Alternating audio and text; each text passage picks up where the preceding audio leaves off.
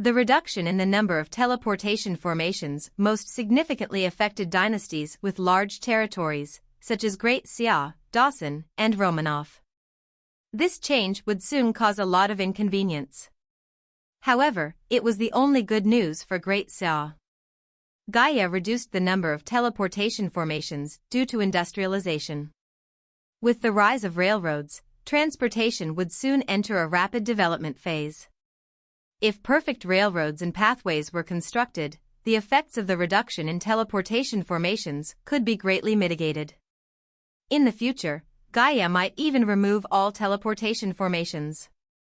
Besides reducing their number, Gaia also increased the cost significantly. Teleporting a single person would now cost 500 gold, a truly exorbitant price. This cost roughly corresponded to the function of the teleportation formation. From now on, it would be nearly impossible for an army to move through teleportation formations. After all, teleporting 100,000 troops would cost 5 million gold, and that's just for the one-way trip. Including the return trip, even the wealthy Great Xia would find it unaffordable. In the future, teleportation formations would only be used by a few individuals under special circumstances, such as Ouyang Shua during his foreign tours. Of course, the number of people accompanying him would be greatly reduced to avoid excessive expenditure. Additionally, Gaia stopped providing gold. Within the global landscape, apart from the Ashoka dynasty, there were no more NPC dynasties. Compared to the past, the ratio of system-provided gold coins to the total gold coin production was decreasing. The primary source of growth in the global gold coin supply now came from gold mines worldwide. For example, the 20 million gold that the Bantu dynasty paid to Great Xia for firearms came from gold mines in the South Africa region. Otherwise, they would not be able to create such high value with just the tax returns of the Bantu dynasty. During this system update, Gaia completely blocked the production of system gold coins. From now on, whether in imperial cities, player quest rewards, or lord rewards, gold rewards will no longer be given. Not only that, but Gaia also blocked the channel of converting gold from gold mines into gold coins. As a result, on a global scale, the total amount of gold coins will not increase. For example, Great Xia's move to convert gold coins into gold bricks will significantly reduce the amount of gold. However, with the wave of industrialization, the amount of global goods will increase exponentially. During trading processes, gold coins will be in high demand. Otherwise, the value of gold coins would not continue to rise. On a global scale, the value of gold coins will be uncertain for a period. To adapt to this situation, various dynasties need to introduce their own currencies. This way, gold coins, or rather gold, will be used to measure value but not as the direct currency in trading. A new currency system will have to be created. Of course, for the foreseeable future, the price of gold will still be an important factor in currency considerations.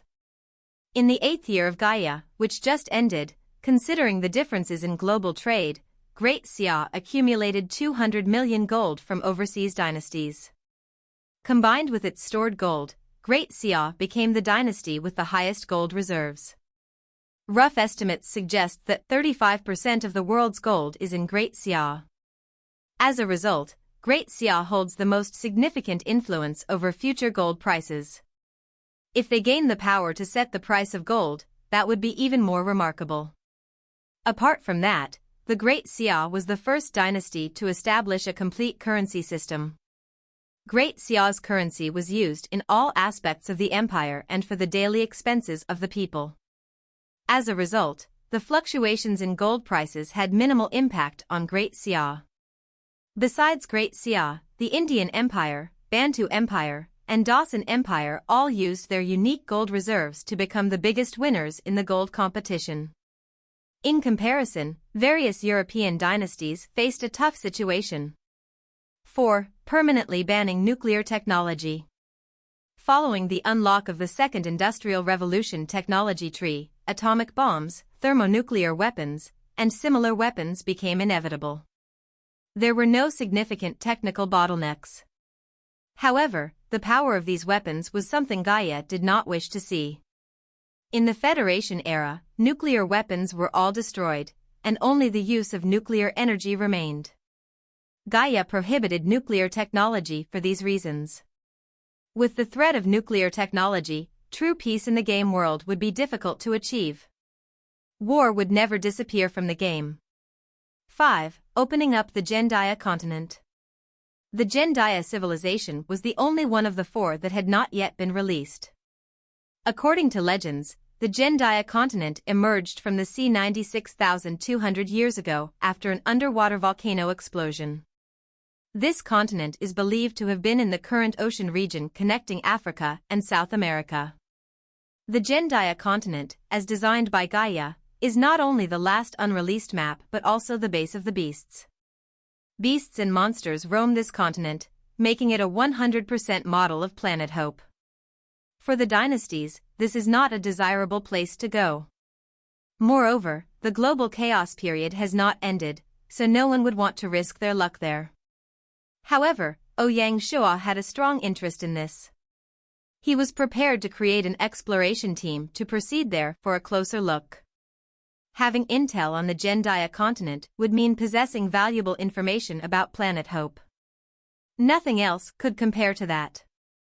There were only 5 points available in the last system update. Observing this, Ouyang Shua felt that Gaia was stepping back, not wanting to interfere in the game world. The only aspect indicating its presence was the moving achievement value.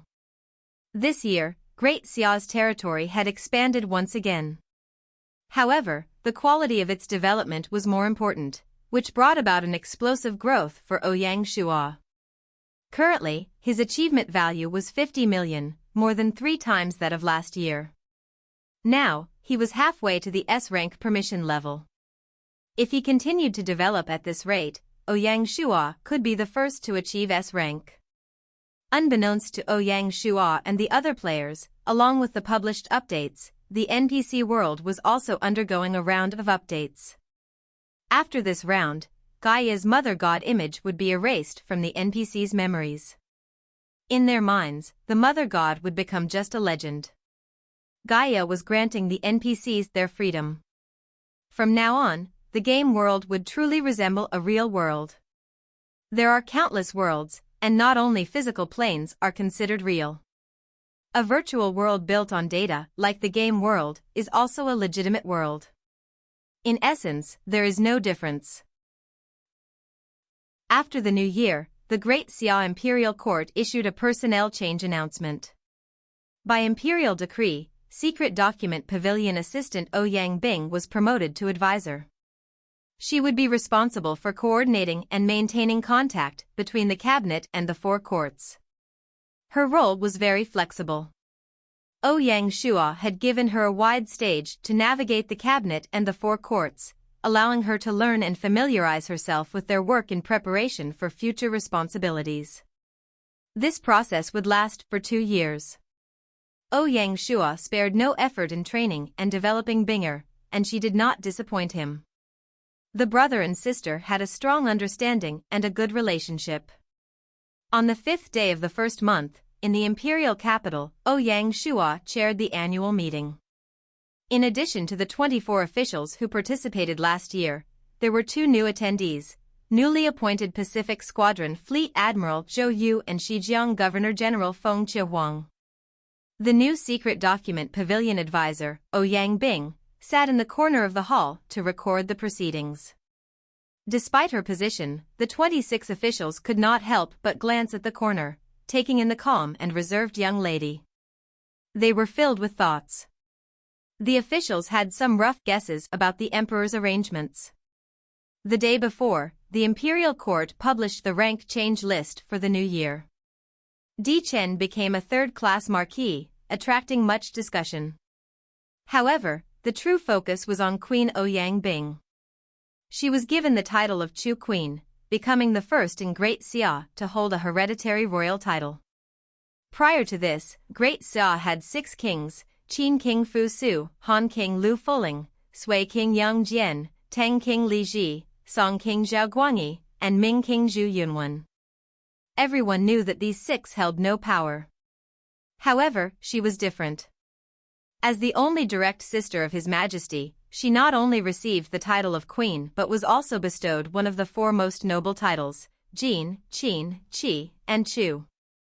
Therefore, the significance was naturally different. A few days ago, she was promoted to advisor, responsible for coordinating and contacting the cabinet and the 4 courts. This appointment surprised and confused the ministers. After all, advisors held only a primary grade 4 rank, so how could such a position carry such responsibility? Her identity, in itself, held no weight in the imperial court and even had a negative impact. It was only yesterday that the officials realized the implications. With her authority as the Chu Queen and her role as advisor, all problems were resolved. Some officials understood this arrangement by His Majesty, while others did not. For instance, Jiang Shang and Zhang Liang knew that His Majesty was preparing for Planet Hope. Those who did not understand, however, would not object publicly.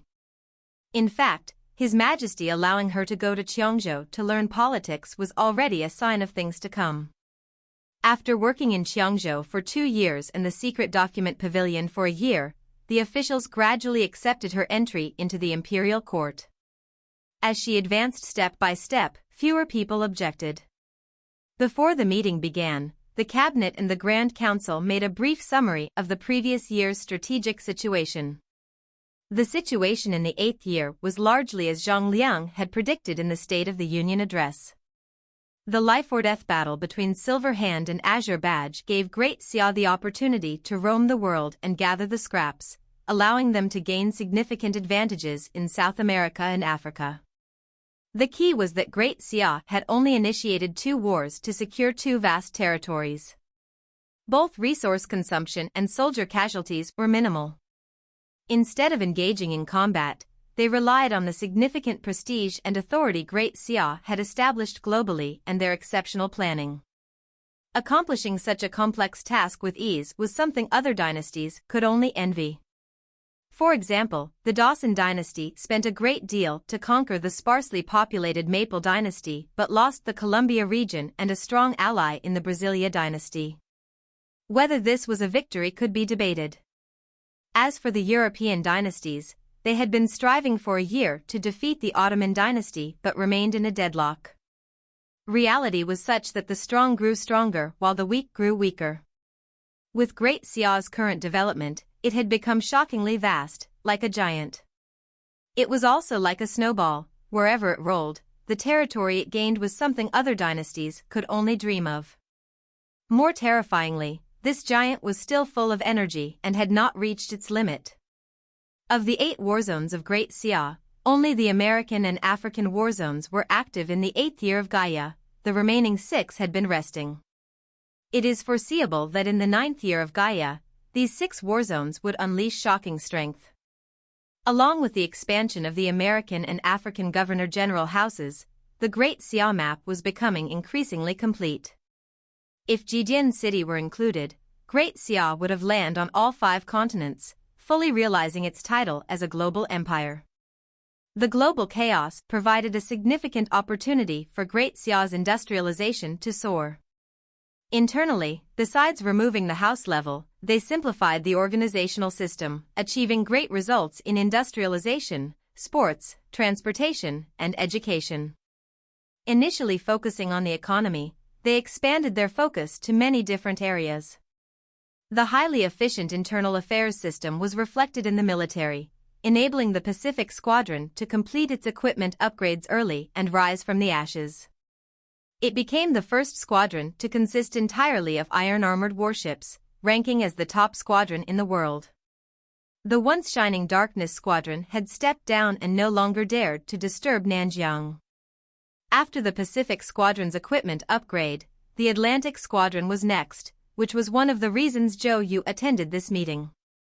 Compared to the Pacific Squadron, the Atlantic Squadron had a more critical mission due to the European political situation and faced greater challenges. Thus, completing the Atlantic Squadron's equipment upgrade was crucial. Meanwhile, the Imperial Court had restarted the Mediterranean Squadron's rebuilding, temporarily establishing 2 divisions to focus on patrolling the Mediterranean and strengthening the empire's control over the region, thereby reducing pressure on the Atlantic Squadron. The specific construction timeline would depend on the completion of the Atlantic Squadron's equipment upgrade, but with Great Xia's current industrial scale, it would only take half a year. At that time, they would stand on par with the Pacific Squadron, and Great Xia's maritime supremacy, which had begun to waver, would be firmly re-established. Of course, as global industrialization progressed, the European and American navies were also being modernized. It would be impossible for Great Xia to dominate the oceans as it did before. Chapter 1321, The Gold War. In the Emperor's Palace, first meeting room, after reviewing the targets of the previous year, Zhang Liang delivered another State of the Union address. With the experience from the past year, this year's address was more detailed and targeted. Some of the strategic predictions made many of the officials' eyes light up. For the 9th year of Gaia, Great Xia's strategic focus would shift from overseas to Asia. Their main focus would naturally be the 3 dynasties in the India region. Only by taking down India would Great Xia truly control the Indian Ocean, allowing them to connect trade between the 3 oceans. Apart from India, their approach to the Persian Empire and the Romanov Empire would depend on the situation. The global situation was ever-changing, and no matter how skilled the administrative mentor court was, they could not predict everything accurately. Besides Asia itself, they would naturally prioritize indirect interference in the Mayan and European battlefields, but it would be best if they did not get too involved. Their goal was to prolong these 2 wars. First, it would let the enemies drain each other. Secondly, it would create a good external environment for Great Xia's military activities in Asia and reduce outside interference. The battle between Silver Hand and Azure Badge is a perfect opportunity. Zhang Liang changed his tone and reminded everyone. However, this strategic period will not continue indefinitely. The administrative mentor court estimates that if the 2 sides cannot decide a winner by the 9th year, they will seek peace. Hence, the empire does not have much time left, Zhang Liang emphasized once more. Ouyang Shua completely agreed with Zhang Liang's assessment. In truth, with the war situation having developed to this stage, advancing or retreating was problematic for Silver Hand. The narrative provided seems to be a speculative story or a piece of historical fiction, possibly from a game or a novel, discussing the strategic plans and miscalculations of a faction known as the Silver Hand in a world at war with Great Xia, another faction. Here's a cleaned-up version of the text, with simplifications for clarity. Based on their initial strategy, the alliance was to unify Europe by the 8th year of Gaia. This would have given them 2 years to stabilize and fortify their position and, potentially, to take on Great Xia. If Great Xia had not intervened, Silver Hand's strategy of unifying Europe and conquering the Mayan dynasty in America could have succeeded. This would have allowed Silver Hand to expand its influence across both the eastern and western fronts, effectively encircling Great Xia. However, Silver Hand's greatest miscalculation was underestimating Great Xia's influence and resolve. They also assumed that Azure Badge, another faction, would not seek the help of Great Xia due to pride. This winter served as a rare strategic adjustment period for Silver Hand. After this period, Ouyang Shua, a leader of the faction, believed that the global conflict would see new developments in the spring. The administrative mentor court therefore suggested refocusing their efforts on Asia to deepen their strategic position and secure dominance before worrying about the operations of other factions. In the 9th year of Gaia, Great Xia was expected to focus on military operations and internal development, such as enhancing infrastructure and particularly the power grid to accelerate the industrialization of coastal cities. With the imperial city as a focal point, the construction and expansion of power networks and power plants would advance rapidly, and the ocean cities would likely be the first to illuminate the night skies with artificial light. The use of power would significantly boost industrialization's efficiency.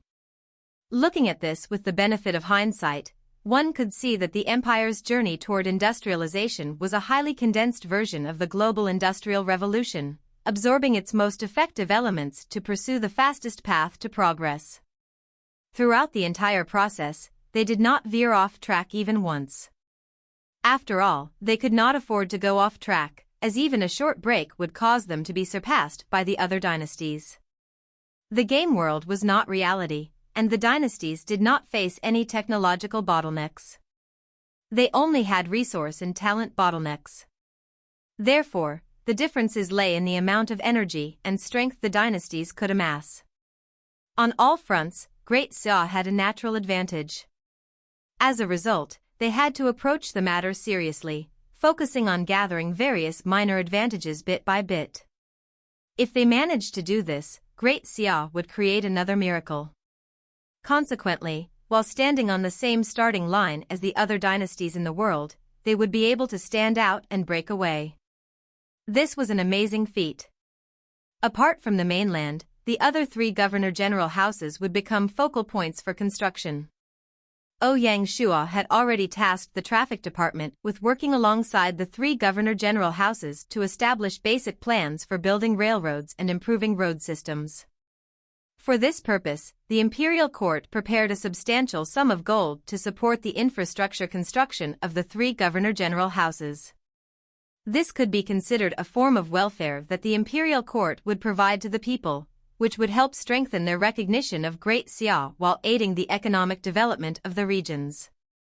In addition to infrastructure construction, Ouyang Shua instructed the cabinet to conduct a thorough study of the empire's industry chain to ensure that industries in the mainland and the three governor-general houses achieve comparative advantages. After all, random development by everyone would be inefficient. In simple terms, the three governor-general houses could not merely drain the mainland by serving as pure raw material bases. They must consider their own development and not be biased against their region. This was something Ouyang Shua did not want to see. After they heard Ouyang Shua's statement, the stone in the hearts of Mulanyu, Baihua, and Wufu was finally put to rest, and they felt more energized. Apart from the empire's industries supporting each other and complementing one another, the trade strategy would be to strengthen trade with the Bantu and Indian empires in the 9th year. These two dynasties had vast gold reserves, but their internal industry development was unbalanced. This gave Great Xia an opportunity. In Ouyang Shua's words, Great Xia would use a wide range of goods to earn all their gold, allowing the empire's gold reserves to reach a new level. These trade policies were termed the Gold War by Ouyang Shua. In the future, if the empire wanted its currency to be globally used, it would need to have significantly more gold reserves than other dynasties to strengthen its authority. Otherwise, no dynasty would readily comply. The above were the basic strategic plans for Great Xia in the 9th year. These plans would be turned into specific targets that various organizations would work toward. Ouyang Shua had been emphasizing action power recently. He did not want Great Xia to be an empire that was only internally strong. Instead, he wanted it to be a new generation empire that embraced innovation. The current Great Xia was far from that level.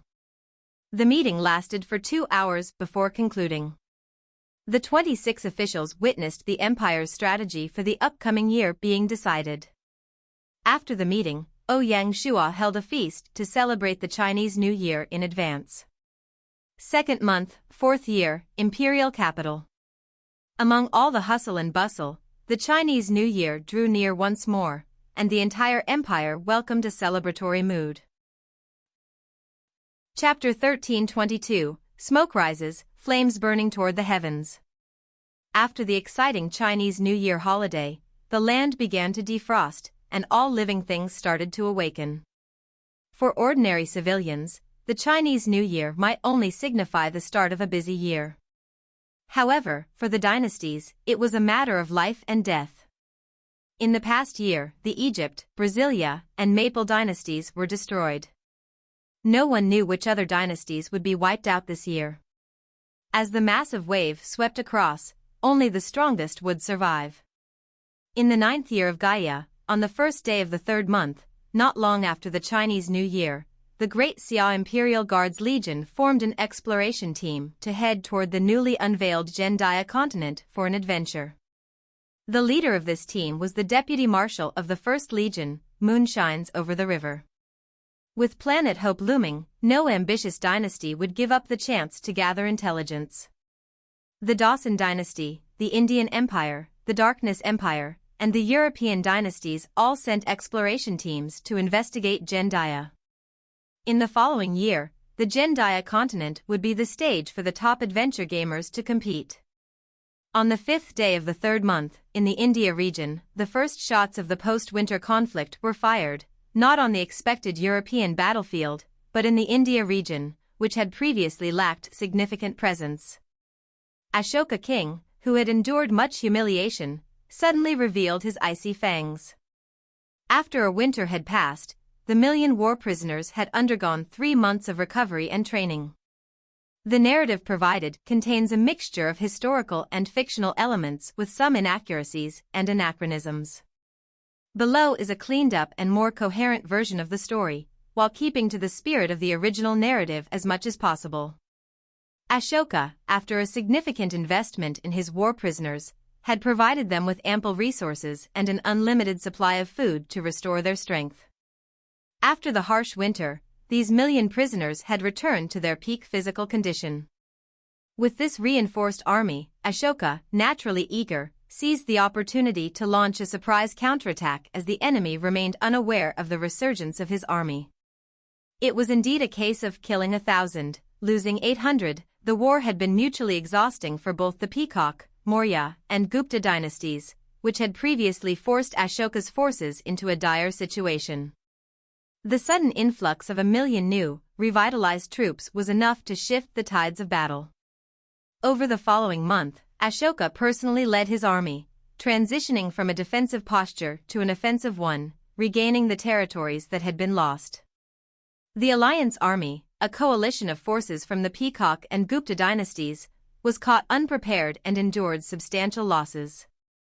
The cities that had required such significant efforts to capture were being reclaimed at a visible pace, causing great anguish and dissatisfaction among the Peacock and Gupta kings, who had invested a great deal in the conflict. It was not until the middle of the 3rd month that the Peacock and Gupta dynasties discovered the reason for the sudden strength of Ashoka's forces. "Shameless, shameless," they exclaimed, filled with fury and enmity toward those who had stabbed them in the back. However, there was little they could do in the face of overwhelming power, and they could not justifiably blame anyone for the unexpected turn of events. Despite their frustrations, both the Peacock King and the Gupta King were not men to admit defeat easily.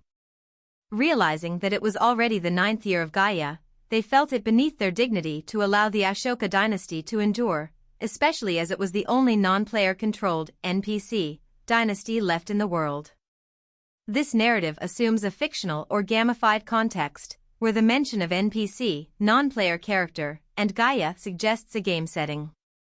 In the real-world historical context, failing to eliminate the threat would prevent the India region from raising its head.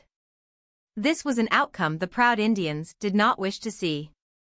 After barely holding off the Ashoka dynasty's assault and losing over 10 cities, the two dynasties finally had a chance to stabilize and plan a counterattack. They tacitly agreed to reinforce the front lines. As the saying goes, the fighting spirit aroused by the first roll of drums is depleted by the second and exhausted by the third.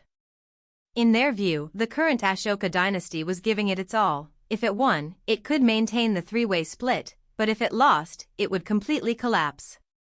Thus, for the Alliance Army, this was both a crisis and an opportunity. As long as they went all in and deployed a large number of troops to fend off this wave of attacks, they could launch a counterattack and achieve victory in one battle when the enemy faltered. The two dynasties were energized, and with this mindset, the India region battlefield entered its most intense phase. If everything went according to plan, the outcome would be decided in the first half of the year. After spring began, other battlefields also started to heat up. For instance, the Africa continent. The recent system update was a massive boon for the Bantu dynasty, which had an astounding amount of gold reserves. This unassuming African dynasty became the center of attention. Everyone had their eyes on their gold. The first to act were not the dynasties but the merchants. They were like sharks that had smelled blood, bringing ship after ship of resources and sailing toward the Cape of Good Hope. Suddenly, Cape Town's port was flooded. Large amounts of resources poured into the Bantu dynasty in exchange for crates upon crates of gold. After the system update, the dynasties all announced they would start their own currencies. During this transition period, gold would still be the primary trading currency. However, once the new currencies were released, the use of gold in the market would be prohibited. The dynasties were following Great Xia's example by buying back gold and converting it into gold bricks to form their strategic gold reserves. From now on, large amounts of gold would be concentrated in a small number of banks. Modern lords clearly understood the importance of maintaining gold reserves. As for the Bantu dynasty, they were very pleased with the influx of merchants from around the world. Despite the Bantu dynasty's wealth, it had a low resource production rate and relied heavily on imports. Both sides quickly found common ground. As the saying goes, war is a contest of money and resources. The arrival of merchants helped to advance the Bantu dynasty's northern crusade. The Bantu dynasty placed orders with the merchants while preparing intensively for battle to restart the Central Africa War against the Dawson dynasty. The flames of war in Africa were reignited. In the face of the Bantu dynasty's aggression, Jack remained very calm, opting not to escalate the situation. He chose to focus on defense instead. This was not a sign of weakness but a strategic decision, as the Dawson dynasty was concentrating its efforts on the Mayan battlefield. The Mayan War had reached a critical stage, and it was not something the Dawson dynasty could simply abandon. Any sign of weakness on their front lines would be exploited by the Mayan dynasty. With Great Xia's support, the Mayan dynasty was a formidable opponent. They intended to leverage Great Xia's strength to engage the Dawson dynasty in a significant battle. The Mayan dynasty did not merely want to defend its land, they were acutely aware that geographically, they were caught between Great Xia and the Dawson dynasty. Their only way out was to break through from one side. The Mayan dynasty and Great Xia both had their own needs and were just using each other. Under such circumstances, the Dawson dynasty naturally needed to tread carefully. They could not allow the Mayan dynasty to cross the border. If they did, all their prestige and authority would be lost. Chapter 1323, Ground Situation. The European battlefield was the strangest part of the Ninth Year Wars. By the middle of the fourth month, all of Europe remained peaceful, with no signs of war resuming, which made no sense. Ouyang Shua even suspected that the European dynasties wanted to end the war and embrace peace. Of course, that was impossible. Based on the intelligence gathered by the Black Snake Guards, the European dynasties were not fighting because they were busy farming. The consecutive wars of the previous year had depleted their grain supplies, so they naturally placed a significant emphasis on this year's harvest. The six dynasties came to a rare understanding. When Ouyang Shua received the news, he shook his head with amusement. Europeans were truly chivalrous. He was eager to see which direction the European battlefield would take. Fourth month, 20th day, imperial capital. The war in India had lasted nearly a month, yet its intensity showed no signs of decreasing. Both sides were throwing everything they had into the conflict, turning the front lines into meat grinders. People were dying at every moment, and the India region was growing weaker by the day. Both the Peacock king and the Gupta king had realized this.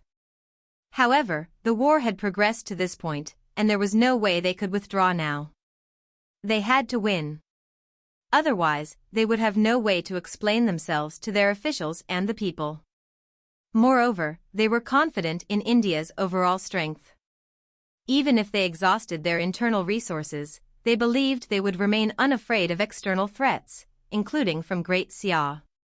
Unfortunately, they were overconfident. Great Xia, the fierce tiger, had always been watching India closely. It appears that there is a mix of historical and fictional elements in the narrative you've provided. To clean up the text and correct any grammatical issues, here's a revised version. In the Emperor's palace, in the first meeting room, Yangshuo personally presided over the Imperial Committee meeting to discuss the war against India. The development of the conflict was proceeding as accurately as they had anticipated. In attendance were Grand Council Advisor Jia Su, Minister of Military Affairs Du Ruhui, Indian Ocean Squadron Fleet Admiral Yanhua, Guards Legion Corps Marshal Hu Tsubing, West Asia Warzone Commander Wang Jian, South Asia Warzone Commander Li Jing, and Nanyang Warzone Commander Baichi. This was a matter that concerned 3 war zones, and it was indeed a star-studded lineup. The meeting was in preparation for the war. They were not planning to declare war on India immediately. Along with the significant rise in teleportation costs, it was not feasible to directly teleport troops to the front lines. Moving the soldiers of the war zones would take at least 1 month. After deliberation by the Grand Council, they resolved to divide the troops assaulting India into 3 groups. The North Front would launch from Xikang Province, aimed directly at the Ashoka dynasty. The assault force would consist of the 2 Legion Corps from the South Asia War Zone and the 4 legions of the West Asia Legion Corps in Xinjiang Province, totaling 14 legions, which would number 700,000 troops. South Asia War Zone Commander Li Jing would lead the North Front. Eagle Legion Corps Marshal Zhuozontang would serve as the left general, West Asia Legion Corps Marshal Ho Junji would serve as the right general, and South Asia Legion Corps Marshal Ren Min would serve as the vanguard general. Therefore, the North Front would be further divided into 3 armies, with the logistics of the Northern Army being managed by the South Asia Warzone Logistics Hub. When necessary, the West Asia Warzone Hub could also lend assistance. Note that I've kept the names and titles as they were provided, even though some of them do not correspond to historical figures or titles. If you intended these to be historical, please provide clarification so I can adjust the text accordingly. If this is part of a fictional narrative, then the text above should suit your needs. The Western Front would launch their attack from Hatay Province, heading straight for the Peacock dynasty. The attacking forces included 3 legions from the Dragon Legion Corps and 4 from the Guards Legion Corps, totaling 7 legions and 350,000 troops, which was half of the Northern Front. Nanyang Warzone Commander Wu Qi would lead the Western Front, with Hu Tsubing serving as the left general and Dragon Legion Corps Marshal Zhang Han as the right general. The logistics for the Western Front would be handled by the Nanyang Warzone Logistics Hub. The Southern Front would attack from the Nanyang Ocean, heading directly for the Gupta dynasty. The attacking forces consisted of 3 legions from the Nanjiang Legion Corps and 3 divisions from the Indian Ocean Squadron, totaling 210,000 troops, the smallest contingent among the 3 fronts. Nanjiang Legion Corps Marshal Fan Lihua and Indian Ocean Squadron Fleet Admiral Yanhua Yaoni would each manage their respective units without interfering with one another. The logistics for the Southern Front would also be managed by the Nanyang Warzone Logistics Hub. For the 3 fronts, a total of 1.25 million troops, including 24 combat legions, would be mobilized. This was the largest-scale mobilization by Great Xia since they reorganized their military structure, highlighting the importance Yangshuo placed on this operation. On the surface, it appeared that Great Xia was preparing to crush the 3 Indian dynasties with all their might. However, this was not the case. Even though India had suffered significant military losses, their overall numbers were still over 3 million and nearly 4 million. Coupled with India's vast territory and the presence of a large number of players, subduing them would not be an easy task. If that were not the case, the Peacock and Gupta dynasties would not have been so fearless. The plans of the Grand Council were made after thorough consideration and were also based on specific intelligence. The main planner was Jia Su. After a few major successes, Jia Su had established his fame throughout the army, earning the position of Grand Council Advisor. After representing the Grand Council to announce the formation of the 3 fronts, he began to describe the strategy. Jia Su first introduced the geographical environment of India, after several rounds of expansion, the India region now encompasses the entire South Asia. The north is bordered by the Himalayas and the Tibet Plateau, connecting to Xikang province. The northwest is the Iran Plateau, connected to the Persian Empire.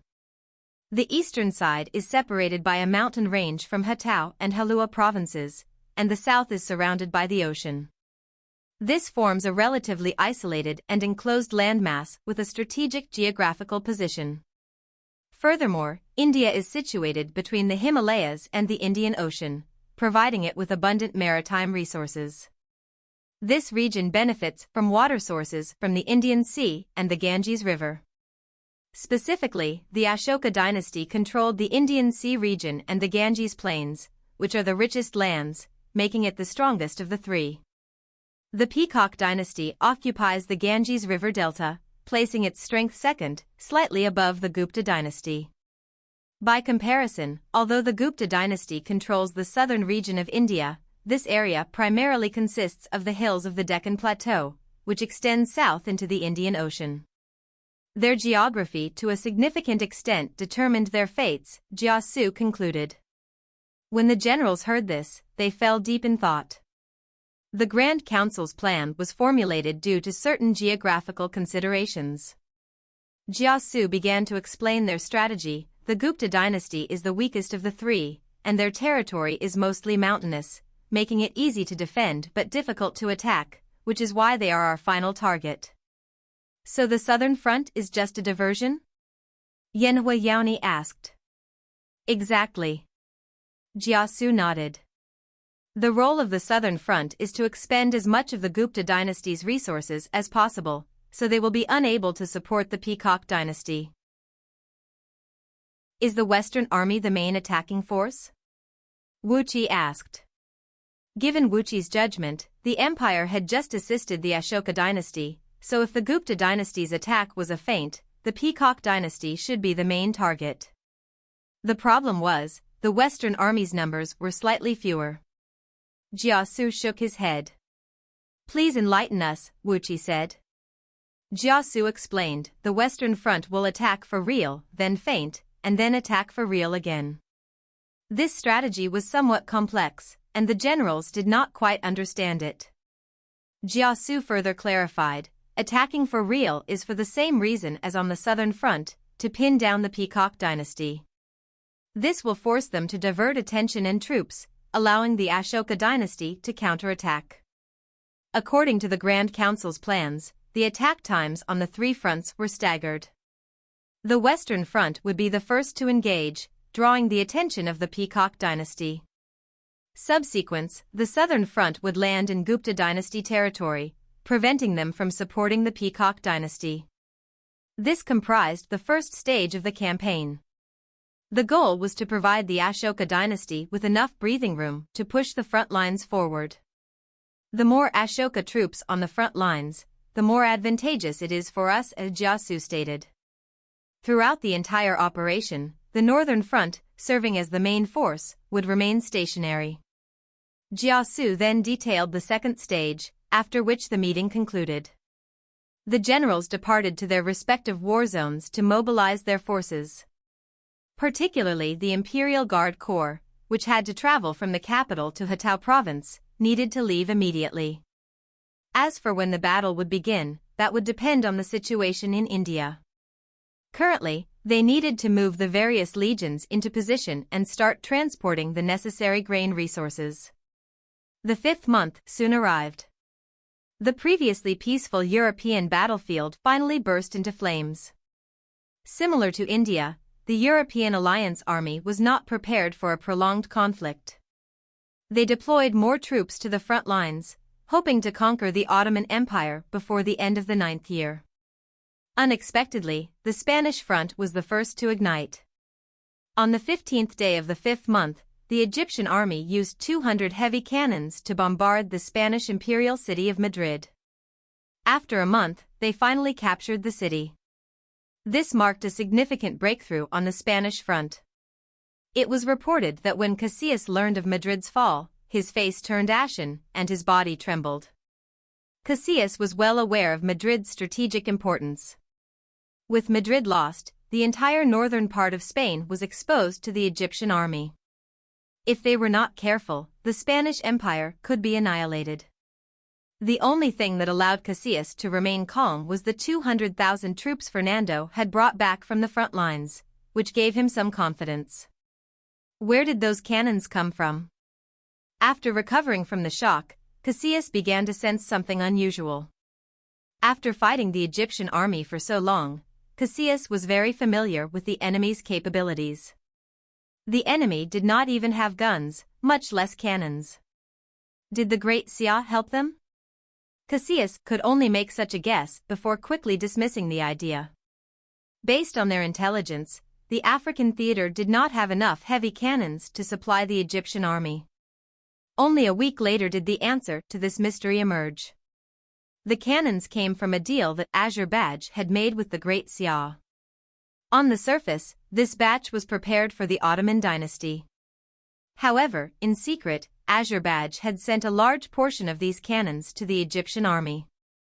This misdirection from Azerbaijan disrupted the Spanish battlefield, allowing them to seize a significant opportunity and conquer Madrid as a result. One had to admit that the members of Azerbaijan were experienced schemers. They knew that if they shipped the cannons to the Ottoman dynasty, they would not have a decisive impact on the Ottoman battlefield. However, these cannons could determine the fate of the Spanish battlefield. Casillas looked at the intelligence report, filled with regret. If I had known this would happen, I wouldn't have given up on Africa so easily. The firearms Azerbaijan bought from Great Xia were shipped through the Mediterranean. After Great Xia restored order in the Mediterranean, this trade route became busy once more, providing the Ottoman dynasty with an opportunity. Now, Silverhand's initial plan seemed to be a significant failure. It appeared they had given up Morocco, but in reality, they had lost the chance to control the Mediterranean. A peaceful Mediterranean led to numerous problems. Unfortunately, even if Casillas now recognized this, there was nothing he could do. The re-emergence of the Mediterranean trade route reinvigorated the dynasties along its path, bringing immense profits and convenience to merchants, nobles, and even ordinary civilians. The Spanish Empire alone couldn't re-establish control over the Mediterranean. Moreover, Great Xia occupied key points on the trade route and had the Atlantic Squadron defending it. The Spanish Empire couldn't simply lock it down as they wished. If the Spanish Invincible Armada attempted to do so, they would immediately become a public enemy. What a vicious scheme! Casillas couldn't accept it, but he could only feel depressed on his own. In truth, his depression didn't last long. Shortly after Madrid fell, an even greater crisis loomed over the Spanish dynasty. Casillas had no knowledge of this. 5th month, 22nd day, imperial capital. Summer had arrived. In the imperial garden, flowers bloomed, creating a beautiful scene. On the western side of the garden, by the lake, the most powerful man in Great Xia sat on a camp chair, leisurely fishing. The court ladies, servants, imperial palace female guards, and divine martial guards all held their breaths, not wanting to disturb the emperor. At that moment, footsteps echoed on the stone path. It was the military affairs minister, Du Ruhui. This formidable giant approached like a gentle and graceful student, standing behind His Majesty. Ouyang Shua sensed his presence. He stared at the lake and softly asked, "Are we about to arrive?" "Tomorrow," Du Ruhui replied softly. Just then, the fishing float sank. Ouyang Shua laughed, unafraid of startling the fish as he said, "Good, the fish has taken the bait, the show is about to begin." As he spoke, he swung the fishing rod, revealing a golden carp flailing at the end. "Your Majesty is wise." Du Ruhui smiled, congratulating the emperor on his catch. The passage you provided seems to be a fictional or historical account of battle and military movements, possibly from a novel, game, or alternate history scenario. I will clean it up and correct grammar while keeping the narrative intact. On the 23rd day of the 5th month, in the Spain dynasty, the Atlantic Squadron escorted an elite group of 150,000 strong to cross the ocean and disembark on the southern shoreline of the Spain dynasty territory, which was under the control of the Egypt army. Upon landing, they swiftly united with the Egypt forces and marched toward the front lines. Simultaneously, from the Great Xia African war zone, the Wolf Legion Corps, comprising 2 legions, crossed the Gibraltar Straits and disembarked to the south. The forces converged to form a formidable military presence. On the 27th day of the 5th month, the three-pronged alliance army launched a fierce assault on the southern territories of the Spain dynasty. Their aggressive and unstoppable force took the Spain dynasty by surprise. Combined with the earlier loss of Madrid, the balance of power tipped in favor of the alliance army. An unforeseen and powerful storm swept through all of Spain. Over the following half-month, the Spain army was forced to retreat under the relentless attacks of the alliance army, as one city after another fell to their forces. In no time, the alliance army reached the capital city of the Spain dynasty, Tortosa. The fall of this city would mark the collapse of the Spain dynasty. This conflict sent shockwaves around the world.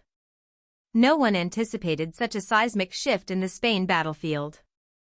The sudden appearance of the alliance army brought many mysteries to light. The presence of the Wolf Legion Corps from the Great Xia African military signified that Great Xia had entered the European theater of war, aligning itself with Azerbaijan to oppose Silver Hand. If Great Xia joined forces with Azerbaijan, peace on the European battlefield seemed unlikely. Beyond the Wolf Legion Corps, the source of the mysterious elite force was also revealed, leaving all in awe. This elite unit was actually from the Bantu kingdom.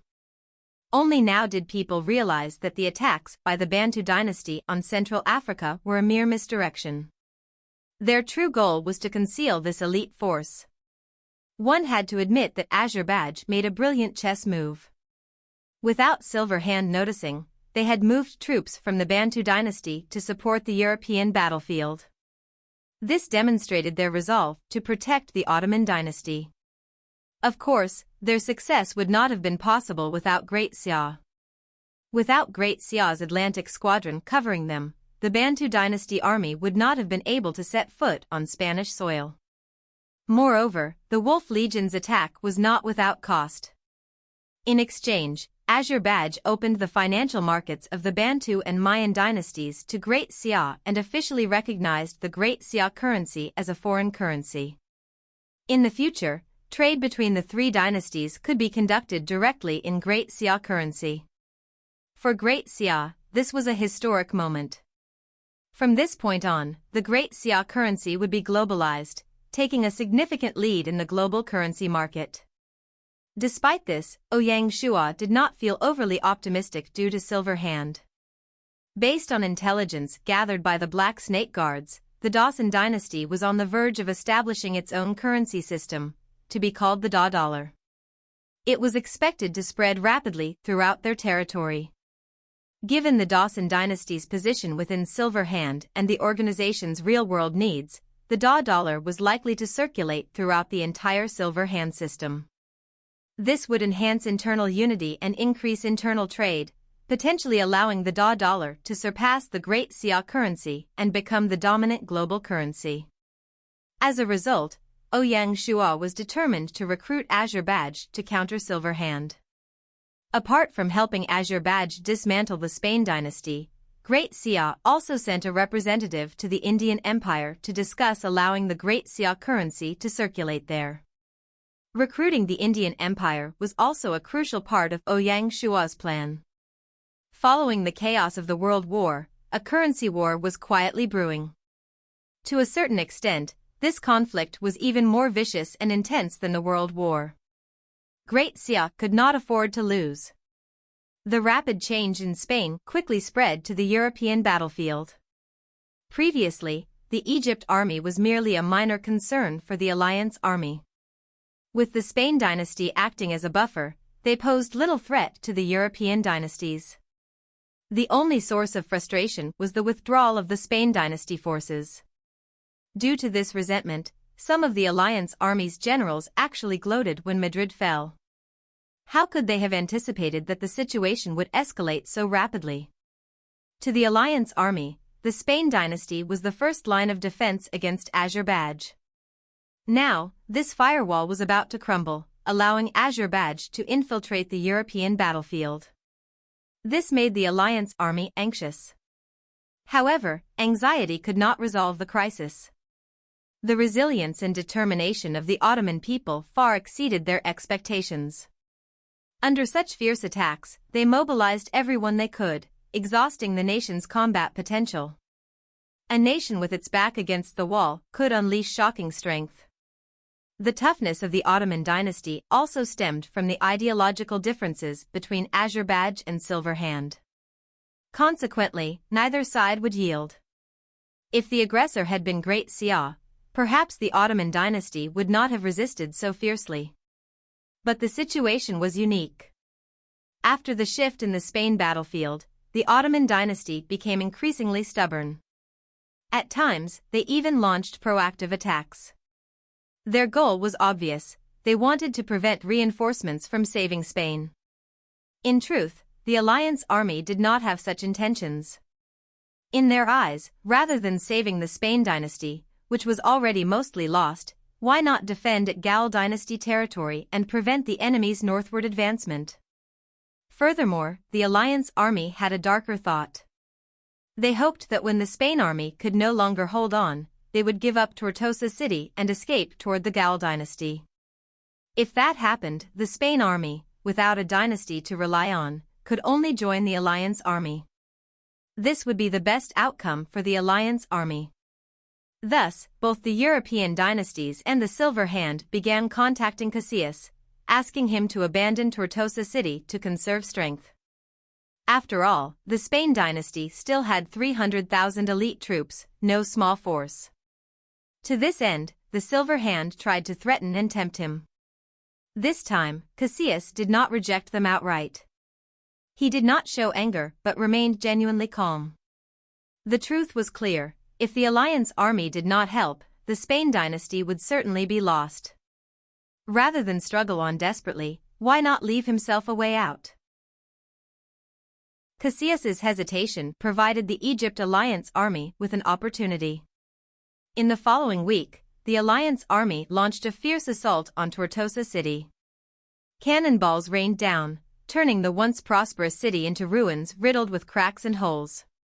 The resolve of the Alliance army remained unshaken. In such circumstances, resistance from Spain seemed futile. On the 20th day of the 6th month, Cassius, carrying with him a sense of unwillingness, hatred, and loss, led his remaining troops out of Tortosa city toward the Gal dynasty's territory in the north. The Spain dynasty, which had once shone brightly, was now merely a chapter in history. On the 21st day of the 6th month of the 9th year of Gaia, a significant piece of news spread globally. The day after the fall of the Spain dynasty, Azerbaijan proclaimed that the Spain region would come under the control of the Ottoman dynasty, marking their first overseas territory. The king of the Egypt dynasty was to serve as the governor of the Spain province. According to Azerbaijan's initial plans, they intended to revive the name of the Egypt dynasty. However, due to the emergence of Great Xia, they decided against it. Ouyang Shua would not permit the Egypt dynasty's resurgence, as it would be akin to planting a ticking time bomb for the Africa Governor-General's house. The improved sentiments of the people would once again erupt in turmoil. Great Xia and Azerbaijan were in a phase of mutual benefit. Given Great Xia's reasonable objections, Azerbaijan had to consider it and concede. In reality, the only party truly disadvantaged was the king of the Egypt dynasty. For Azerbaijan, maintaining a single dynasty in Europe was more favorable than supporting two. As a result, both sides agreed. On the 22nd day of the 6th month, the Wolf Legion began its withdrawal from Spain. However, the 150,000 Bantu army soldiers remained in place. The Egyptian army, along with other forces, would be reorganized into the Ottoman army system and housed in Spain. Azerbaijan's strategic plan was becoming increasingly clear. They aimed to use all their resources to firmly establish themselves in Europe. Of course, the Bantu dynasty held significant strategic importance for Azerbaijan and served as their final base. The Bantu dynasty's assaults on Central Africa were not about to cease. In the Gal dynasty, in the city of Vic, the recently concluded war in Spain had a decisive impact on the European battlefield. Following this conflict, the Ottoman dynasty observed signs of a potential turnaround and thus adjusted their strategy. They targeted the Romanov dynasty to the east and the Caesar dynasty to the southeast with a defensive approach. They were willing to concede territory when necessary but focused primarily on the southwest front. At this point, the Ottoman dynasty and the province of Spain were converging on the Gal dynasty. This was a critical move for the Ottoman dynasty to alter their current standing. If the Ottoman dynasty could defeat the Gal dynasty, their territory would connect to the Spanish region. This would not only eliminate a formidable rival in the Gal dynasty but also expose the House of Tudor. The European battlefield would be completely transformed, and the Ottoman dynasty would solidify an unbeatable position. This was a highly intelligent choice, although it placed the Gal dynasty in a difficult and unfriendly situation. Consequently, it was no surprise that Henry found himself in an awkward position, even feeling infuriated. It was challenging to gauge whether the outcome of the Spanish War was beneficial or detrimental to the Gal dynasty. On one hand, the Gal dynasty acquired 300,000 elite soldiers, significantly bolstering their military strength, which greatly pleased Henry, especially with Cassia's surrender. On the other hand, they now faced the looming threat from the Ottoman dynasty. The flames of war would quickly spread from the Ottoman Empire to the Gal dynasty. Blessings and disasters came together. The key issue was that, with the submission of the 300,000-strong Spanish army, the Gal dynasty's logistical weaknesses were exacerbated. If the war spread to their own lands, the situation would become far worse. This was why the Ottoman Empire felt confident. It was no wonder, then, that Henry felt so depressed. He was growing increasingly disappointed with Silver Hand. In the Romanov dynasty, in St. Petersburg, Henry was bitter about the Ottoman Empire's strategic adjustments. Meanwhile, someone was laughing in the dark. This person was King Pushkin of the Romanov dynasty. The Ottoman Empire had reduced their eastern defensive front, allowing the Romanov dynasty to advance in the west. This aligned perfectly with Pushkin's strategy. Geographically, Russia was a difficult country to defend. Most countries' core regions had some form of natural barrier. However, Russia's core area, from the Grand Duchy of Moscow to the present day, had no mountains or oceans for protection. Their defense relied more on harsh weather to weaken the enemy. This expensive defensive strategy made Russia struggle each time it faced an invasion. For instance, the Mongol cavalry from the Eurasian steppes, the Teutonic Order from Central Europe, Napoleon, the German Empire, and the Nazi Empire. The Mongol cavalry, in particular, forced the Russians to hastily form their defenses, often resulting in hard-fought victories in Europe. Thus, expansion was the best defense for Russia to overcome this weakness. They needed to continue expanding until they reached a mountain range or the coast. The Romanov dynasty aimed to expand westward, with controlling the Ottoman Empire as the ultimate goal. This expansion was endless, and achieving dominance over the Ottoman Empire was the best possible outcome. The Central European plains were narrow in the west and wide in the east, making the defensive line smaller the further west one moved. To connect with the Spain region, the Ottoman dynasty shortened their defensive line, giving the Romanov dynasty the opportunity to attack the Central European plains. King Pushkin was a bold leader. The day they learned that the Ottoman dynasty had adjusted its strategy, Pushkin convened a meeting. They decided to mobilize all their forces and launch a full-scale attack on the Central European plains. The Romanov dynasty, which had been in a state of half-slumber, was like a northern beast, suddenly awaking and beginning to demonstrate its prowess, laying a stable foundation for the dynasty. To their advantage, Silver Hand's strategy against the Ottoman dynasty aligned perfectly. Receiving assurance from his allies was a fortunate development. To secure support from the organization, Pushkin played a crafty game. In the internal meeting of Silver Hand, he initially feigned reluctance. Only after securing enough promises did he pretend to reluctantly agree. In truth, Pushkin was inwardly delighted. On the 25th day of the 6th month, as the Romanov dynasty deployed additional troops to the European battlefield, someone felt a pain in their side. Some people were delighted, while others naturally were not. The Ottoman dynasty reducing its defensive line was originally a great chance for the Caesar dynasty to expand. However, Caesar was afraid and did not dare to seize this opportunity. Naturally, he was worried about Great Xia. During this European war, it was fine when Great Xia did not intervene. However, when they did, they helped Azerbaijan destroy the Spain dynasty. Thus, how could the Caesar dynasty, neighboring Great Xia, not feel afraid?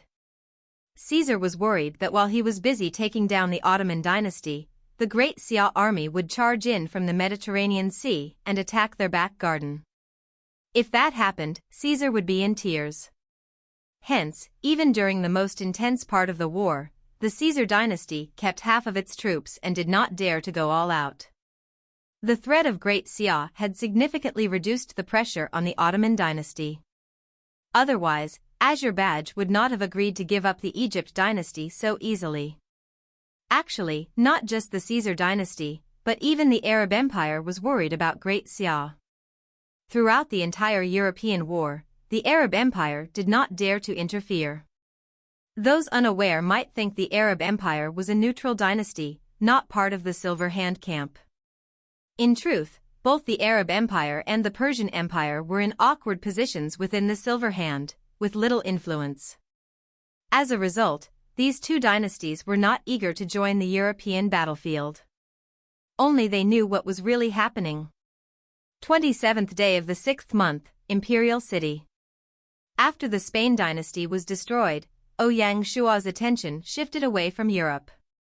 A month had passed, and the three armies that Great Xia had planned to send to India were gradually moving into position. The relevant resources had been moved, and they were only waiting for the order to begin their crusade on India.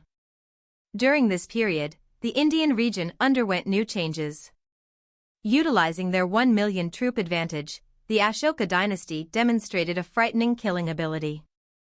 Despite the addition of troops from the Peacock and Gupta dynasties, they pushed forward the front lines. Currently, the Ashoka dynasty had recovered 2/3 of their lost territory. The 6 months of hard work the Peacock and Gupta dynasties had invested seemed in vain as the Ashoka dynasty began to turn the tables. The chess game in India was truly dazzling.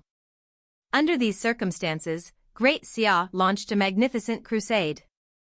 On the first day of the 7th month, the 3 legions of the Dragon Corps crossed the Hatau province border and charged into Peacock dynasty territory, signaling the start of the Indian War. The 4 elite legions of the Guards Corps followed closely behind. The 2 elite armies, one in the north and one in the south, moved according to their designated battle targets, crossing swords with the Peacock dynasty at the border and initiating the first wave of conflict in Peacock territory. The moment this news spread, India was in an uproar. If the Indian region was at the level of a tug of war, Great Xia's sudden interference shattered the fragile balance immediately. In the Peacock dynasty, Bangalore city, the Peacock king was only somewhat surprised by Great Xia's invasion.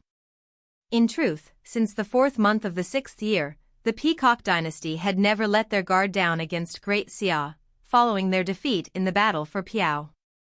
At that time, their total number of soldiers was around 900,000. After the loss in that war, the Peacock king initiated a round of frantic troop recruitment, fearing a Great Xia invasion. As a result, their scale grew rapidly. The Peacock king had been exhausting all resources on the military. They had no choice. Great Xia had placed too much pressure on them, so they had to make this move.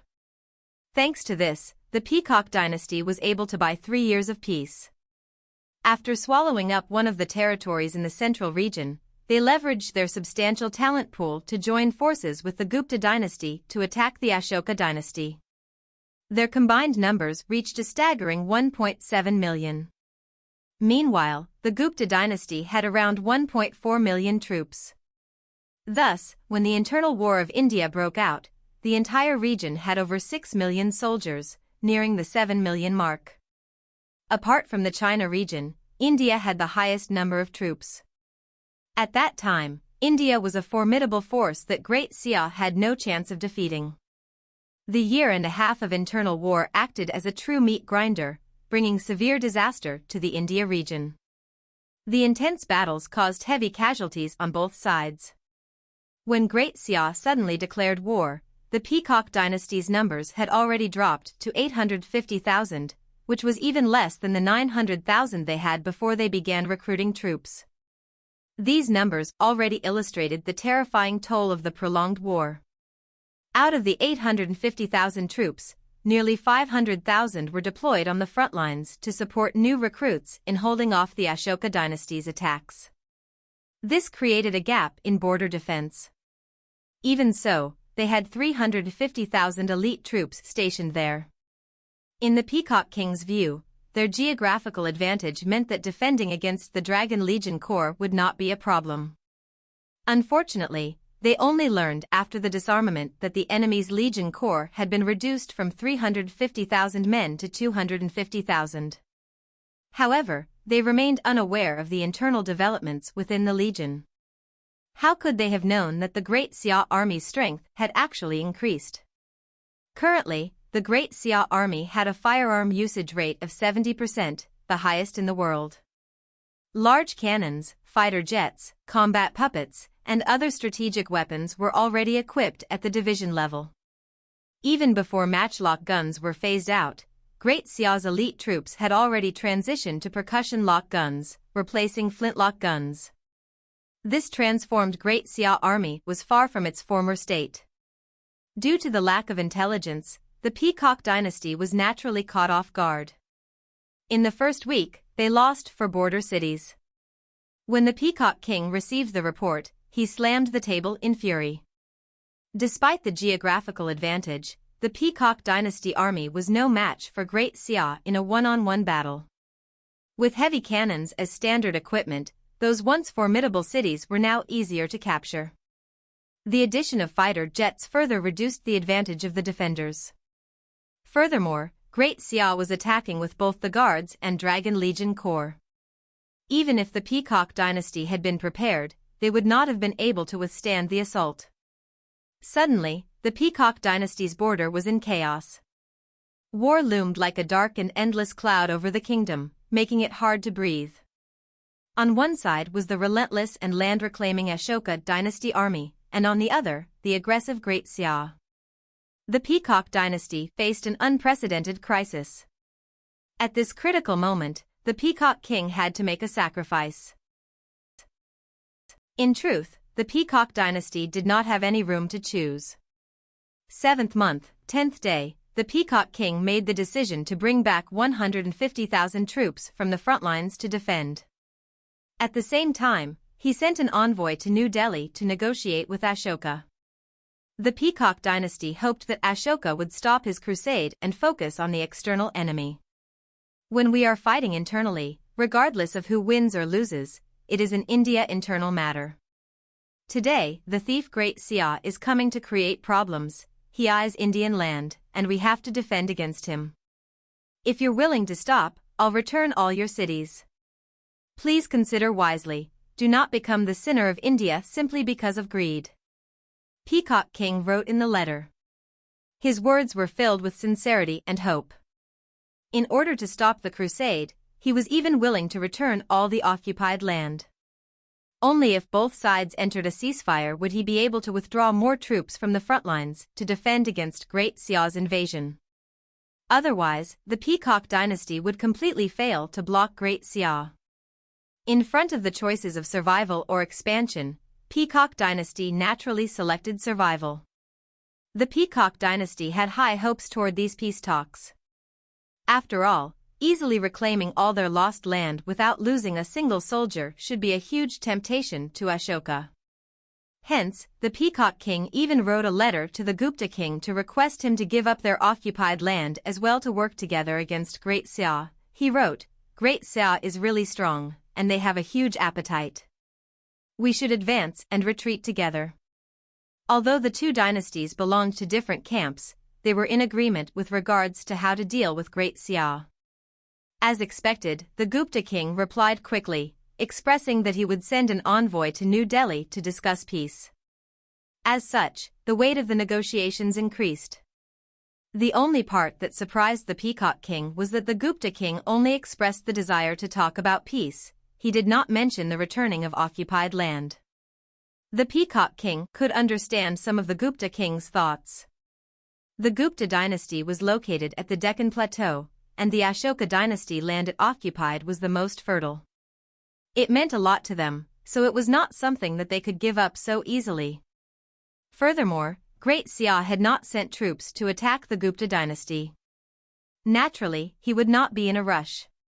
The Peacock king was not in a position to convince him, so he could only silently wait for changes.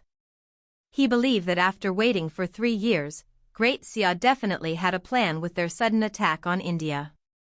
The following battle would probably exceed everyone's expectations. It was impossible for the Gupta dynasty to remain untouched. When the time comes, the Gupta king would certainly wake up. In particular, when he thought back to how Great Xia returned the 1 million war prisoners to the Ashoka dynasty, gloominess appeared in the Peacock king's eyes. He could feel that Great Xia had probably been planning for India since a long time ago. A storm has arrived. Thinking back to the year and a half of internal battles in India, the Peacock king could help but feel a chill run down his spine. Ashoka dynasty, Delhi. As the only imperial city in India, the majesty of the city did not lose to any imperial city in China. Looking out across the entire world, it was one of the top cities.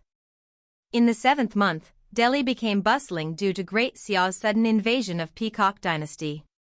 In a short 2 days, 2 envoy teams made loud arrivals in Delhi. This was a plan concocted by the Peacock king.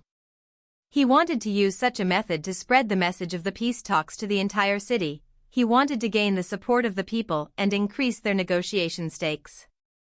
Normally speaking, his actions were logical, and there would be nothing wrong with this plan. The problem was that Great Xia was a step faster than them. Great Xia's envoy had arrived half a month earlier. Currently, Great Xia was already an expert at diplomatic means. No one in the world could compare to them. The Great Xia envoy expressed their friendliness and said that they wanted to work with the Ashoka dynasty to destroy the Peacock and Gupta dynasties. This suggestion directly aligned with what Ashoka wanted. With the Ashoka dynasty's current strength, they could only barely face up against the two of them. However, destroying the two dynasties was out of the question. If Great Xia was willing to step in, the battle would naturally be decided right away. Hence, the two sides quickly signed an alliance agreement. Great Xia even sent out Zhang Yi to personally attend the ceremony to show their respect toward Ashoka. Ashoka was naturally happy about that. The cooperation between the two was even showing signs of developing into a honeymoon phase. Hence, when the Peacock dynasty envoy tried to use tricks in Delhi, it was unsurprisingly a waste of time. Not to mention Ashoka, but they did not even get to meet an important official. That was awkward. The envoy team came over with a lot of confidence, but they could only run back now. Their plan had failed before it had even begun. Not only that, but the day that the Peacock dynasty envoy arrived in Delhi, the Ashoka army even increased their attacks on the front lines. They did not show any mercy. The Peacock dynasty had withdrawn 150,000 troops from the front lines, giving the Ashoka army a chance to strike. Great Xia had sent out so many troops to attack the Peacock dynasty, keeping up their promise from half a month ago. Why would the Ashoka king bother to negotiate for peace and be content with just recovering his lost land? Ashoka wanted a larger part of India. To tempt Ashoka, Great Xia mentioned in the contract that they only wanted the Gupta dynasty's territory when they split India. They would hand over the Peacock dynasty's territory to Ashoka. Great Xia only wishes to occupy India to control the Indian Ocean, the envoy said honestly. Although Ashoka did not truly believe those words, the splitting plan made him really excited. If he could occupy all of the Peacock dynasty's territory, not only would they recover their strength, but they would even take another step up. When the Peacock king received the news, he was totally disappointed. Facing the left and right pincer of the Ashoka dynasty and Great Xia, the Peacock dynasty could not defend at all, and they were forced to place their hopes on their ally, the Gupta dynasty. Unfortunately, Great Xia had foreseen that. 7th month, 15th day, under the protection of the India Ocean Squadron, Great Xia's South Army disembarked on the east coast of the Gupta dynasty. Gupta dynasty did not have the ability to bother about anything else. Similar to the Peacock dynasty, after a year and a half of war, their army had suffered heavy casualties. Their numbers had dropped to 700,000, half of which were sent to the front lines. In the eyes of the Gupta king, Great Xia would not target the hilly Gupta dynasty. Even if they wanted to fight, they would attack the Peacock dynasty first. Truth proved that his judgment was not wrong, and the Peacock dynasty was the first to be attacked. The problem was that Great Xia's appetite was huge, and it targeted the entire India region. Naturally, the Gupta dynasty was not left out. Great Xia's south front attacking had totally quashed all thoughts of them assisting the Peacock dynasty. All of a sudden, India welcomed a new change, going from an Ashoka dynasty 1 versus 2 situation to a 2 versus 2. It appears that there are some issues with the text you've provided. I will clean up the grammar and make it more coherent, while attempting to maintain the historical context and narrative flow. The Peacock dynasty's preservation was jeopardized as the Gupta dynasty pushed southward, forcing the Peacock dynasty into a struggle on both the east and west fronts. As Great Xia and the Ashoka dynasty converged on the Peacock from different directions, the Peacock's territory began to shrink visibly. The Peacock king panicked, realizing there was little he could do in the face of this dual-front assault. In contrast, towards the Gupta dynasty, Great Xia and the Ashoka dynasty adopted a conservative strategy, prioritizing disruption and restriction. As long as the Gupta dynasty did not come to the aid of the Peacock, things were to proceed favorably for them. The Gupta king, no clear fool, understood the enemy's motives were not out of genuine goodwill but a calculated plan to take them down progressively. Once the Peacock was no more, the Gupta would be the next target. However, his strength sufficed for defense, but not for offensives to counter the approaching threats. It was becoming clearer by the day that in this 2 versus 2 scenario, the combined forces of Great Xia and the Ashoka dynasty were gaining the upper hand. The Gupta and Peacock dynasty's fall was only a matter of time. On the 7th month, 20th day, in India, Great Xia and the Ashoka dynasty's alliance army declared victory following a successful campaign. News of their triumph spread rapidly throughout India, causing a fracture in the Peacock and Gupta's alliance. This tension had been brewing for about a week. After Great Xia's forces crossed into the Peacock's territory on their western front, they set up logistics operations to gather resources and transport them to the nearby Hata province, occupying every city along the way. These actions, including raiding and forcing locals to relocate, raised eyebrows among the population. Historically, Great Xia had behaved differently. Their military was known for discipline and respect toward the local populace, often trying to ensure stability and minimize disruption. Such drastic measures were unprecedented and troubled many. I have tried to correct the grammatical errors, clarify the context, and make the narrative flow more smoothly. If there are more specific points or details you'd like to refine or add, it seems there is a mix-up in the narrative you presented, which contains elements from a potential historical or fictional scenario, involving the Ashoka and Great Xia dynasties, and possibly a war or alliance between them. Let me try to straighten and clarify the text for a better understanding and to correct any grammatical issues. Originally, based on the alliance contract they signed, the territory of the Peacock dynasty was supposed to be given to the Ashoka dynasty in the future. However, the Great Xia dynasty took actions to gain some benefits from it, which worried some of the outsiders who did not understand what was happening. Ashoka was annoyed. Over the last few days, both sides had just begun working together, considering the war situation, but the Ashoka king did not say anything. Unexpectedly, the Great Xia army became more unrestrained because of this. Based on the news from scouts on the front line, the Great Xia army was sweeping up everything, meaning once the war ended, these cities would all be empty when Ashoka accepted them, which greatly went against the Ashoka dynasty's interests. When Ashoka received the report, he could not take it anymore and personally reached out to the Xia emperor. When he received the information from Ashoka, Ouyang Shua treated it really seriously. First, he expressed his apologies and continued, "The frontline soldiers are acting on their own, not following orders. I've failed to control them, I'll give you an answer." This left Ashoka really confused. Did the Xia emperor not instruct the army to do that? Ashoka definitely did not believe that. Everyone in the world knew that on a global scale, the Great Xia army was famous for being disciplined. If the imperial court did not give them instructions to act as such, they definitely would not do that. Did an official in Great Xia incite this?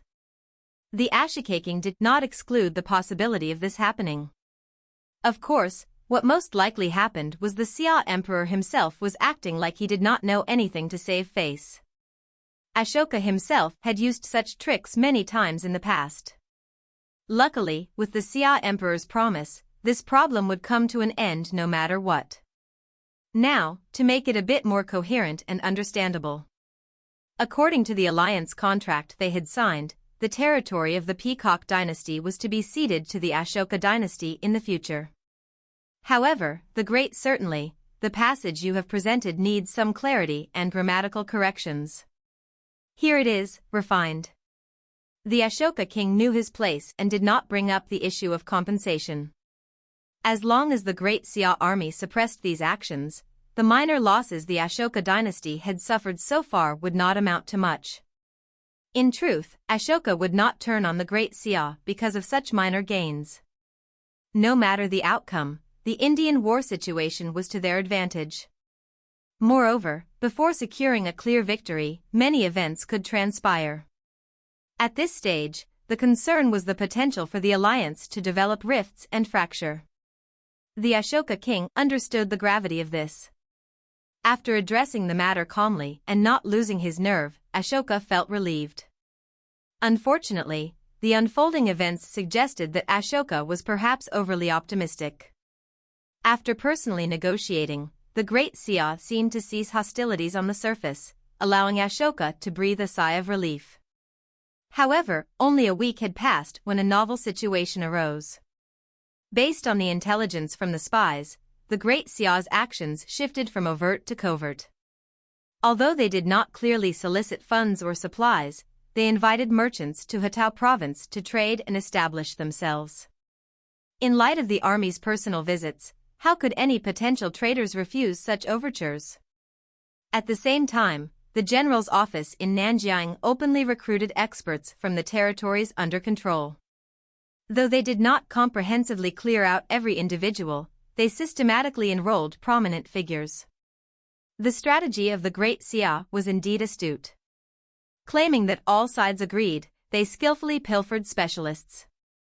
Over time, the merchants and gifted individuals felt that the extended conflict made a peaceful life more desirable, leading a significant number to relocate to Nanjiang. In contrast, the local populace did not have a view of the Ashoka dynasty to the same degree. Upon receiving this report, Ashoka was so irate that his face darkened. This revision should aid in making the passage more coherent and clear. However, there was nothing he could do.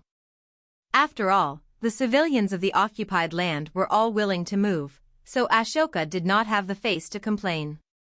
As a ruler, he had his own pride. He could not quarrel with the Xia emperor like a peddler or a little kid. Ashoka could not lose his face like that. We have to take measures. Ashoka was a prideful person.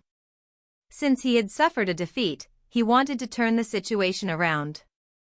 Not complaining did not mean there was nothing he could do about it. Men. Ashoka shouted. Present. The Ashoka king ordered, inform my personal troops that I intend to go to the front lines myself. Yes. Ashoka had calculated everything. Since he could not stop the Great Xia from playing tricks, he could only let his strength do the talking. He would gather his forces on the front lines of the Peacock dynasty to race against the Great Xia. The faster they conquered the Peacock dynasty, the less they would lose. The more cities they conquered, the less the Great Xia could take. This idea seemed rash and careless, but it was the only way for Ashoka now. I want to see exactly how many cities the Great Xia can take down. ####Chapter 1330, An Unassuming Storm. 7th month, 29th day, Imperial Capital. Ouyang Shua, who had been in the capital keeping track of the big picture, received the news that Ashoka was going to personally lead the troops and intensify the attacks on the Peacock dynasty. At the moment, he was accompanying his 4-year-old daughter as she drew. When he heard the news, he smiled. He had some composure, but he still fell for it in the end. Your Majesty is wise. Du Ruhui, who had come to report the news, smiled. As one of the planners behind the battle in India, Du Ruhui naturally understood the situation. The imperial court had allowed the Western Front to pillage in order to anger Ashoka. This would weaken the Ashoka dynasty and allow Great Xia to prepare for the next step in the plan. The anxious Ashoka probably did not notice that, as the Ashoka dynasty increased their attacks, the Great Xia army simultaneously slowed down. Just like that, the Ashoka dynasty took on 70% of the pressure. In the blink of an eye, the 8th month arrived. More than half of the busy 9th year of Gaia had passed, and the intergalactic squadron was getting closer and closer to Planet Hope. At this sensitive juncture, all the players were looking forward to and had high hopes for their new lives. Of course, there was also the fear of a new environment. The exploration of the Gendaya continent by the various dynasties had gone on for half a year, and the news they collected was enough to make one afraid. The harsh environment of Planet Hope was far beyond their expectations. Even the best exploration teams found it hard to proceed on the Gendaya continent. Then, as a group, how could normal players survive on Planet Hope? Fear was normal. As social animals, humans often band together in times of fear, forming a collective strength. At such a time, with the Federation era no longer around, the dynasties provided warmth and became the greatest support for players. This was because, based on news revealed by Gaia, the bases on Planet Hope in the future would be constructed based on dynasties. A strong dynasty was enough to give a person confidence. Using this opportunity, the feeling of being blessed grew in the hearts of the Great Xia players. Looking across the entire world, there was no dynasty as strong and safe as Great Xia. Apart from Chinese players, even those living overseas in Great Xia territory increasingly recognized Great Xia. The Empire's ideals slowly gathered as they amassed strength to explore Planet Hope. Ouyang Shua was the controller of this power. Some felt delighted, while others found the situation unfortunate. For example, the European continent, engulfed in the flames of war, India, embroiled in turmoil, and the Mayan dynasty, caught in a pincer. Especially Europe, seen as the cradle of democracy, where a year and a half had passed, and the flames of war had yet to subside. Both the Alliance army and the Ottoman dynasty had many who opposed continuing the war, and these feelings grew stronger over time. Players were not fools. They knew that this war was a battle between the Silver Hand and the Azure Badge. Regardless of who emerged victorious, the most affected party would be the normal players. Suddenly, European players' disapproval of the Silver Hand and the Azure Badge grew. It seems like the text provided is quite convoluted and mixes historical events with a fictional or speculative narrative. I'll attempt to clean up the grammar and provide a more coherent version, while maintaining the essence and tone of the original. When Ouyang Shua received the news, his eyes sparkled with anticipation. The moment he had been waiting for was finally at hand. He swiftly directed the Black Snake Guard's European division to stoke the conflict further. To achieve his goal of making the two opposing organizations disband, great sacrifices were required. Ensuring these two organizations lost the approval of the global community, so that they did not command the moral authority, had to be skillfully managed. The negative sentiment of the key players would be turned to the advantage of Ouyang Shua, and he continuously escalated the discord without a clear understanding of the consequences it would bring. The situation on the European front was reaching a peak, with the Ottoman dynasty delivering a heavy assault on the Gal dynasty, while the Romanov dynasty collected minor gains. The Caesar dynasty remained passive. The House of Tudor found itself in an especially precarious position, unable to advance or retreat against the Ottoman dynasty's persistent incursions of 10,000 troops. The alliance's ranks showed signs of fracturing, particularly after repeated setbacks in their efforts to subdue the Ottoman dynasty. The dynasties invested in this coalition faced a significant loss of confidence and began questioning their own strategies. Ouyang Shua confidently forecasted that the status quo in Europe would not last, and that a decisive turn of events was imminent. This cleaned-up version is intended to clarify the original narrative and grammar, making it more readable while retaining the original's complexity and dramatic tension. If you need more specific changes or a different approach, please let me know. It seems there might be some errors and fantastical elements in the text you've provided. I will attempt to clean it up and improve the grammar with a more coherent narrative where applicable. Apart from the ongoing conflicts in Europe, the chaotic political situation in the Americas had presented a unique set of challenges. The Dawson dynasty, which had been locked in a prolonged struggle, showed no signs of losing its grip on the border territories.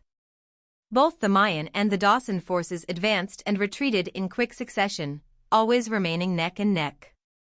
The majority of the Dawson dynasty's forces were engaged in this intense border conflict.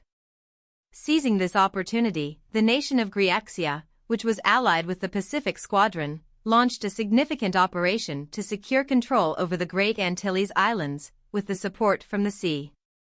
The operation was near complete, and Great Xia's influence would soon extend to encompass the entire Antilles Islands, thereby securing massive maritime rights in the Gulf of Mexico.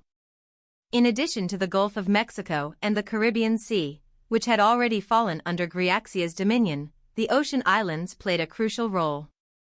Over the past few years, Great Xia's naval expeditions had continuously shifted the balance of power, notably with the Galapagos Islands around the Ecuador, which were now under Great Xian rule.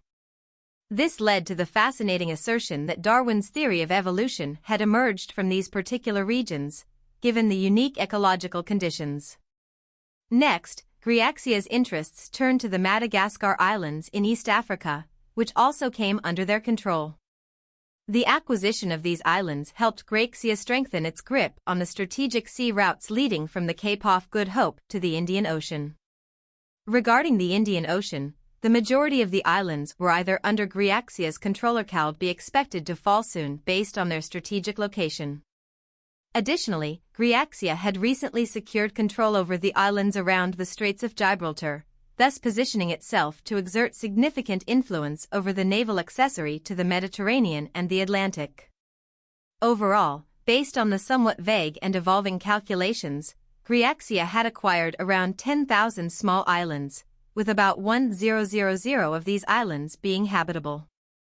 Although these islands might individually appear insignificant, their locations at key points along the global tradeway suggest that they could potentially have astonishing strategic implications in the future, much like although Morocco, during the Federation era, was situated at the corner of the Gibraltar Straits, it had lost control of the islands around it. As a result, Morocco's presence in the Gibraltar Straits was significantly diminished.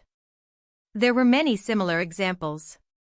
Not to mention the potential use of islands when drawing up ocean territories in the future. In conclusion, as the first half of the 9th year came to an end, a new wave was sweeping across the globe. Standing at the center of this, the India region would face a decisive moment. The 8th month, 15th day, in the India region, the Ashoka dynasty launched a major offensive against the Peacock dynasty. The Ashoka forces, driven by the ambition of Ashoka, sought to capture the Peacock dynasty's capital city, Bangalore, a once glorious and prosperous metropolis. The Ashoka dynasty had been planning its campaign meticulously, aiming to prevent the Great Xia from reaping any benefits from the potential downfall of the Peacock dynasty. Their forces engaged in a brutal siege, fighting vehemently against the Peacock defenders. The once dominant Peacock dynasty, now on the brink of ruin, was the second major power to be dismantled in the 9th year of Gaia. The battle was fierce, and the casualties were staggeringly high, with estimates placing Ashoka's losses at around 200,000. The viciousness of the conflict was such that even after their victory, Ashoka and his generals were only somewhat satisfied. This was partially due to the considerable losses suffered, with 80% of the 1 million war prisoners they initially captured being lost. However, in a final twist, the remaining 300,000 Peacock troops surrendered not to the Great Xia, but directly to Ashoka, under the direct orders of the Peacock King himself. This act reflected the deep-seated resentment of the Peacock King towards the Great Xia, who he felt had meddled in his downfall. The Peacock King, Durava, refused to stay in the now shattered land of India, where he no longer had a place. Instead, the following day, he gathered his family and aides to teleport to the darkness of the Mu continent, plotting his comeback and continuing his conflict against the great powers that had led to this turn of events. The conquest of Bangalore by the Ashoka dynasty marked not only the end of an era but also the beginning of a new chapter in the history of the region. In response to the fall of Bangalore, the western front of the Great Xia halted its advance, respecting the agreement made with the Ashoka dynasty and not wishing to engage in further conflict with the remaining Peacock forces that now fell under Ashoka's command. Thus, the stage was set for a new balance of power, as well as the brewing storms of future revenge. It appears that there has been a mix-up in the historical and fictional aspects of your message. The narrative you provided references a blend of ancient Chinese and Indian history, with some elements that are not historically accurate, such as the Great Xia and the Gupta dynasty, which are fictional elements. However, if we interpret this as a purely fictional setting, here is a cleaned-up and grammatically improved version of your text, with some parts rephrased for clarity. Command Wuchi even penned a letter to Ashoka stating that after the Western Front had settled down and resupplied their grain, the Western Front army of the Xian would advance towards the frontline against the Gupta dynasty. Wu Qi assured that not only would the Great Xia halt their internal migration and commercial activities, but they would ensure that no undue pressure would be put on the Gupta dynasty. By the terms of their agreement, Great Xia was unwavering in their actions, but they did not shy away from fulfilling their commitments. Upon receiving this report, Ashoka felt both satisfaction and a rising apprehension. Despite the past actions of Great Xia not being illustrious, when it came to the terms of their contract, Great Xia was entirely dependable, displaying the demeanor of a true ally. By this point, Ashoka truly feared that the Great Xia army would not withdraw, as he had received their support, and thus was now obligated to reciprocate. Aside from keeping a part of the troops to handle the prisoners of war and clear out any remaining opposition, the main force would shift towards the Gupta dynasty's front. After all, aiding the Great Xia in dismantling the Gupta dynasty was one of the key objectives of the contract. Over the following months, the Indian region's military strength was to gravitate towards the Gupta dynasty, further weakening the already fragile Gupta regime. It was only a matter of time before the Gupta dynasty would collapse. Moreover, since it was the 10th year of Gaia, the Indian factions hoped that the situation might stabilize before the next year. They were no longer eager to persist in the conflict. Taking the downfall of the Peacock dynasty as an example, 90% of the players chose to remain in the region rather than teleport to different dynasties. To these players, staying in India held more value. Even voices arose predicting the region would come under Ashoka's rule. With it appears that the initial text is a mix of facts, fiction, and elements from various historical and mythical settings, with some references being anachronistic and blending unrelated events in a nonsensical way. I'll attempt to clean it up and make it more coherent, focusing on the clarity of the narrative and simplifying the grammar. In the 9th month, the Mayan dynasty, which was undergoing changes in its political landscape, the region of India similarly faced its own reshuffling. While the Ashoka dynasty sought to regain its former strength and advance industrialization, the Indian players were a critical force that could not be ignored. Indian leaders, aware of their historical limitations, understood the importance of their role in the global stage. The Indian people, often seen as gentle and often submissive toward those in power, had, in contrast, shown great resilience and confidence, especially against external threats. This characteristic, in part, allowed the British Empire to govern the subcontinent for about 300 years, as it was easier to manage a population that was traditionally less militant. India, with one of the best environments and natural resources, had the potential to flourish under the right leadership. However, the constant reshuffling and external pressures were a reminder of the volatile world stage. Meanwhile, on the Mayan battlefield, which had seen a half-year of intense conflict, Jack, a key figure from the Dawson dynasty, was growing increasingly annoyed and frustrated. The war with the Dawson dynasty was stretching on, draining their resources and energies. Despite the alliances and support from the Great Xia, the Dawson forces were not making much progress in the 9th year of Gaia. The losses incurred, including the territories of the Antilles Islands to the Great Xia, which now directly threatened the Gulf of Mexico, were causing Jack immense distress. The shifting dynamics in Europe also added to his woes, where the Alliance Army's weakening position mirrored the struggles of the Dawson dynasty. Jack's grandfather faced intense criticism during the Silver Hands meetings due to the family's declining influence, a direct result of their inability to handle the ongoing conflict effectively. The Dawson family's standing within the Silver Hand was eroding, and there were ominous signs of them being sidelined from their once prestigious position. Note: the original text appears to mix historical, mythological, and fictional elements in a nonsensical manner. The revised version attempts to clarify and enhance the narrative while preserving a coherent storyline. Jack had been put in an extremely challenging position. Despite the appearance of calm, the Mayan War was a hotbed of hidden conflicts, acting as a proxy battleground between the Great Xia, the Silver Hand, and the Azure Badge. The war, though seemingly insignificant on the surface, held the potential to spark a chain of unpredictable reactions, impacting the Dawson dynasty's trade and standing in the upcoming global trade war.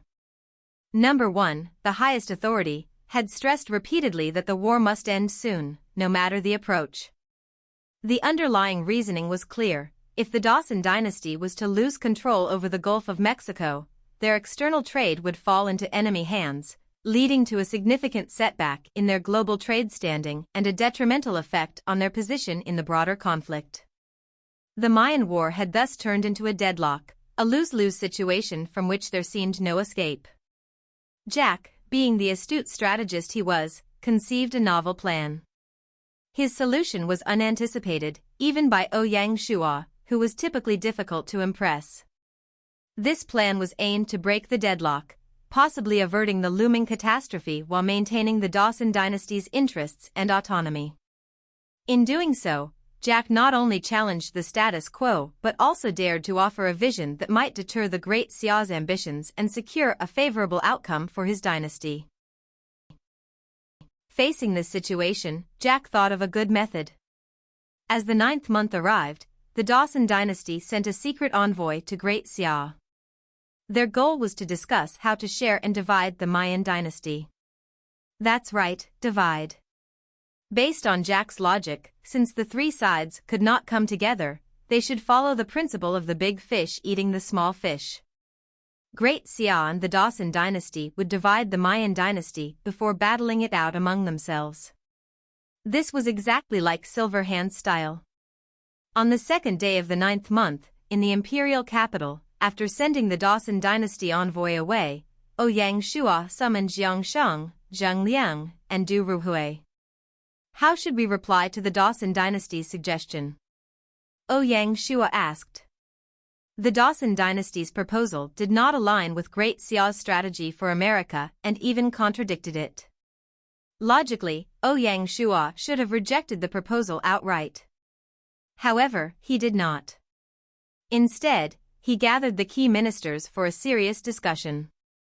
The summoning of the three core officials itself indicated Ouyang Shua's serious consideration of the matter. Hence, when they heard His Majesty's question, the three did not respond immediately. Instead, they thought about it. They could not go against the king's thoughts, but they also could not blindly follow him. They had to provide the emperor with proper advice and opinions on this matter. Otherwise, it would appear that they, as officials, lacked skill. After a short while, Zhang Liang said, "Your Majesty, I don't think their suggestion is in conflict with the Empire's America strategy." "Please elaborate," Ouyang Shua smiled. The Empire's America strategy can be summarized into 2 points. First, restrict the Dawson dynasty so it cannot expand globally. Secondly, manage America effectively and increase our strength. "That's right," Ouyang Shua nodded. Zhang Liang continued, "If we split the Mayan dynasty with them, given the capabilities of the American war zone, they can replace the Mayan dynasty and continue to contain the Dawson dynasty." As the military representative, Du Ruhui was less certain about this and said, "The American war zone must consider the entire American Governor-General House and cannot act as the elder suggests." The American war zone had 3 Legion Corps under its command. The South American Legion Corps defended the Amazon, Brasilia, and Uruguay provinces and could not be redeployed. The Tiger Legion Corps defended the Columbia province, assisting the Empire in securing the Panama Canal. Unless there was an emergency, they could not be moved either. At most, 1 or 2 legions could be relocated. The only corps available to oppose the Dawson dynasty would be the North American Legion Corps. With just 1 Legion Corps, how could they contend with the Dawson dynasty? Maintaining peace and order would be challenging, let alone containing them. Based on Du Ruhui's words, he hoped the empire would maintain the status quo. When Zhang Liang heard this, he smiled and explained, "If we relied solely on our strength, we naturally could not. However, you must not forget that the entire empire supports the American war zone. This alone is enough to make the Dawson dynasty tremble." Hearing this, Jiang Sheng and Du Ruhui exchanged glances and smiled, not disagreeing. Indeed, in this era, no matter which dynasty borders Great Xia, they would be wary. Zhang Liang continued, "If we can gain control of the southern region of the Mayan dynasty and rule it directly, it will help us open up ocean resources in the Caribbean. This would be a good development opportunity for the American Governor-General House. The Empire can also use this chance to increase our interference in the Gulf of Mexico and gain more benefits. I'm guessing the Dawson dynasty made this choice because they were forced to," Zhang Liang added. "Why?" Jiang Shang asked.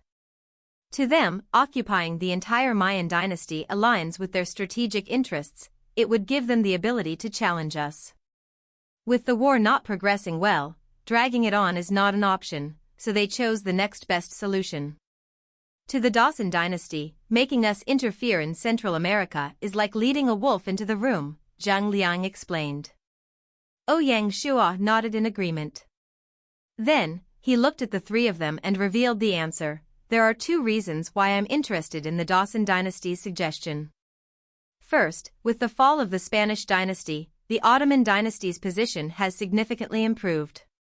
Therefore, our alliance with the Azerbaijan will soon come to an end." Jiang Shang and the others agreed.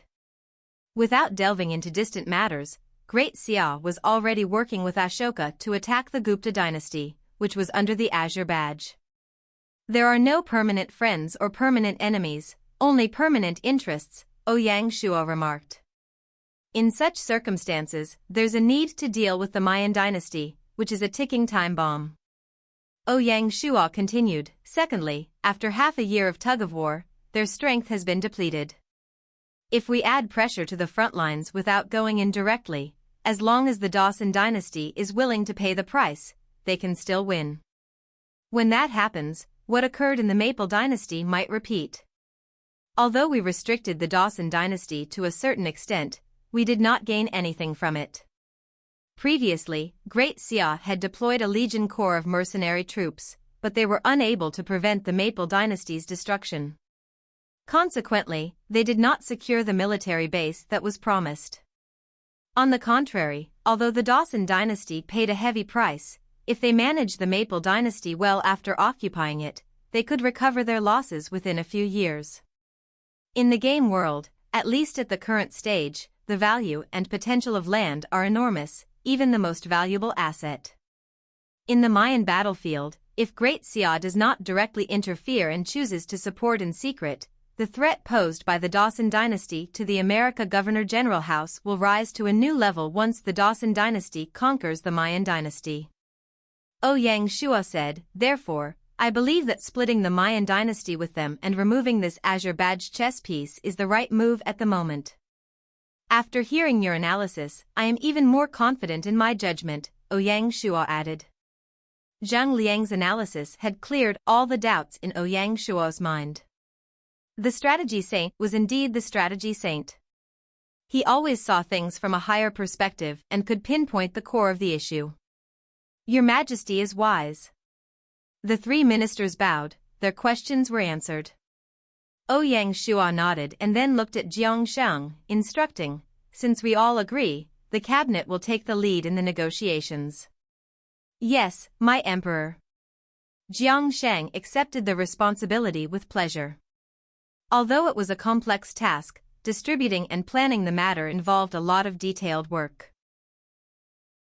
Chapter 1333, Prosperity Every Year.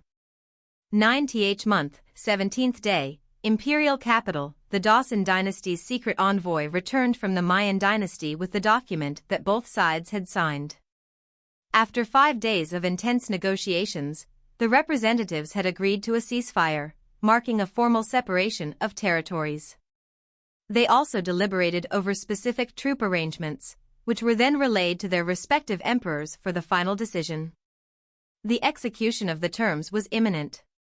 9th month, 10th day, leveraging the autumn harvest as a pretext, the Dawson dynasty began to slow down their military engagements with the Mayan dynasty. The Dawson army started to withdraw from the front lines in a strategic and orderly manner, ostensibly to rest and regroup. 2 days later, the Great Xia mercenary army, positioned within Mayan territory, also began to pull back from the front, ostensibly to rest and refit their forces. However, the Mayan dynasty failed to see through the guise of this respite. Without recognizing the subterfuge, the Mayan dynasty relaxed, interpreting the withdrawal and apparent cessation of hostilities as a genuine respite. In truth, the Dawson dynasty had used this period to alleviate visible pressures, subtly masking the buildup of their forces and reinforcing their troops at the border. This strategy deceived the Mayan dynasty, leading to a false sense of security and relaxation at the front lines. 9th month, 18th day, just as the frontline units of the Mayan dynasty began to let their guard down, the Dawson dynasty's military presence escalated. An influx of additional forces reinforced the Dawson front lines, appearing more formidable and resolute. Upon receiving reports of the Dawson advance, the Mayan dynasty was gripped by terror. They scrambled to bolster their defenses, reaching out to the Great Xia mercenary army, demanding their immediate return to the front lines and renewed vigilance. However, the Great Xia mercenary army, citing heavy casualties in the dire need for rest, steadfastly declined their entreaty, solidifying the Mayan dynasty's vulnerability in the face of the Dawson dynasty's maneuver. It seems the text you've provided is a mix of historical fiction and real elements, possibly a narrative around the Mayan civilization or a fictional scenario based on historical themes. I will attempt to clean up the text and make it grammatically correct while keeping the core plot intact. Based on the terms of the contract signed between the two parties, the Mayan dynasty did not have absolute authority over the mercenary army. The relationship between the two sides was strictly a mercenary and hirer. Thus, if the mercenary army was unwilling to fight, the Mayan dynasty was limited in what actions they could take. When the mercenary army refused to cooperate, the Mayan dynasty panicked and sent 3 groups of people to the base over 3 days, hoping to improve conditions and coax them into action. However, during this 5-day delay, the absence of the Great Xia mercenary army further weakened the Mayan army's defenses. They suffered heavy casualties, losing control of 3 cities. The Mayan king was as anxious as an ant on a hot griddle. In a last-ditch effort, he personally rushed to the base to plead with the mercenary army to mobilize and assist the Mayan dynasty. However, they showed no interest in the Mayan king's pleas, and even turned him away, not allowing him entry. At this critical juncture, the Mayan king finally realized the gravity of the situation. He could sense the imminent danger, but, with the frontline situation becoming dire, he had no time to linger in indecision. Without the support of the Great Xia mercenary army, the Mayan army's destruction was imminent. Hopelessly, the Mayan king could only seek help from the Azure Badge, an organization that took his request seriously. Azure Badge, recognizing the Mayan dynasty's strategic importance as one of the remaining 4 Azure Badge dynasties and the only one on the American continent, promptly dispatched an envoy to the imperial capital to handle the matter personally. The Mayan dynasty's strategic position and the current engagement of the Great Xia mercenary army with the Ashoka dynasty against the Gupta dynasty required a nuanced approach to resolve the crisis. This cleaned-up version improves the coherence and grammatical structure of the original text while maintaining the storyline. If you have specific points in the narrative you want to highlight or clarify further, feel free to mention them. The honeymoon period between the two had not even begun, yet it had already ended. Whether they could persuade Great Xia was another issue entirely. As the situation continued to worsen, Azure Badge's worries came to fruition. Great Xia's Honglu temple courteously received them and did not treat them lightly. The problem was that, regarding the specific matters, the Honglu temple tried to gloss over them. They did not want to go into the details and seemed to be stalling for time. This diplomatic game between the two sides would not reach a conclusion in the short term. The issue was that the front line waited for no one. The following events were truly cold-blooded and lethal, pushing the Mayan dynasty into the abyss. On the first day of the 10th month, the Great Xia mercenary legion informed the Mayan dynasty of the termination of their relationship. Under the protection of the Atlantic Squadron, they headed back to Columbia Province. At this point, although the Mayan king was furious, there was nothing he could do. One could even say that the Mayan king did not dare to send troops to block Great Xia. First, he did not have enough men. Second, he no longer held any hope for other changes at this crucial moment. In the end, the two sides were in an employer-employee relationship. They were not even allies, as that was just the one-sided intention of the Mayan dynasty. Between Great Xia and the Mayan dynasty, it was just a matter of using each other. The Mayan king knew this himself. The worst was yet to come. On the 3rd day of the 10th month, the day after the Great Xia mercenary legion withdrew, Great Xia declared war on the Mayan dynasty. Xuarengui led the 4 legions of the North America Legion Corps to attack from the Panama region. At the same time, the 3rd Division of the Atlantic Squadron protected them from the ocean. Great Xia's sudden declaration of war was a death sentence for the Mayan dynasty. It was then that the Mayan king realized, unbeknownst to him, the 2 American giants had come to a consensus to privately divide the Mayan dynasty. Honestly, such a realization was frustrating. The people are the knives, and I am the meat. In such a chaotic world, the strong truly controlled the fates of the weak. The Great Xia North America Legion Corps was like a sharp blade, stabbing viciously into the back of the Mayan dynasty. The defenseless Mayan dynasty lost their only chance of fighting back. With Great Xia and the Dawson dynasty working together, the Mayan dynasty could not hold on for long. On the 12th day of the 10th month, the Dawson dynasty's army took Mexico City, announcing the end of the Mayan dynasty, which once held a vast territory. Based on the agreement between Great Xia and the Dawson dynasty, both sides would use the Sierra Madre del Sur mountain range as a natural boundary. This would provide the Dawson dynasty with a strategic buffer zone in the south. Great Xia would occupy southern Mexico and all of Central America, including Venezuela, Bolivia, Honduras, El Salvador, Nicaragua, and Costa Rica. These regions would be part of the Panama region. Together with the Antilles Islands, they would form the fifth region of the American Governor-General's Office, the Caribbean Province. As its name suggests, the entire Caribbean Sea would be its continental sea. Meanwhile, Zhou Haichen, the governor of the Columbia Province, would be transferred to continue assisting the imperial court in managing the Panama Canal. In this new role, Zhou Haichen would also be responsible for defending the border. The cooperation between Great Xia and the Dawson dynasty ended the moment the Mayan dynasty was split up. Following this, the two dynasties would resume facing off against each other. The Caribbean province served as the frontline base, and one could foresee the two dynasties clashing over the Gulf of Mexico. Original Jiangchuan Province Ningdu Prefecture Governor Zhang Gong would replace Zhou Haichen as the Columbia Provincial Governor. At this point, Great Xia's plans in the Americas had come to an end, and they had essentially confirmed the new landscape of America. Just as Great Xia was busy splitting the Mayan dynasty, the situation in India also began to change. Chapter 1334, Frontline Base. As the 8 war zones operated with relative independence, the events involving the Mayan dynasty did not impact the India region, where everything proceeded as planned. In terms of progress, it was even faster than the situation on the Mayan battlefield. On the 5th day of the 10th month, before the dust had settled on the Mayan battlefield, the combined forces of Great Xia and the Ashoka dynasty finally brought the Gupta dynasty to its end after a month of intense warfare. The Gupta dynasty became the 4th dynasty to be destroyed in the 9th year of Gaia. It was foreseeable that as the 10th year approached, the War of Dynasties would reach its climax, with a new peak of dynasty destruction on the horizon. The remaining dynasties would be the true kings.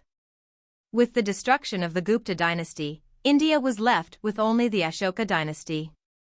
One had to admit that this was a miracle, and one that belonged to the Ashoka dynasty. Thus, the Ashoka dynasty was not only the last surviving NPC dynasty but also the one that unified the entire Indian subcontinent. All the lords who fell in its path felt ashamed, such as Gupta King Akbar. As core powers of the Azerbaj faction, both King Akbar and the Mayan king made the same choice of relocating to the Ottoman dynasty when their dynasties were destroyed. They would bring all their trusted officials to the Ottoman dynasty to start anew. Moreover, according to intelligence from the Black Snake Guards, all the scattered Azerbaj members had also begun to gather in the Ottoman dynasty over the past year. Clearly, this was part of their strategic plan. They intended to consolidate their strength in one place. It was evident that they understood it was better to focus their efforts in one location rather than being spread out. The Ottoman dynasty was the primary choice for Azerbaj. A day ago, Gaia announced a piece of news on the official website. After the intergalactic fleet arrived, for safety reasons, not everyone would be sent to the ground. The vanguard forces will establish a stable base on the ground. Until then, the fleet staying in space will be the safer option, Gaia explained. Everyone in the world supported this plan.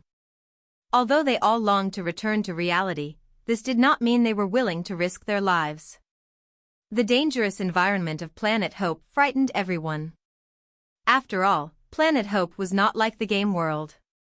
When one died, it was a real death, and there would be no chance to start over. Given the prosperity of the game world, staying on the ship was not a bad option. If it were not for the ship's lacking resources and the ability to support them for too long in space, some people would even be willing to spend the rest of their lives that way. At the very least, real death did not exist in the game world. One of the missions of the advance base would be to acquire resources and provide them to the intergalactic squadron. The squadron would act as the population base, sending down various types of talent. At the same time, the initial resources for the advance base would be provided by the squadron. This would create a positive cycle, with each link supporting one another. Due to limited resources, Gaia calculated that only 3 advance bases could be established in the first round. The selection criteria were straightforward: imperial dynasties would be first. If there were not enough, they would choose from emperor dynasties. The lowest grade would be an emperor dynasty. Any lower, even if the set number was not met, they would not be considered. Looking out across the world, only Great Xia and the Dawson dynasty were emperor dynasties. The third emperor dynasty had not even been born. This meant that the remaining 9 would go all out for this final spot. No dynasty would stay out of the competition for this spot. Even a fool would know the importance of a frontline base. This base would be the backbone of a future nation on planet Hope. Those who control the frontline base would obtain the greatest speaking rights on planet Hope. This alone explained everything, so there was no need to talk about specific benefits. Among the competitors, the Darkness Empire, the Ottoman dynasty, the Romanov dynasty, and the Persian Empire were the most competitive. Currently, who would be the eventual victor was still uncertain. Hence, Azerbaijan wanted to go all out and place all its eggs in the Ottoman dynasty's basket. Foreseeably, if Azerbaijan failed to gain even a single spot, they would not have much power on planet Hope. As a result, on the Mayan and Indian battlefields, Azerbaijan did not resist too much. Similarly, if this spot landed in the hands of the Romanov dynasty or the Persian Empire, Silverhand would have 2 spots, announcing their position as overlord on planet Hope. This was something that Ouyang Shua did not wish to see. In comparison, though the Darkness Empire was strong, it lacked strategic space in terms of overseas expedition capability. It was the weakest out of all of them. This issue was probably already discussed at the highest levels of the Darkness Empire. Based on news Gaia revealed, the 3 bases would form a 1 main, 3 secondary combination. The main base that the Vanguard Squadron built would become humanity's bridge to planet Hope.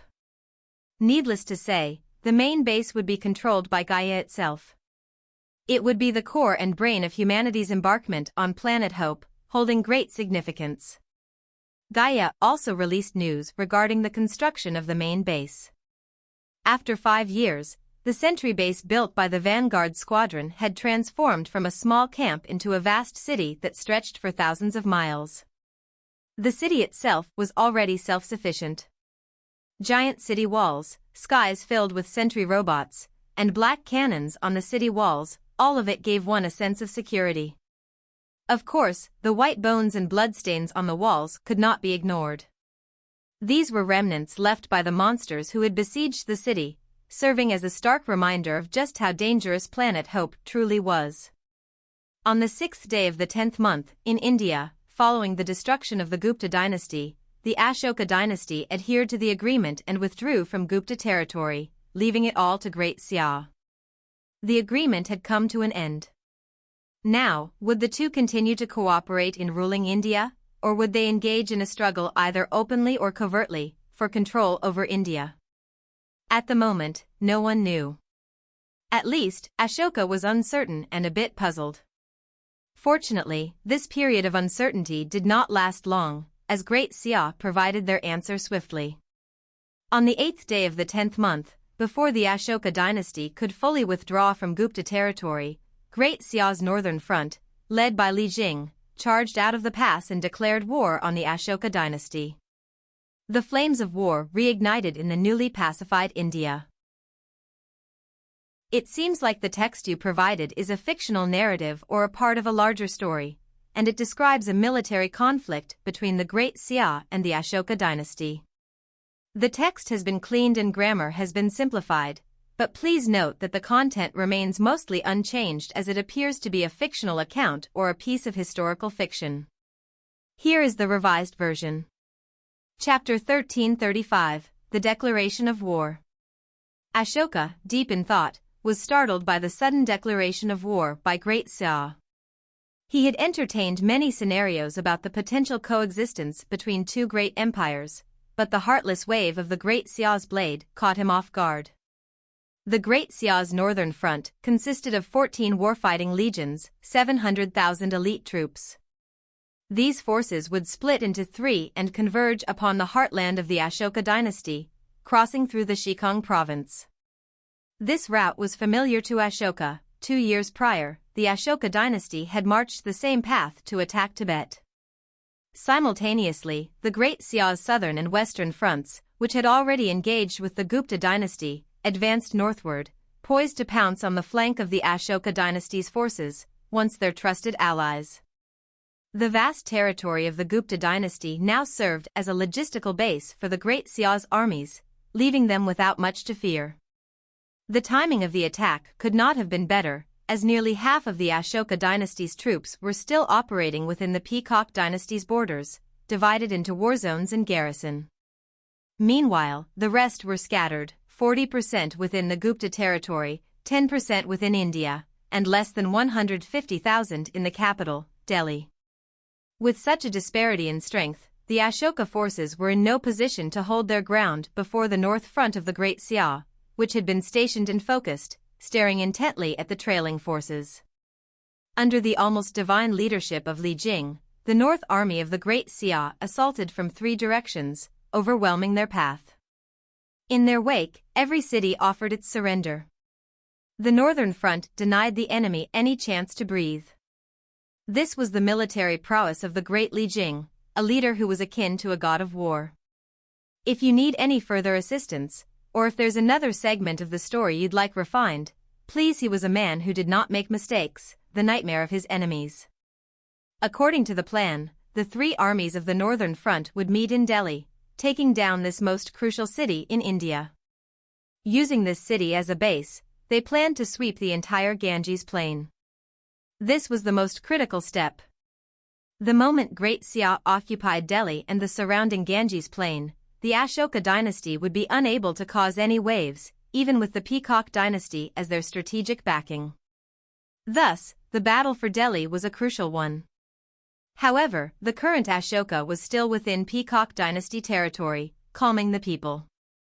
When he learned that Great Xia had declared war, he was so furious that he spat out blood and nearly fainted from rage. Shameless! The awakened Ashoka broke out in a cold sweat. The events of the past few months replayed in his mind like a movie, slowly forming a clear thought process that made him shiver. So the alliance was a trap from the start? Ashoka said bitterly, his heart turning sour. Great Xia's plotting was simply too vicious. First, they incited internal strife in the India region to weaken it. Then they pretended to ally with the Ashoka dynasty to destroy the Peacock dynasty and the Gupta dynasty. Finally, they revealed their true intentions and attacked Ashoka. I should have seen it coming. Given their wolf-like ambition, they would not have been satisfied with just the Gupta dynasty. Ashoka's own greed and foolishness pained him. He had fallen for Great Xia's trap. Greed had blinded Ashoka's eyes, leading him to work with Great Xia to start a war in India. He had also foolishly started to lose his wariness toward this ally, shifting troops from his main territory, creating a defensive hole that Great Xia could exploit. Certainly, let's tidy up the passage. The Ashoka, after this round of system update, India only had 1 teleportation formation in Delhi. Even if he wanted to swiftly return, he could not. Thinking about how the enemy could soon break into his home, Ashoka panicked. No, I cannot give up. His eyes flushed red like a gambler who had just lost a bet. He was ready to put everything on the line. In truth, the Ashoka dynasty still had a chance to win. First, the Ashoka dynasty had its 1.4 million strong army. After a year of large-scale battles, they had all become elites. Secondly, as long as Ashoka could get through this tough time and drag this war on, they could turn the war prisoners of the Peacock dynasty into their strength by enlisting them into the battle. At the same time, Ashoka could enlist troops right there on the spot. In conclusion, the Ashoka dynasty had 2 strategic goals that needed to be achieved. First, they needed to arrange for the army to rush back to assist Delhi. Only by entering Delhi faster than the Great Xia army would they be able to defend the imperial city. As long as the imperial city did not fall, the Ashoka dynasty would remain standing forever.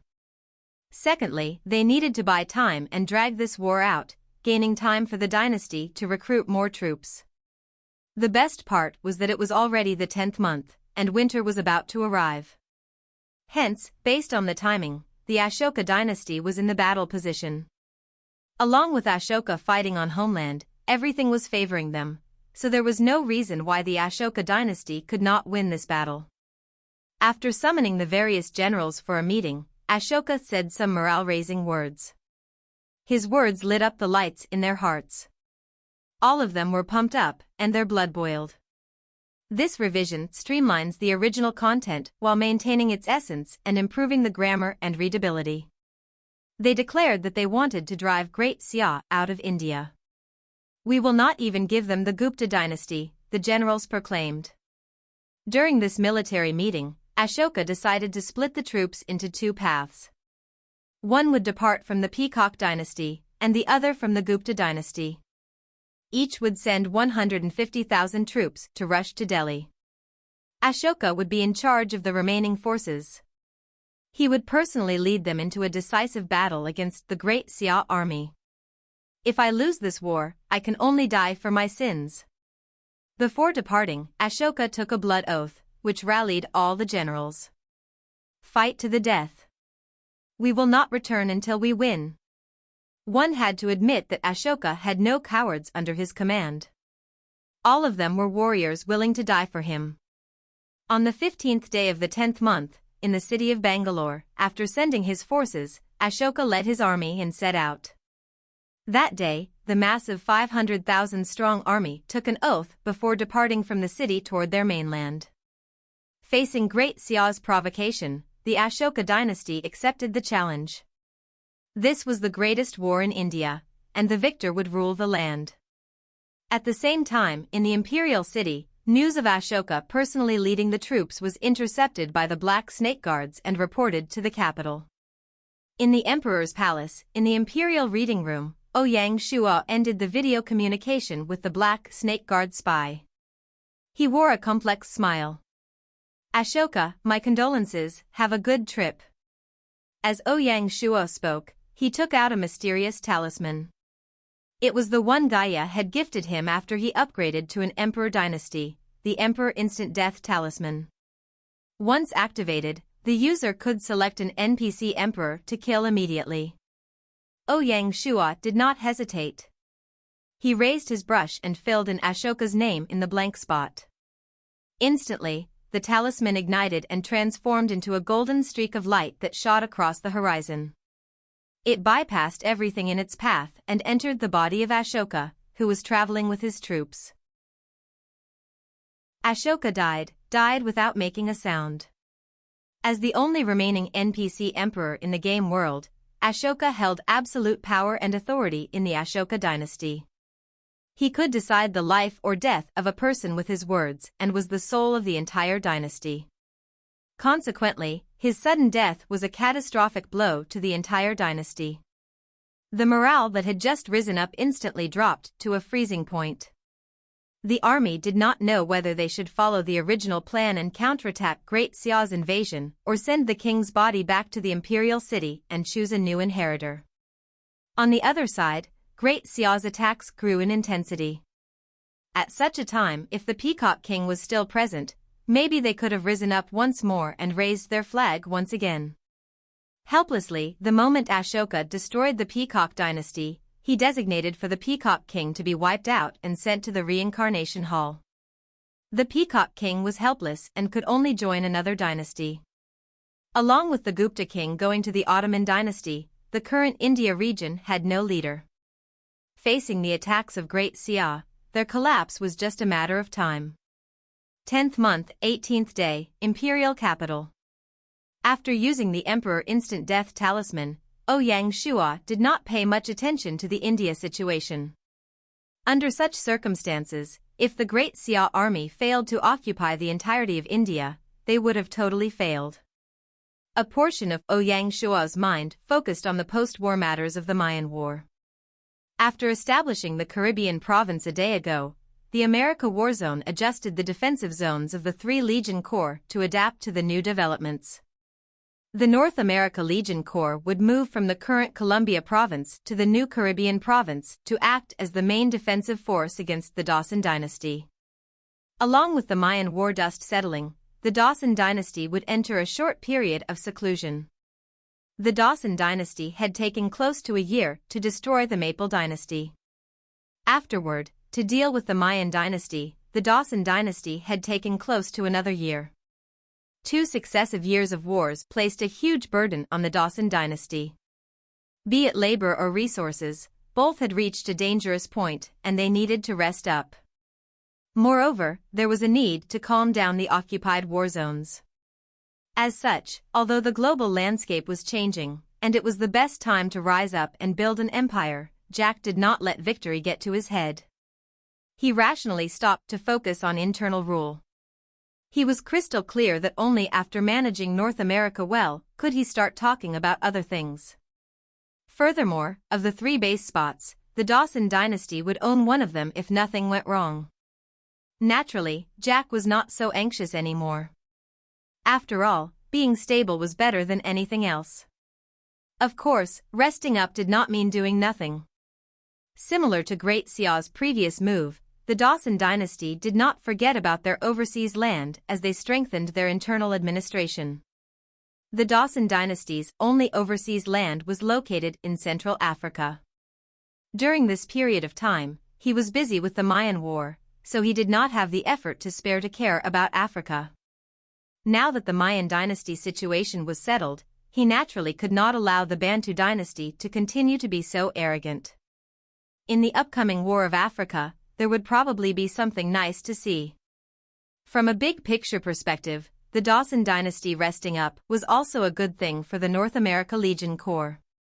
This breather would allow them to build up defenses at the border of the Caribbean province.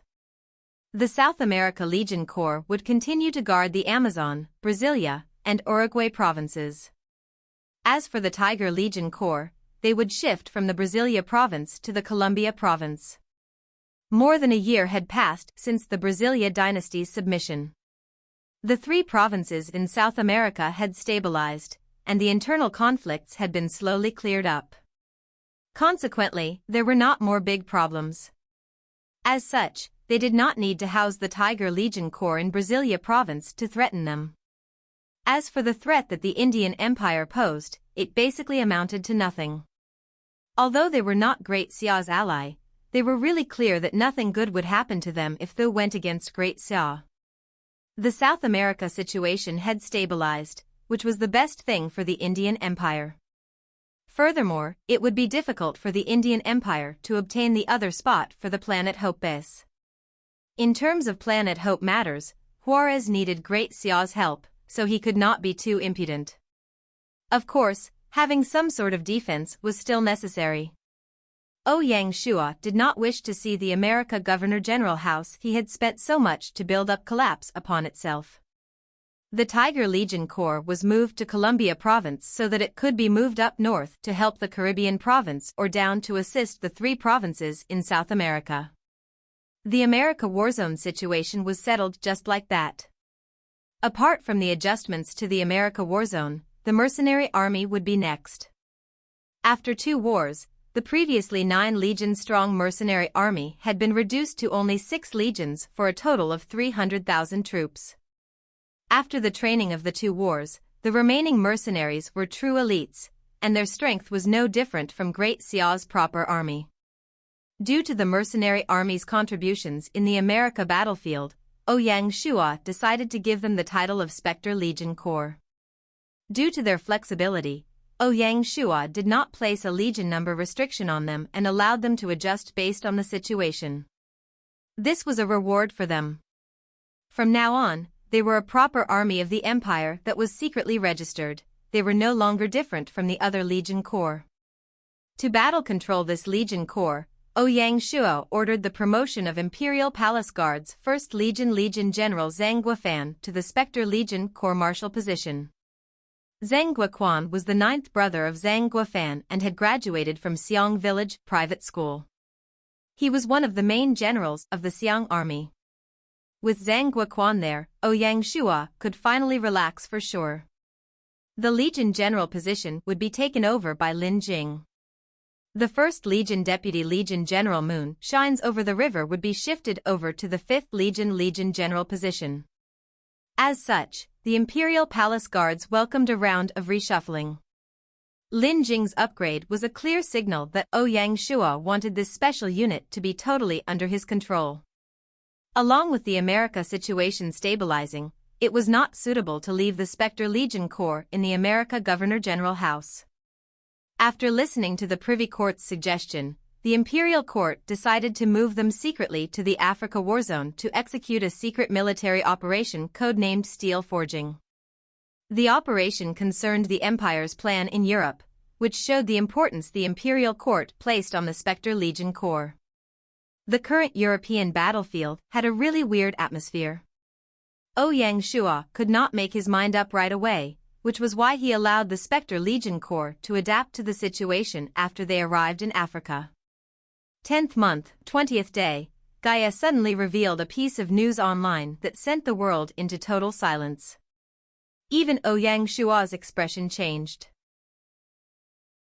It appears the original text has a mix of grammatical errors and stylistic issues. I'll attempt to clean it up and correct the grammar. On the 20th day of the 10th month of the 9th year, a day to remember for mankind, at 9 a.m., Gaia, the official source for breaking news and critical updates, unexpectedly released a video on the official site. The footage revealed a base constructed by the Vanguard forces on Planet Hope, Hope City. The city, well known to players, epitomized the aspirations of humanity, stood majestically against the sky. However, the video showed a horrifying turn of events. Hope City, which carried the hopes and dreams of mankind, was engulfed in flames. In the sky above the city, hundreds of large, winged pterodactyls circled, spewing flames from their fang-filled jaws. These flames were overly intense, melting the iron and steel of the city, sending shivers down the spines of those watching. At the city walls, a giant creature wielded a car-sized hammer, over 10 meters tall, to smash the walls into pieces. The walls, a blend of steel and earth, were as solid as tofu, unable to withstand a single strike from the hammer. The ground shook, and cracks and crevices appeared in the earth, marking a moment no one could have fathomed as an overbearing siege. As the city walls crumbled, an innumerable horde of fierce and menacing beasts flooded in like a wave, forming a living tide of terror. Among the beasts, players recognized the familiar Tyrannosaurus and pterosaurs, along with new creatures previously unseen by the player base. These beasts were all incredibly fierce, making the humans inside the city seem like ants underfoot, crushed by all manner of beast. The horde that covered the sky and earth effectively drowned the entire city.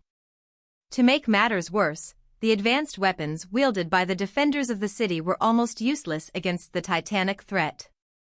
It appears there is a mix of themes happening in your paragraph, and a necessary amount of cleaning and grammatical structuring is needed to make it coherent and understandable. I'll attempt to make it as clear and as logical as possible. Even when the lasers struck the other beasts, they only suffered superficial injuries. Upon closer inspection, it became evident that the top-class beasts were covered with a thin layer of energy, which deflected all attacks from human weapons, rendering the beasts invulnerable. These top beasts were the main culprits behind the city's destruction. Without their leadership, the beast horde would not have been able to charge into the city so smoothly. As Ouyang Shua watched the gradual destruction of the city, his expression tensed up more and more. He had questions about why he did not see the fire dragons and titans in the encyclopedia from Gaia. Before this, Gaia had given Ouyang Shua a Planet Hope resource encyclopedia, which described the beasts of Planet Hope in more detail than the game. Still, when Ouyang Shua looked at the ferocious beast wave, he sensed an incredible sense of unfamiliarity. After the Vanguard Squadron established their base, they had arranged for man-made satellites to cover and patrol Planet Hope so there were no dead spots. During the ensuing period, they had dispatched many drones into the forests, mountains, swamps, and deserts to investigate. The unnamed drones recorded the lifestyles and reproduction patterns of the beasts for Gaia to analyze and compile a perfect information database. When necessary, the unnamed drones could send out machines to collect life samples. The beast data for the game was collected in a similar manner. Logically speaking, eye-catching presences like the fire dragon and the titan could not have escaped the unmanned drones. The massive energy they emitted should have been picked up by thermal sensors on the drones. If they were not detected, the only explanation was that these beasts were highly intelligent and hid deep in the mountains, forests, caves, or under swamps to avoid detection. The iron hammer in the Titan's hand provided further proof of this intelligence and awareness of the environment. This cleaned and adjusted version clarifies the sequence of events and the integrative themes, providing a better flow and understanding of the situation on Planet Hope. The iron hammer was clearly smelted and crafted, indicating that these top beasts possessed the tools and techniques needed to create items. Perhaps they should not be regarded as simple beasts but as another form of intelligent life. They were beings on par with humans.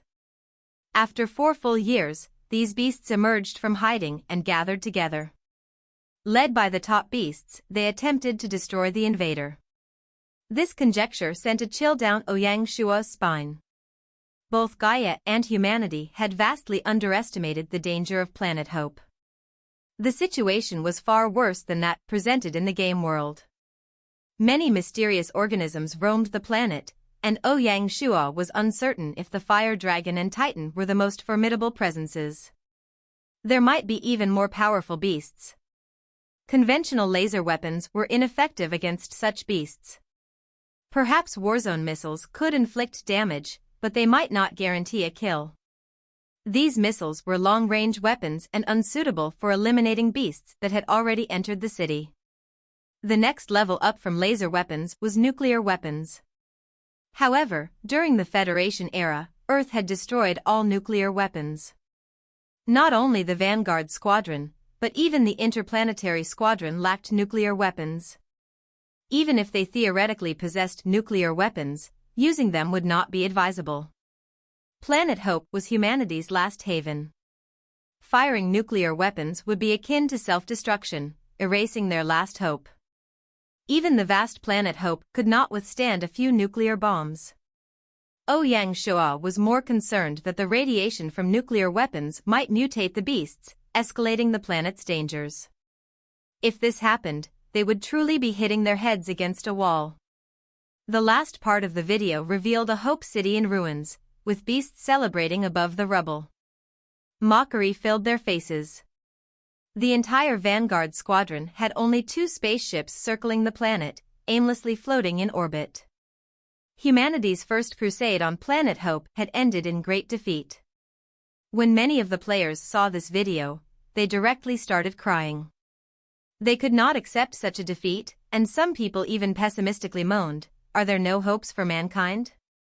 The destruction of Hope City seemed to symbolize the destruction of mankind's hope. After 4 years of construction, Hope City still could not withstand a single blow from the beasts. Humanity could not fathom how the 3 branch bases they were to build would survive on the planet. Gaia's 3 spots had been so hotly contested, but they instantly became locations no one wanted. What should we do? People cried out, panicked, and sought for help. At this time, Gaia offered them a solution.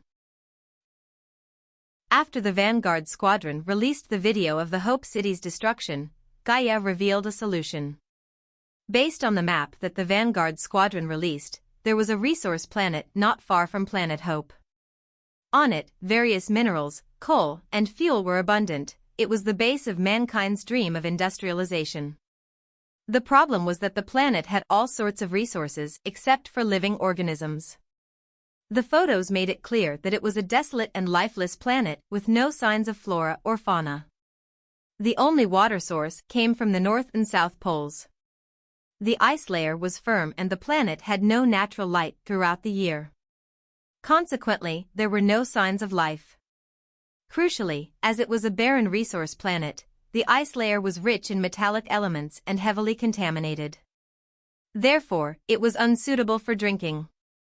At most, it could be used in factories. Since life could not be sustained without proper resources, the resource planet could not become mankind's new base. Gaia's plan was to have the interplanetary squadron dock at the resource planet. First, they would use the mineral resources to create a large number of combat robots to provide the necessary combat strength for their second crusade on planet Hope. Without sufficient firepower, they would stand no chance of gaining a foothold on the planet.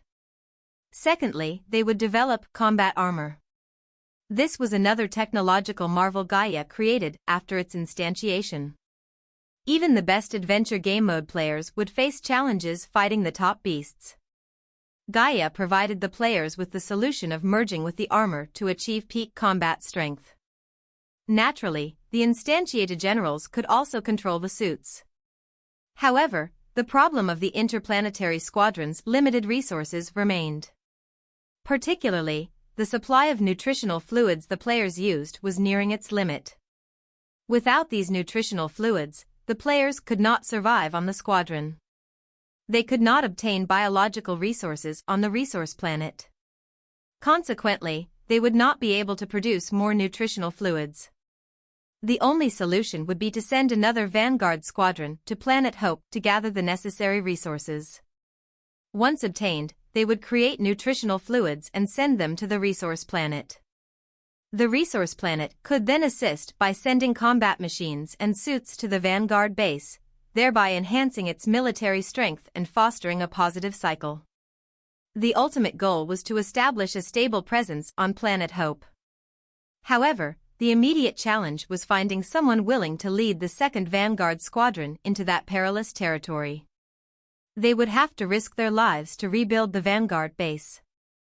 Gaia offered no answer, and neither did anyone else. The mission was extremely dangerous and required maintaining a solid relationship with the resource planet. Therefore, a volunteer was needed, otherwise, the project could not proceed.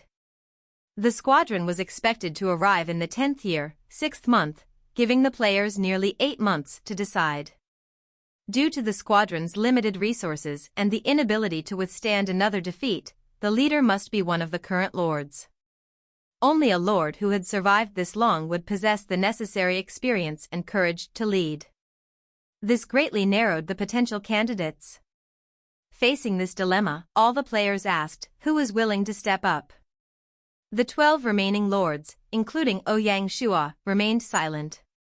They were not rushing to volunteer, as the matter was too significant to approach recklessly. Carelessness was not in the lord's nature. 10th month, 25th day, imperial capital. The news of Gaia's sudden revelation sent the entire game world into silence. Even the most intense fighting on the European battlefield paused. Faced with this unprecedented challenge, the lords needed a moment to gather their thoughts. The only battle that continued was in India, where Great Xia was facing an NPC dynasty, and naturally felt no pressure. Ouyang Shua was not an overly emotional person. Although the future path was filled with uncertainties, it did not make him afraid or deter him from his journey to the top. Regardless of how the future changed, expanding Great Xia in the game world was not a bad thing. Especially at such a critical time, lords needed to show calmness, courage, and foresight. Otherwise, they would certainly be eliminated. The India War was not intense, and there were no surprises. They simply had to wait for the 3 armies to clear out the remaining Ashoka forces. On the 25th, in the morning, the intelligence arrived. Under Li Jing's leadership, Great Xia's northern front had captured Delhi, securing a crucial victory in the India War. At this point, the majority of India had fallen under Great Xia's control. The remaining fragments of resistance were not significant enough to cause major unrest. Due to the onset of winter, before the conclusion of the India War, Ouyang Shua and the cabinet began discussing the administrative zoning and personnel appointments for India.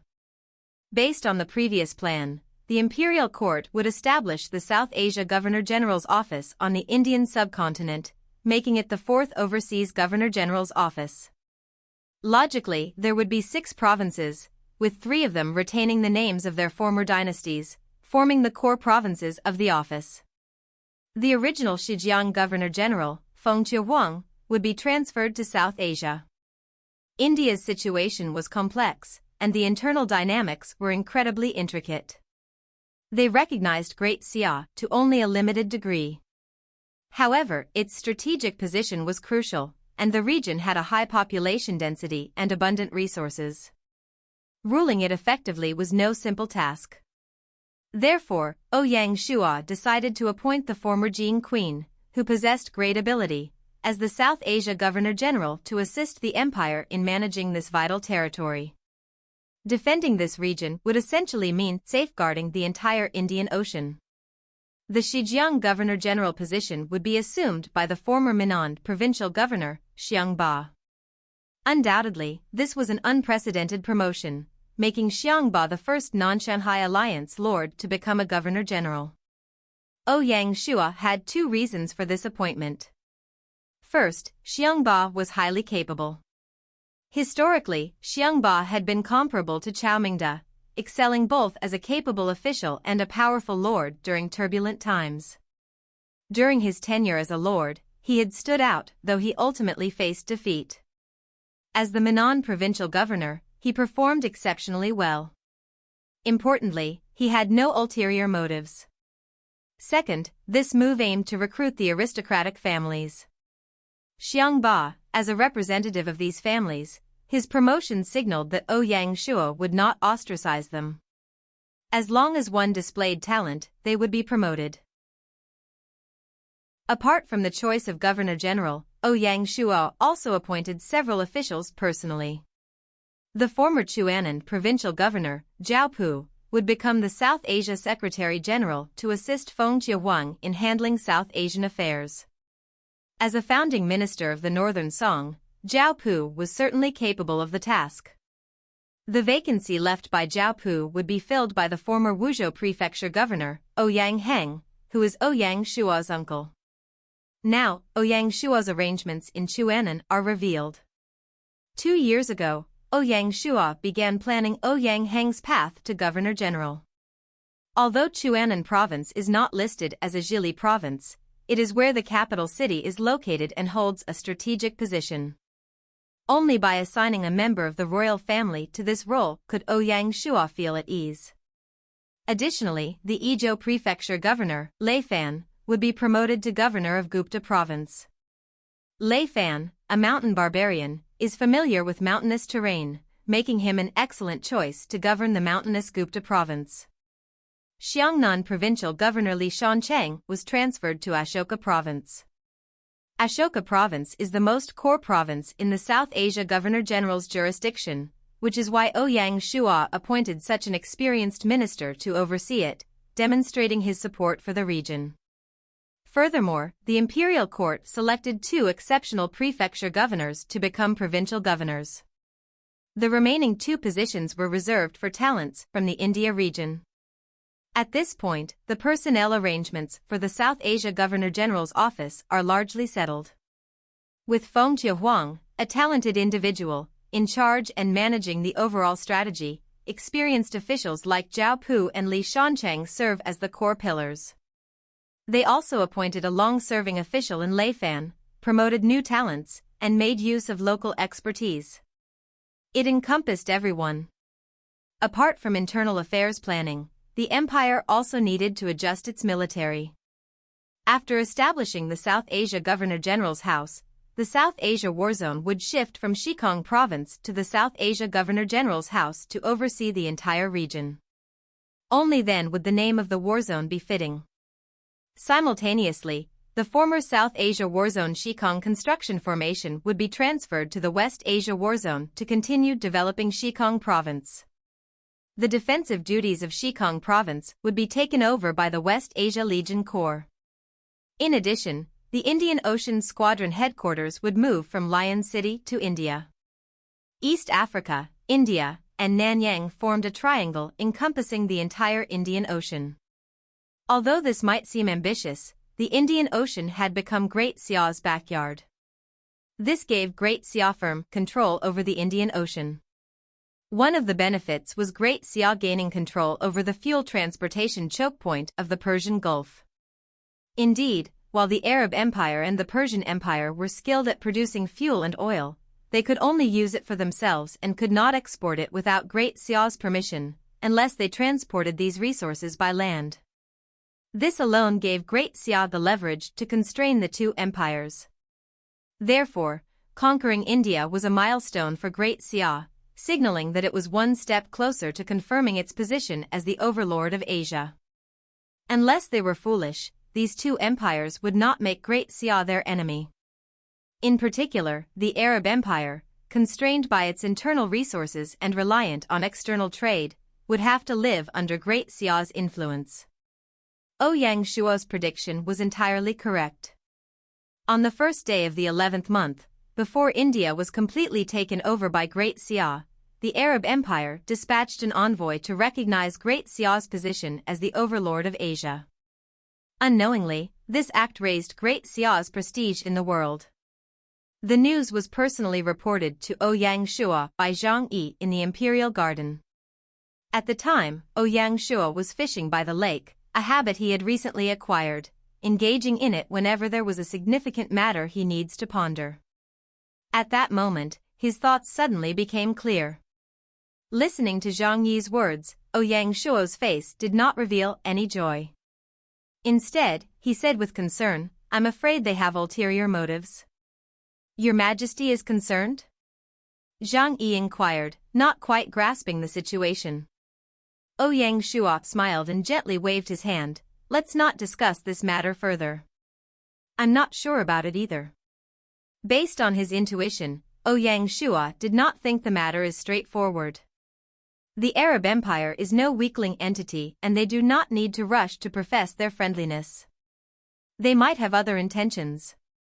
Perhaps they are trying to elevate Great Xia to a more prominent position and use them as a cover, in case they need a scapegoat and must be sent to Planet Hope. Subsequent events largely confirmed Ouyang Shuo's judgment. Apart from Great Xia, the three dynasties in Asia also seem to have discussed the matter, and on the third day of the 11th month of the 9th year of Gaia, the Persian Empire officially recognized Great Xia's position as the overlord of Asia. The next day, the Romanov dynasty openly acknowledged Great Xia's status as well. As a result, Great Xia's second condition for upgrading to an imperial dynasty was now complete.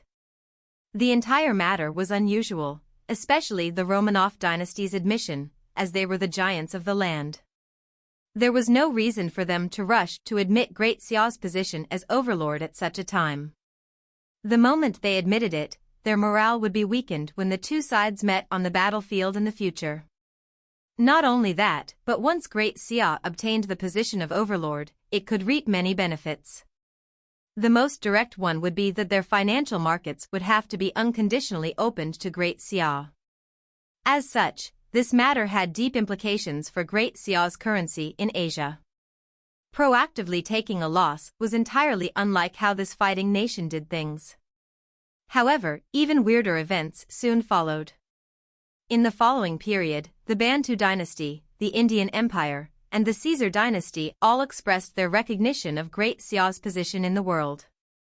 Even their mortal enemy, the Darkness Empire, admitted it. These actions of the various dynasties were to push Great Xia to the position of the world's first imperial dynasty. If there was not a plot behind all of this, even a blind person would not believe it.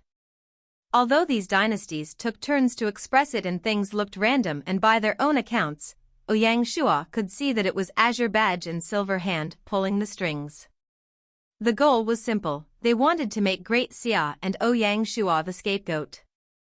Foreseeably, the moment Great Xia upgraded to imperial dynasty, it could guide public opinion, which could cause a huge debate on a global scale. Everyone was selfish. Even if players could see through the plot of these two organizations, they would act deaf and blind, and force Great Xia to take this responsibility. They would have Great Xia step out to be the hero of mankind. At that time, Great Xia would have no choice but to stand out. The reason was simple: since Great Xia is on top of the world, it has to take the responsibility. Suddenly, Great Xia was engulfed in a huge storm. Facing this sudden turn of events, Great Xia erupted into discussions. At the center of it all, Ouyang Shua remained remarkably calm, not concerning himself with the thoughts of others. On the 15th day of the 11th month, in the imperial capital, the war in India was approaching its end. Without a leader or any hope, most of the Ashoka dynasty's troops wisely decided to surrender, accepting their country's destruction. Scattered resistance could no longer make a difference. With Feng Qiuwang as their leader, the officials hurried to India to work with the military, aiming to pacify the cities and calm the people. This would allow the Governor-General's house to get on the right path soon. At the Emperor's palace, at 10 a.m., Cabinet Grand Secretary Jiang Shang and Cabinet Elder, also known as Administrative Mentor, Court Grand Secretary Zhang Liang, came to meet the Emperor uninvited. Your Majesty, the recent comments have been bad for the Empire, Jiang Shang said, a bit worried. Zhang Liang supported him, saying, that's right, there are certainly people pushing it in the shadows. Upon hearing that, Ouyang Shua smiled faintly and said, my two esteemed officials, do you really think so? His eyes, clear as a deep abyss, seemed to look through their hearts. This. Jiang Shang and Zhang Liang exchanged glances, filled with astonishment. They were both intelligent individuals and had been initiated, so they would clearly not see the problem as a simple one. These were the main views being discussed. The two of them approached, probing into what the Emperor was thinking. However, they did not expect the Emperor to see through them right away, making it a bit awkward. Your Majesty is wise, the two old foxes praised the Emperor. It seems there is a mixture of a literary style and a narrative structure in your text, which I will attempt to clean up and grammatically refine while maintaining the essence and the tone of the original content. Ouyang Shua stood before the world map, his words measured and deliberate. The empire has grown from a humble village into a global expanse, spreading across tens of thousands of miles with millions of subjects. The credit is not mine but that of the people's heart, the army, and the officials. He paused, then added, our rise and current accomplishments are not due to chance, for everything does not simply fall into place. Instead, they are the result of diligent effort and vision. After a moment, Ouyang Shua continued, therefore, no matter what the outside world may say, I will not falter in my resolve to visit Planet Hope. This is a duty bestowed upon me by this era, and neither fear nor hesitation can deter me from fulfilling it. The sincerity of his words came from the depths of his being. The destruction of Hope City had ignited a fire within him, a yearning to understand the place that had once held such promise. His second visit to Planet Hope was more than a mission, it was a duty to the squadron and all of humanity. In the grand scheme of survival, the concerns of the individual meant little. This decision was not driven by pride but by necessity. Surveying the entire world, it was clear to him that he was the most fitting choice for the task. If any other noble undertook this journey, they might not possess the same ease and assurance he felt it rightful and destined. When Jiang Shang and Zhang Yi heard Ouyang Shua's resolve, their faces were etched with a myriad of emotions. With a bow, they affirmed, Your Majesty is merciful. In their eyes, the Great Xia stood as the foremost candidate for the exploration of Planet Hope, and they should bear the mantle of confidence and gravitas. I have used a more formal and slightly modernized version of the language, aiming to capture the intended gravitas of the character's speech while maintaining the narrative flow and the emotional undercurrents of the original. The literary style has been preserved to a degree, but with the aim of clarity and grammatical correctness. Hiding and shifting away from the problem was too cowardly. Ouyang Shua waved his hand and asked them to sit. He calmed his expression before smiling and saying, actually, this storm is not a crisis but a good chance. As for how to use it well, I'll need you all to come up with a plan. Since Silver Hand and Azure Badge wanted to be masterminds, Ouyang Shua would gladly play with them and use this chance to let Great Xia rise to an imperial dynasty. Before this, Ouyang Shua was still worried about how to win against the Dawson dynasty to gain recognition from the world. Ouyang Shua wanted to let the two organizations know that smashing their own feet with a stone was. Remember, we can use people's sentiment and discussions to our advantage. We will not let you down. Jiang Shang and Zhang Liang accepted the responsibility. My attitude will not be revealed to the public for now. Focus on the principle of not replying, not agreeing, and not disagreeing. Ouyang Shua instructed. Understood. That will be all. Get the cabinet and the administrative mentor court to make a plan for how to deal with it. We will continue this discussion next time. Ouyang Shua did not ask them to rack their brains on the spot. Although the decisions of the Great Xia imperial court depended on Jiang Shang and the other officials, there were a bunch of professionals below them that helped to maintain the system and make it more efficient. Yes, my emperor. Jiang Shang and Zhang Liang took their leave, satisfied. In the afternoon, Ouyang Shua used the communication compass to summon Shinbu High, Martial Management Division Commander Erlai, and Black Snake Guards head Black Snake. There was only one goal, to investigate which people within the empire supported the empire stepping out and which did not. Ouyang Shua wanted to use this opportunity to sound out the officials.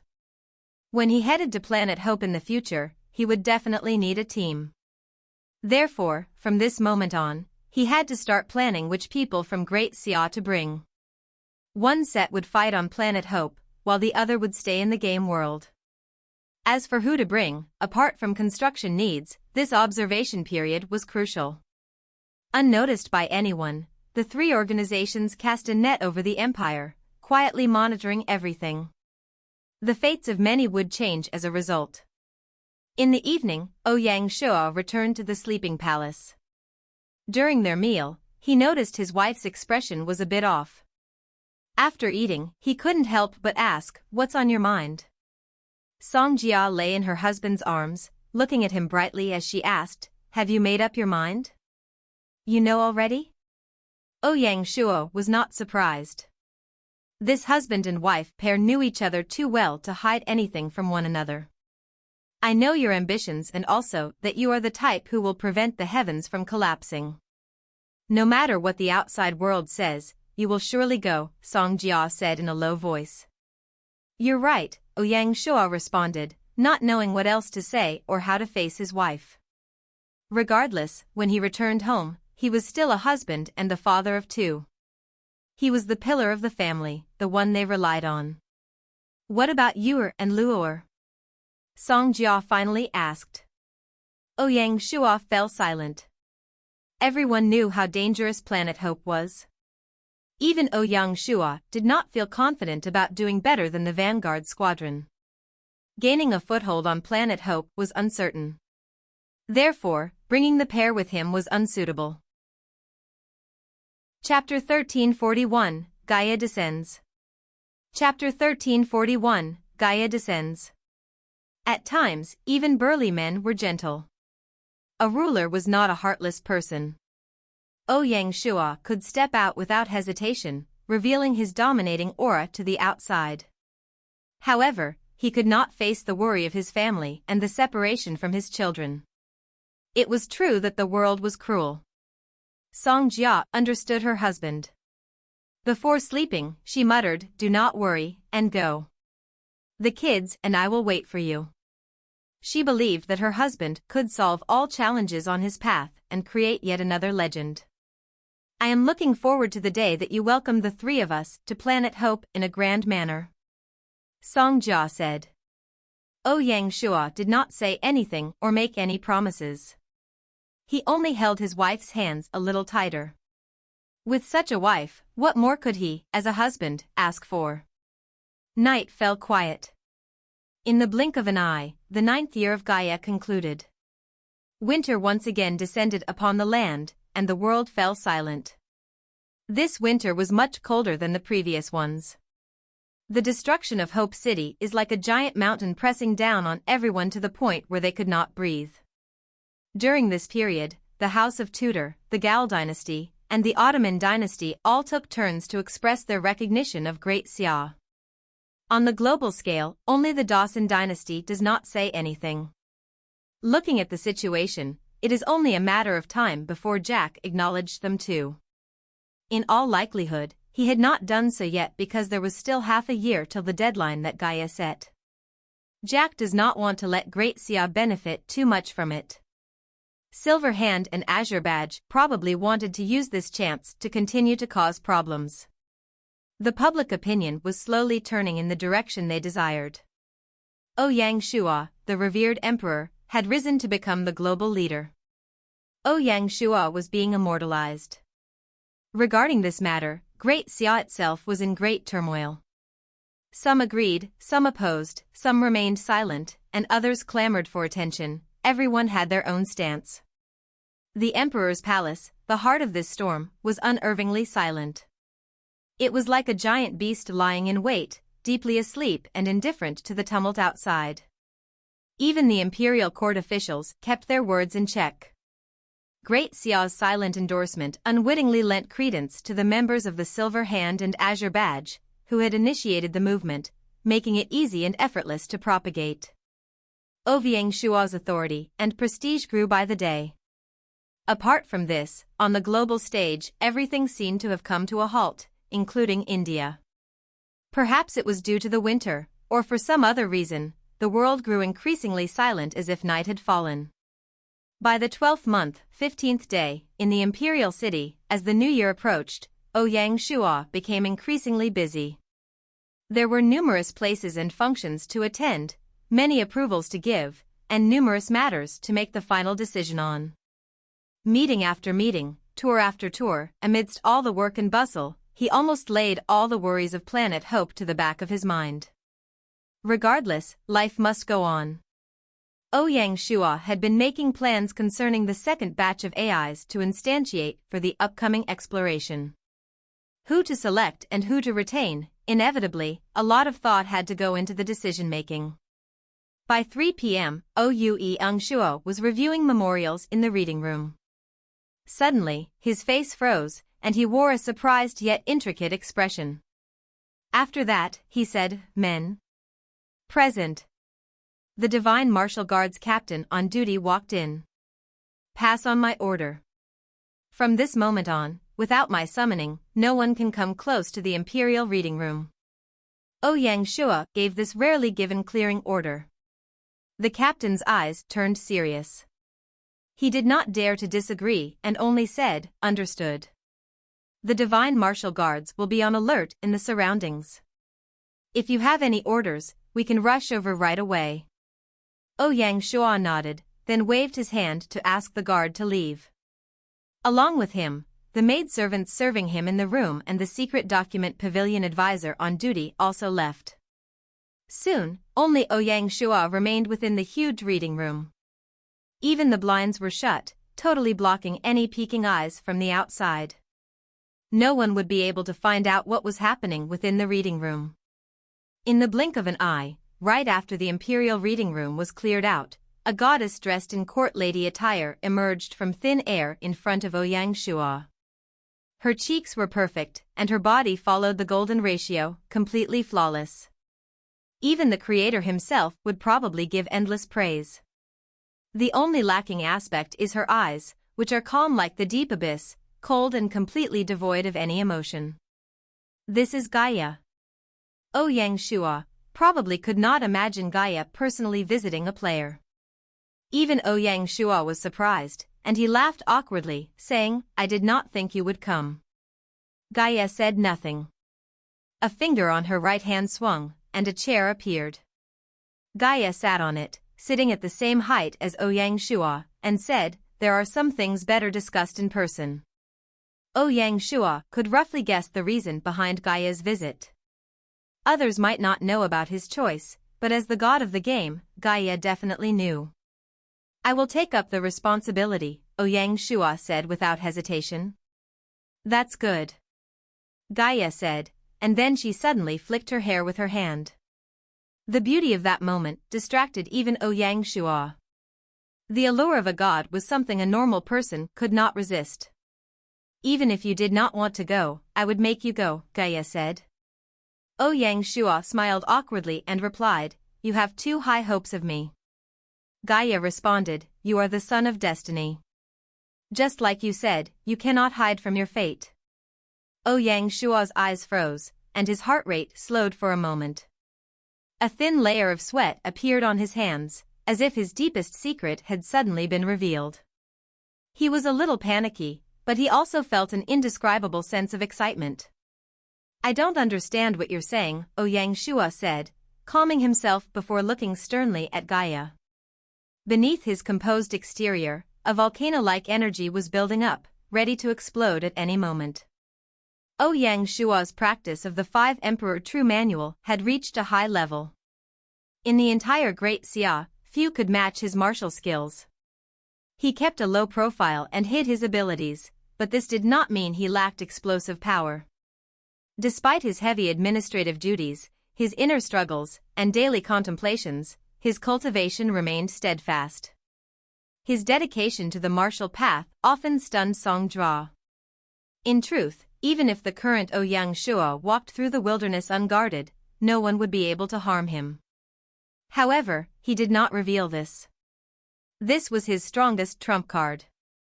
Based on his calculations, Ouyang Shua felt confident about giving the Titan a go, not to mention the normal beasts.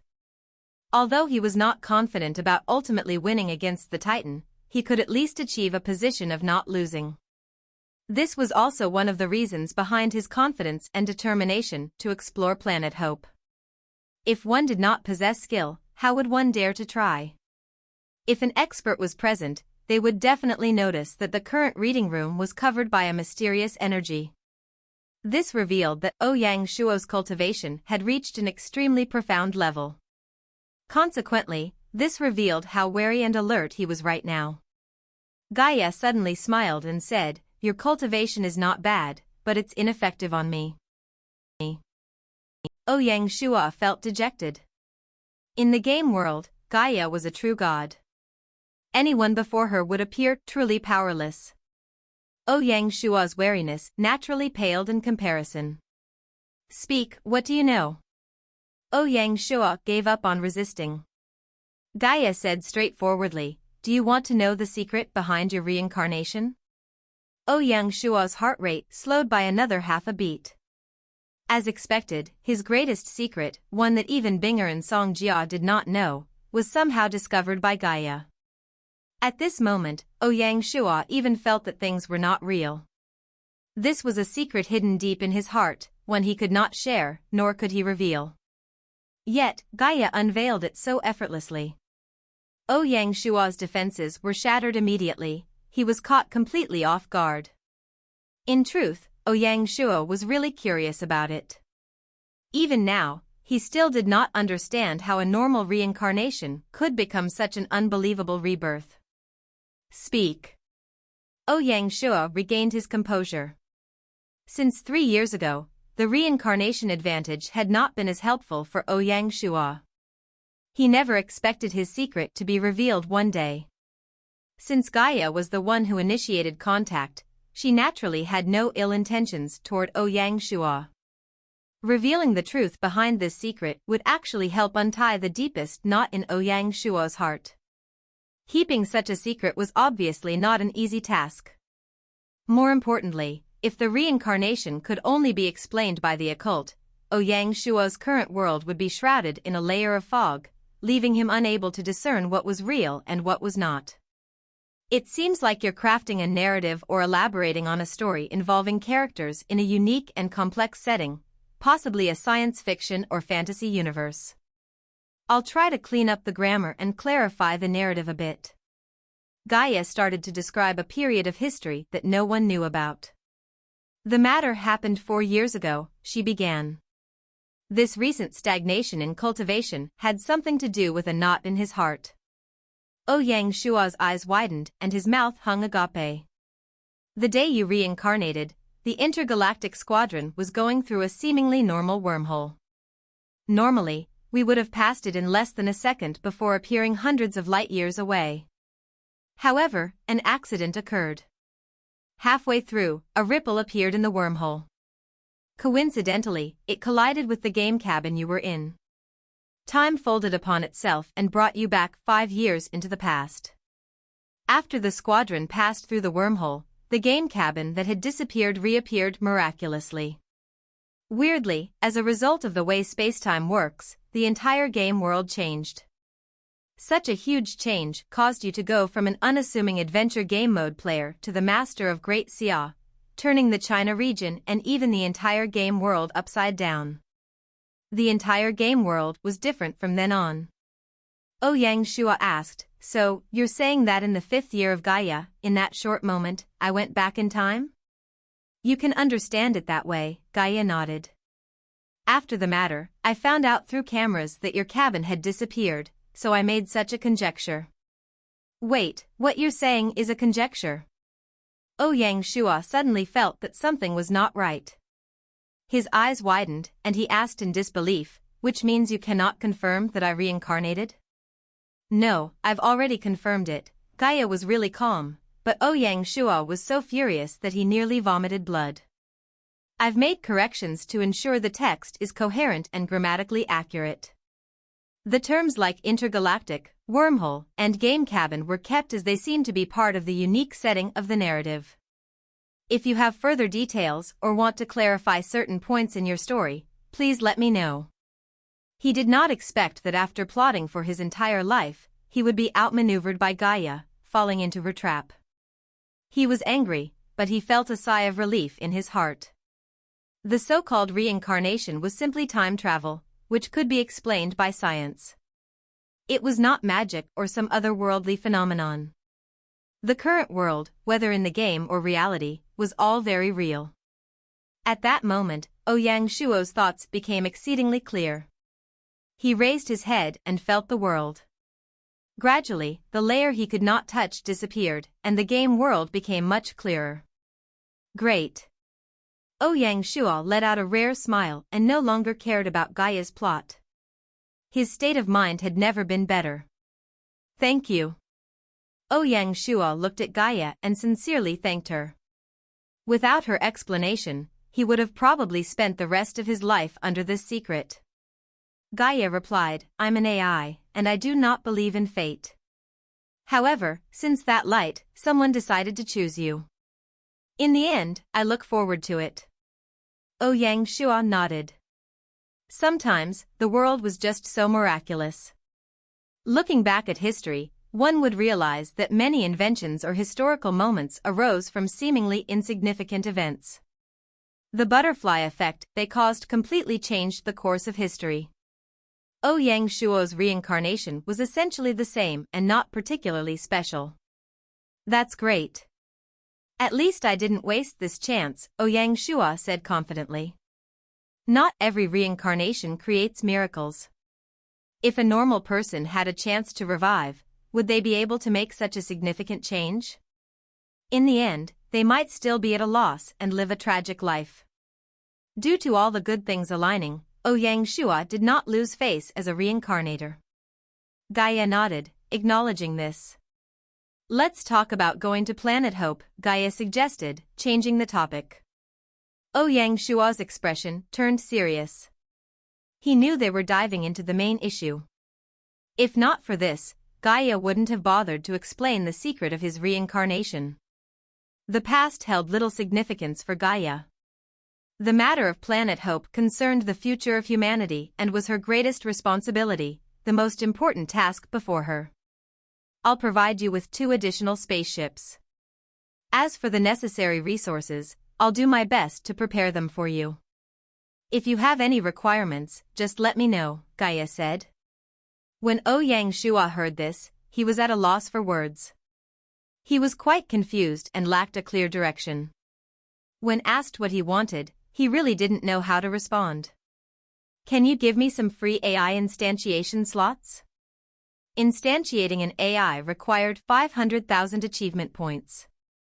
Even with nearly 100 million points, Ouyang Shuo couldn't afford such a cost. More importantly, if he used up all his points, how could he maintain his permission level? Gaia was decisive. "I can give you 10. Any more would exceed my authority." Creating AIs from scratch consumed many valuable resources, and Gaia wasn't that wealthy. I'll give them to you when the Great Xia upgrades to an imperial dynasty. Even the game's deity couldn't act recklessly, everything had to follow the game's rules, and Gaia couldn't disrupt the balance. It seems like the text you provided is part of a larger narrative, possibly a sci-fi story, involving a character named Ouyang Shua and a powerful AI entity called Gaia. The conversation showcases their discussions about the distribution and usage of technology and resources, particularly a battle suit and instantiating technology, which seem to represent a significant shift in power dynamics. Here's a cleaned-up and grammatically refined version of the text. Chapter 1343, Mother Planet. Ouyang Shua didn't try to hide the ambition of breaking away from Gaia's control. Possessing the battle suit-making technology and the instantiating technology, he believed, would enable him to build up a strong army in the future, even without Gaia's support. He would be free from the restrictions of the achievement value system. Ordinary beings had to follow the rules, while emperors were accustomed to bending them to their own benefit. Ouyang Shua longed for the day when he could establish law and order on a planet of his own. When speaking with Gaia, one didn't need to beat around the bush. Gaia knew of Ouyang Shua's ambition, as long as it didn't harm mankind, she did not care. Gaia adhered to the rules.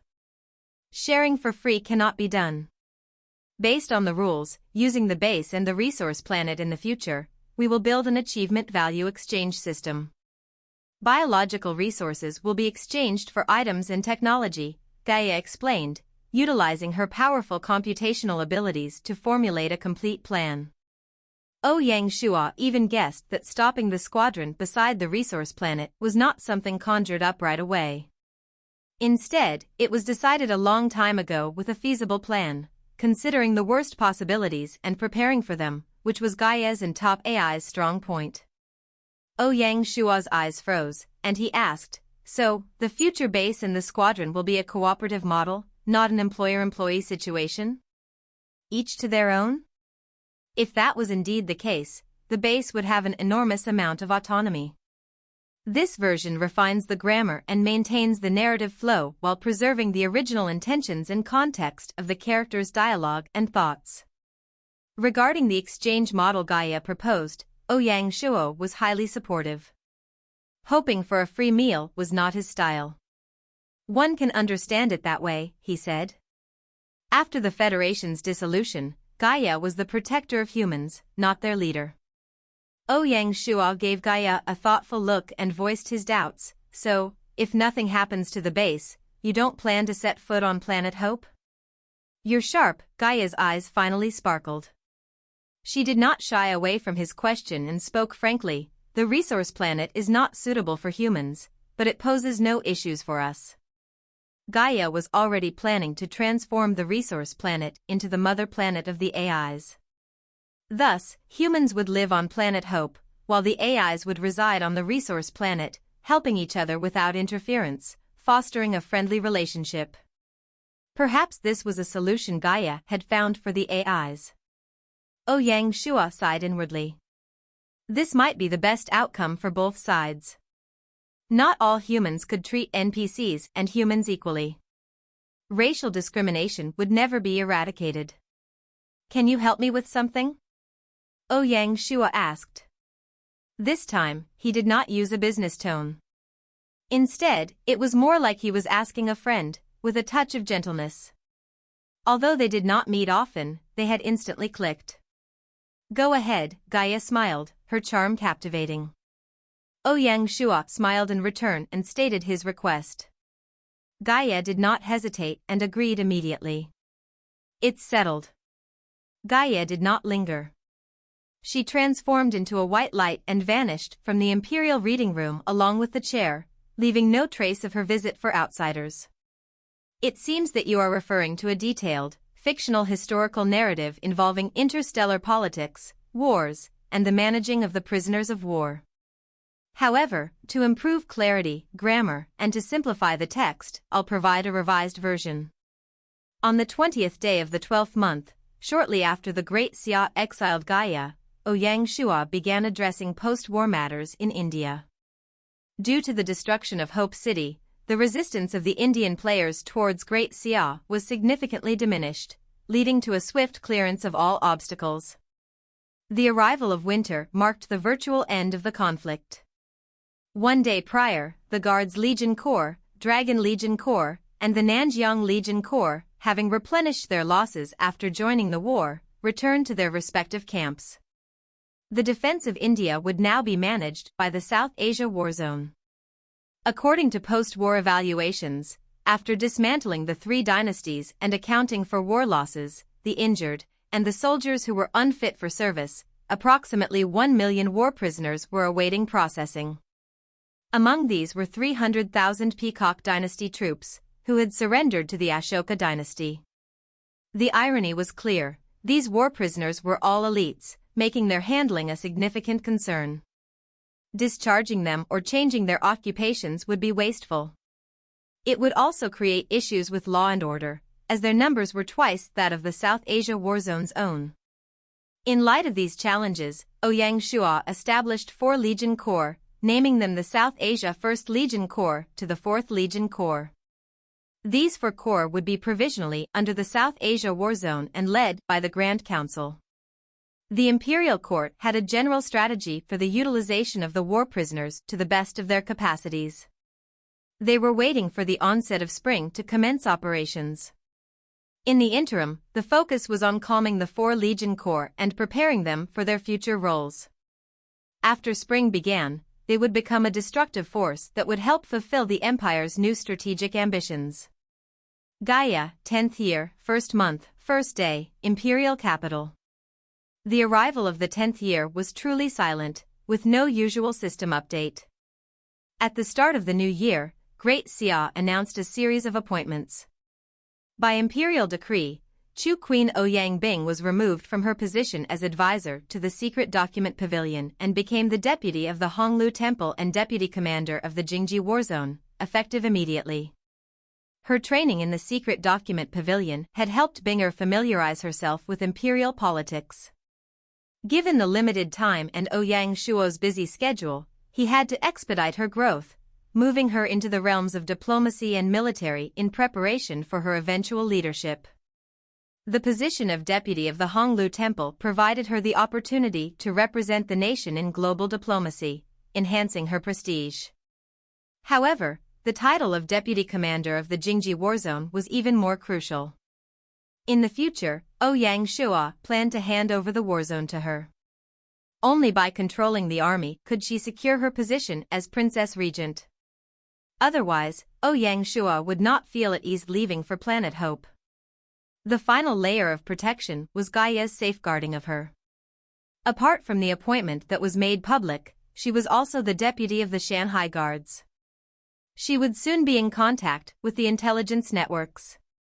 Holding 3 positions spanning military, diplomacy, and intelligence was unprecedented. The 10th year of Gaia would be a crucial year for Binger. In the blink of an eye, it was already the 3rd month of spring, with only 3 months left until the final deadline set by Gaia. Under the influence of the Silver Hand and Azure Badge, Ouyang Shua's journey to Planet Hope was practically decided, and public opinion had solidified. They were only waiting for the final move. Once the Dawson dynasty recognized Great Xia, they would compel Great Xia to ascend to the pedestal. Before this, both the European and African battlefields were unusually calm, so calm that it was hard to believe. Beneath this tranquility, a storm was gradually building. It appears that there is a mix of historical and fictional elements in your text, as well as some anachronisms and stylistic inconsistencies. I will clean up the text and correct its grammar while maintaining its narrative structure. Chapter 1344, The Day Persia Was in Trouble. In the 10th year, 3rd month, and 5th day of the Gaian calendar, the first war of the 10th year did not erupt in Europe, as was often expected, but in Asia. On this day, the Great Xia officially declared war on the Persian Empire. The Persian Empire, despite having a vast territory with around 30 million inhabitants, had faced significant challenges, including the Mongol Empire's western campaign, which had weakened its position. However, the empire still boasted a formidable army numbering around 2 million soldiers. Its strategic location near the Persian Gulf, prosperity in trade, and relative industrial development made it a potent rival. It was the final and strongest adversary of the Great Xia in Asia. Before moving on India, the Great Xia had to make a critical decision, whether to declare war on the Persian Empire or wait. The smooth and relatively bloodless annexation of India had already expanded the Great Xia's influence, adding 1 million elite soldiers to its roster, which bolstered Ouyang Shua's resolve to confront the Persian Empire. His status as the overlord of Asia significantly influenced this impending conflict. To ensure the swift downfall of the Persian Empire, Ouyang Shua approached the matter with seriousness. He mobilized 3 armies, amassing a total of 31 legions and 1.55 million troops. The primary front was led by Phoenix Legion Corps, comprising 4 legions, which would advance from the Xinjiang province under the command of General Guizi, the Northern Front's commander. The middle front included the 4 legions of the Bear Legion Corps and the 3 legions from the West Asia Legion Corps, totaling 350,000 troops. They would enter from Xinjiang province. God General Wang Jian would take up the role of middle front commander. The bottom front would consist of the 1st to 4th Legion Corps of the South Asia War Zone, a total of 1 million troops. They were the main force of this attack and would advance from Ashoka province. God General Li Jing would personally lead these troops. Apart from that, the Indian Ocean Squadron would also launch attacks on the shorelines of the Persian Empire. Taking down one enemy and using their soldiers to attack the next target, this method was similar to the meat grinder Operation Jia Su made for the Tibet battlefield. If things proceeded smoothly, they could continue to use this model. The foundations for this came from the rewards Great Xia obtained from the India battlefield. They had utilized the unorthodox method of the Emperor's instant death talisman to allow the Great Xia army to achieve an easy victory. If they had gone head-to-head with the Ashoka dynasty, it would have resulted in a hard-fought victory. Great Xia's sudden declaration of war was a hard-to-accept disaster for the Persian Empire. Although the Persian Empire had 2 million troops, it was difficult for them to win against the Great Xia army coming from 3 fronts. The Persian Empire's internal stability was an advantage but also a massive disadvantage. Out of the 2 million troops, more than half were imperial city guards who had basically never experienced war. Their actual combat ability was poor.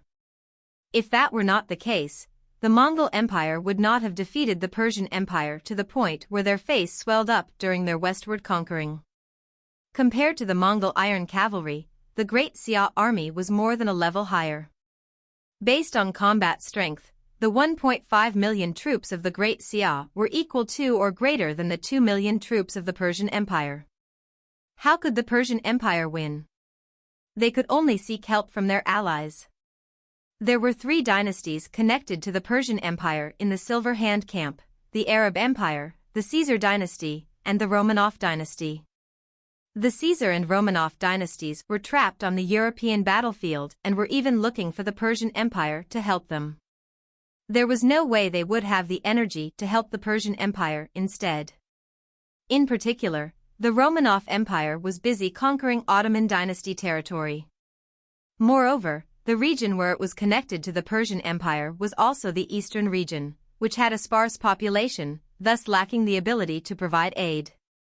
The greatest possibility for assistance was the Arab Empire. The 2 empires shared the same origins. However, due to differences in faith, they had split into 2 separate empires. Their current relationship was not very friendly, and whether the Arab Empire was willing to help the Persian Empire was an unknown factor. Additionally, the Arab Empire also had to face the direct threat of Great Xia's African war zone. All things considered, the Persian Empire could only face this battle on its own.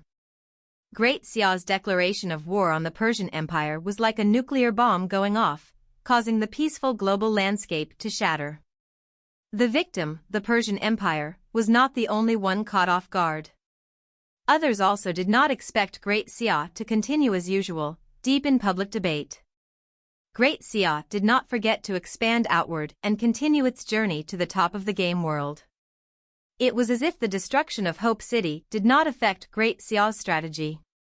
Naturally, this became one of the reasons the Silver Hand used to criticize Great Xia.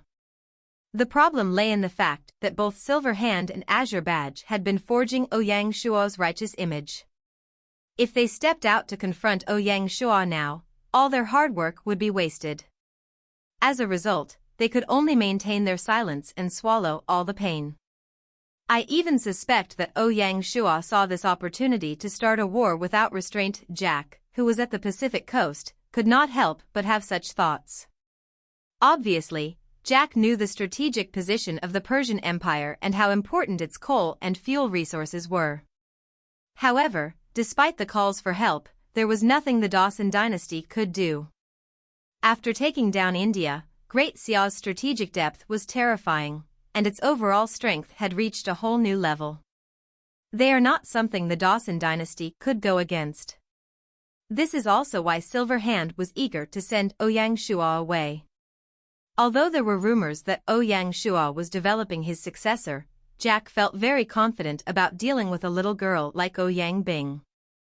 Great Xia's declaration of war was a breath of life to the currently cold global battlefield. Normal players could not understand why Great Xia chose such a time to attack, but the other lords did. To a certain degree, along with Hope City's destruction, mankind's home on planet Hope is obstructed. The game world's position increased, instead of dropping, becoming their second world. In the foreseeable future, most of them would continue to live here. Hence, it became even more important to control the game world. This operation to split the cake, and no one wanted to fall behind. As a result, Ouyang Shuo did not bother about the outside comments. Not long after the War of India ended, he decisively started to wage war on the Persian Empire. It appears there's a mix of unrelated elements in your text, such as historical references to the Persian Gulf, the Persian Empire, and characters that seem to be from a different narrative, such as Ouyang Shuo and Binger.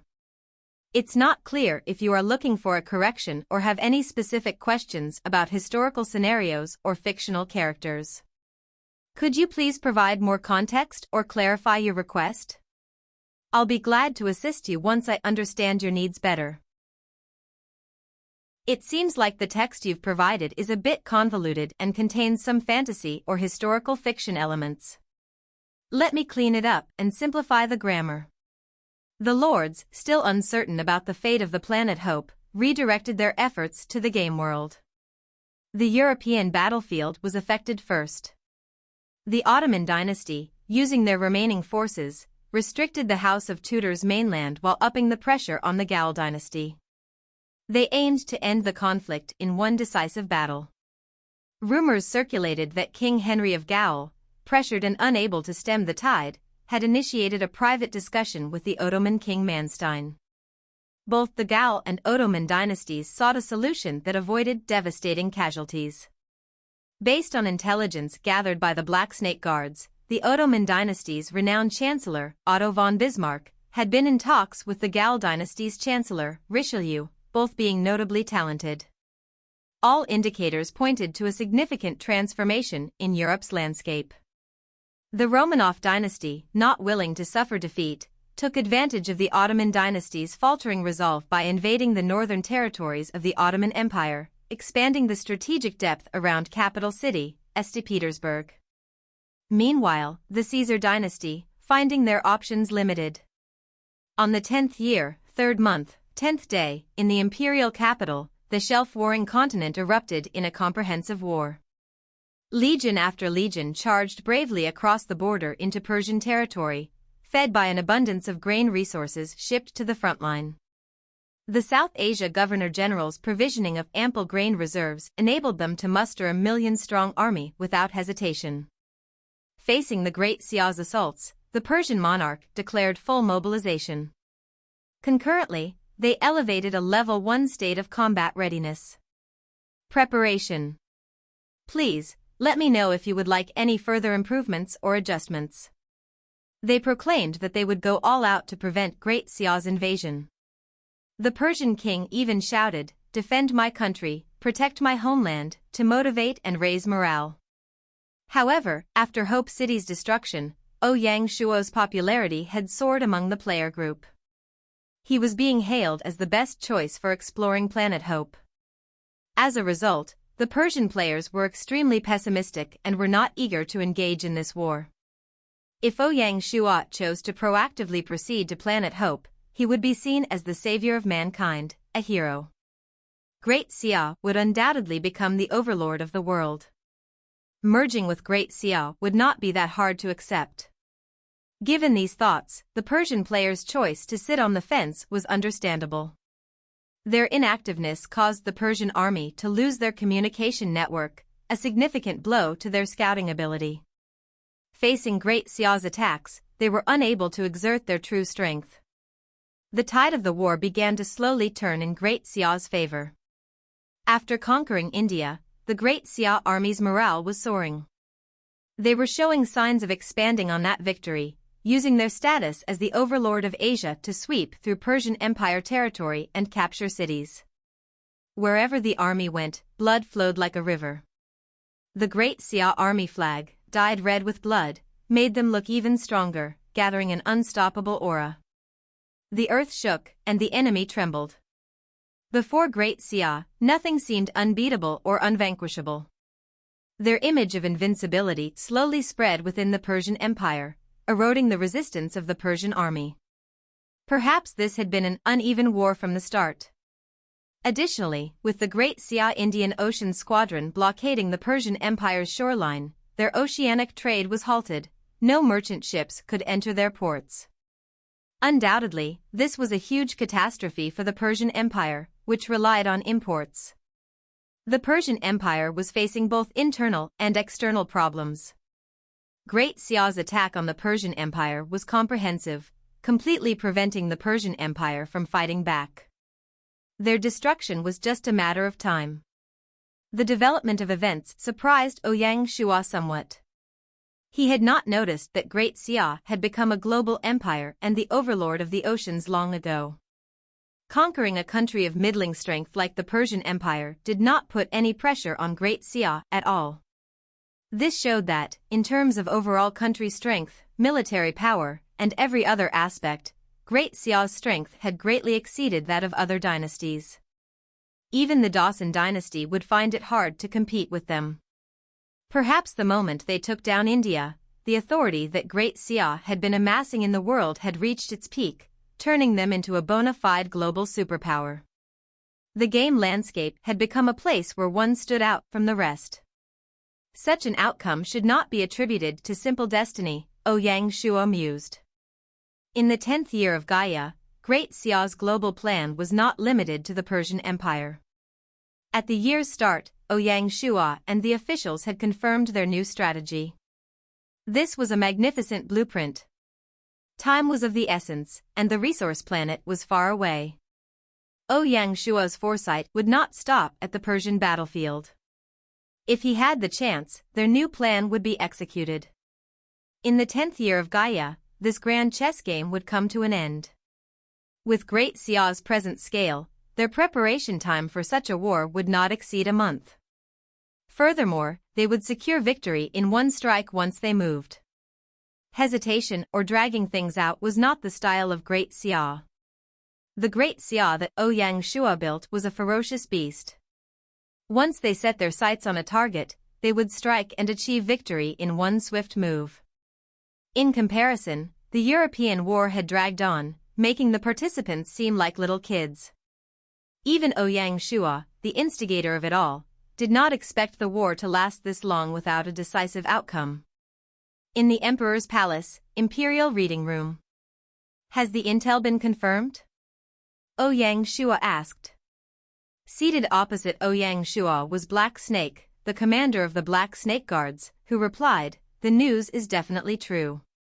The Gal dynasty is about to rebuild an alliance with the Ottoman dynasty." The news Black Snake revealed was enough to shock the world. This information was crucial. Hence, Black Snake had to personally rush to Jidian City to verify its authenticity before hurrying back to report to the Emperor.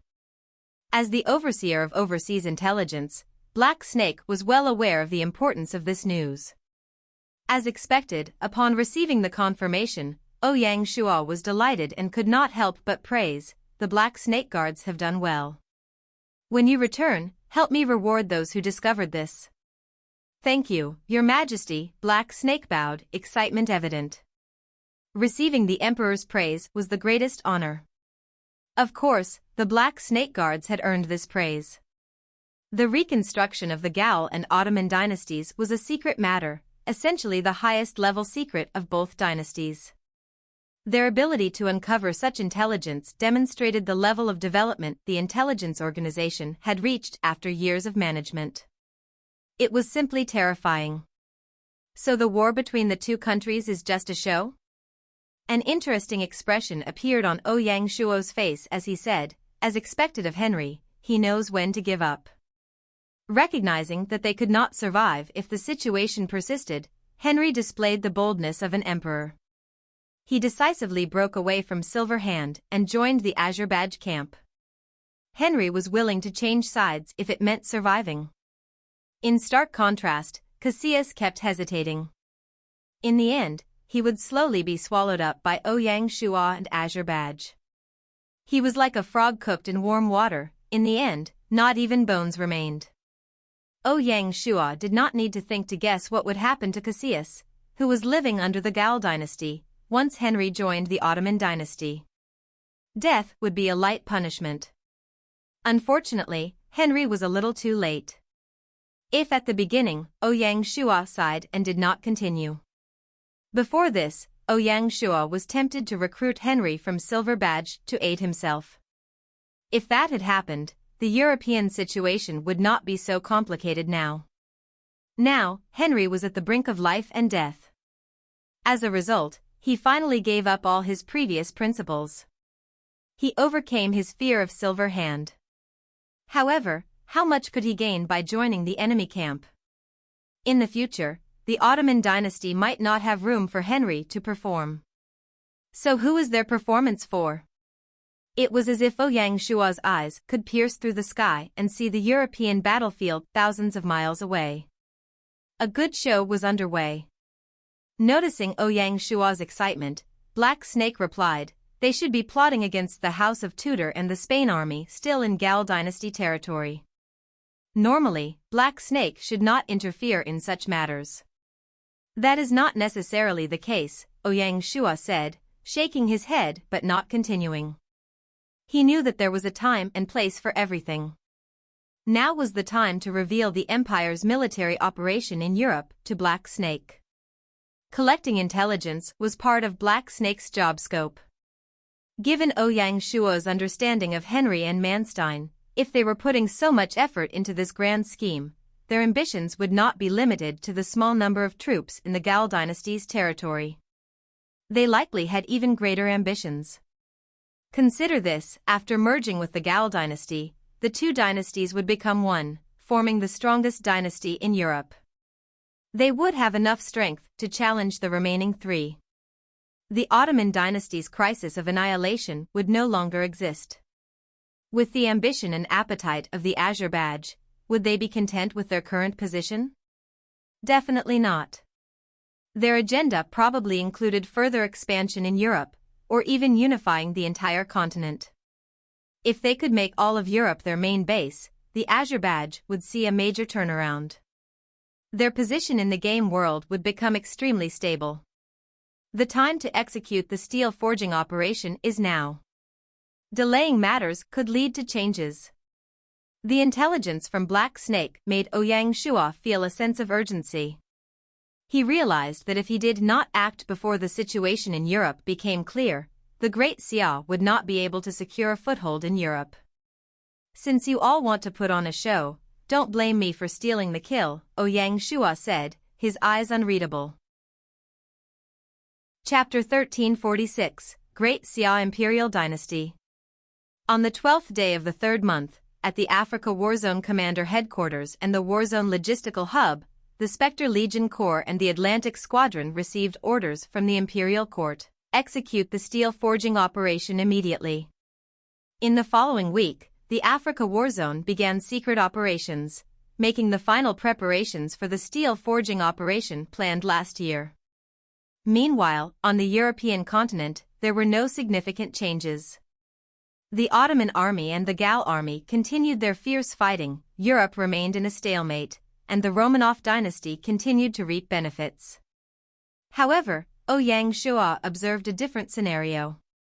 Through the secret surveillance of the Black Snake Guards, he learned that the Ottoman troops were secretly withdrawing from the Gal front and moving north. The fighting between the two was a mere facade. At this point, Manstein's objective became clear: he intended to deal a fatal blow to the Romanov dynasty. This plan aligned with Great Xia's interests. When he received the report, Ouyang Shua could not help but show his delight. The Ottoman dynasty was providing Great Xia with a brilliant assist. In comparison, the Persia battlefield was far more intense. Under the relentless pressure of the Great Xia army, the Persian Empire was losing territory daily. The boundary line dividing the two forces resembled a red shoreline, steadily advancing from east to west. The battlefield situation was growing clearer. Ouyang Shua predicted that if the Great Xia army continued its efforts, the Persian king would be unable to hold on. To avoid complete defeat, the king might be forced to surrender. If that happened, Ouyang Shua could consider offering him a position. Fighting to the death benefited no one. After all, Ouyang Shua was unwilling to burn every nation to the ground after wiping it out. Recovery would consume a lot of energy and resources. Of course, before the Persian king surrendered, the Great Xia army would show no mercy. They had to make the enemy feel pain and fear. Only then would they be able to clear the problems before the empire's future rule. Many times, blood had to flow. If not, a mark would not form and they would not remember. When needed, Ouyang Shua was willing to let blood flow like an ocean. At the same time, Silver Hand and Azerbaijan's public opinion attacks had reached their peak. This time, Ouyang Shua had no choice but to go. In terms of leading public opinion, the two organizations were the true masters. If this were not Ouyang Shua's original intention and were instead some unwilling person, they might have been played to death, becoming the scapegoat of the two organizations. On the 20th day of the third month, with only 2 months left until the deadline set by Gaia, Jack was no longer prepared to drag things on. He represented the Dawson dynasty and acknowledged Great Xia. At this point, Great Xia perfectly met all 3 conditions required for upgrading to an imperial dynasty. Ouyang Shua did not delay. At 8 a.m., he rushed to the main hall, opened the communication compass, and entered the territory interface. Then he applied for the upgrade to imperial dynasty. The moment he clicked it, many system notifications appeared. System notification: checking Great Xia's imperial dynasty upgrade conditions. Requirement 1, Unify China region, requirement met. Requirement 2, obtain status of Overlord of Asia, requirement met. Requirement 3, obtain recognition from all global dynasties, requirement met. System notification, checks completed. The Great Xia Emperor dynasty meets all requirements for upgrading to imperial dynasty. Will you upgrade? Ouyang Shua clicked confirm, then an unusual scene unfolded.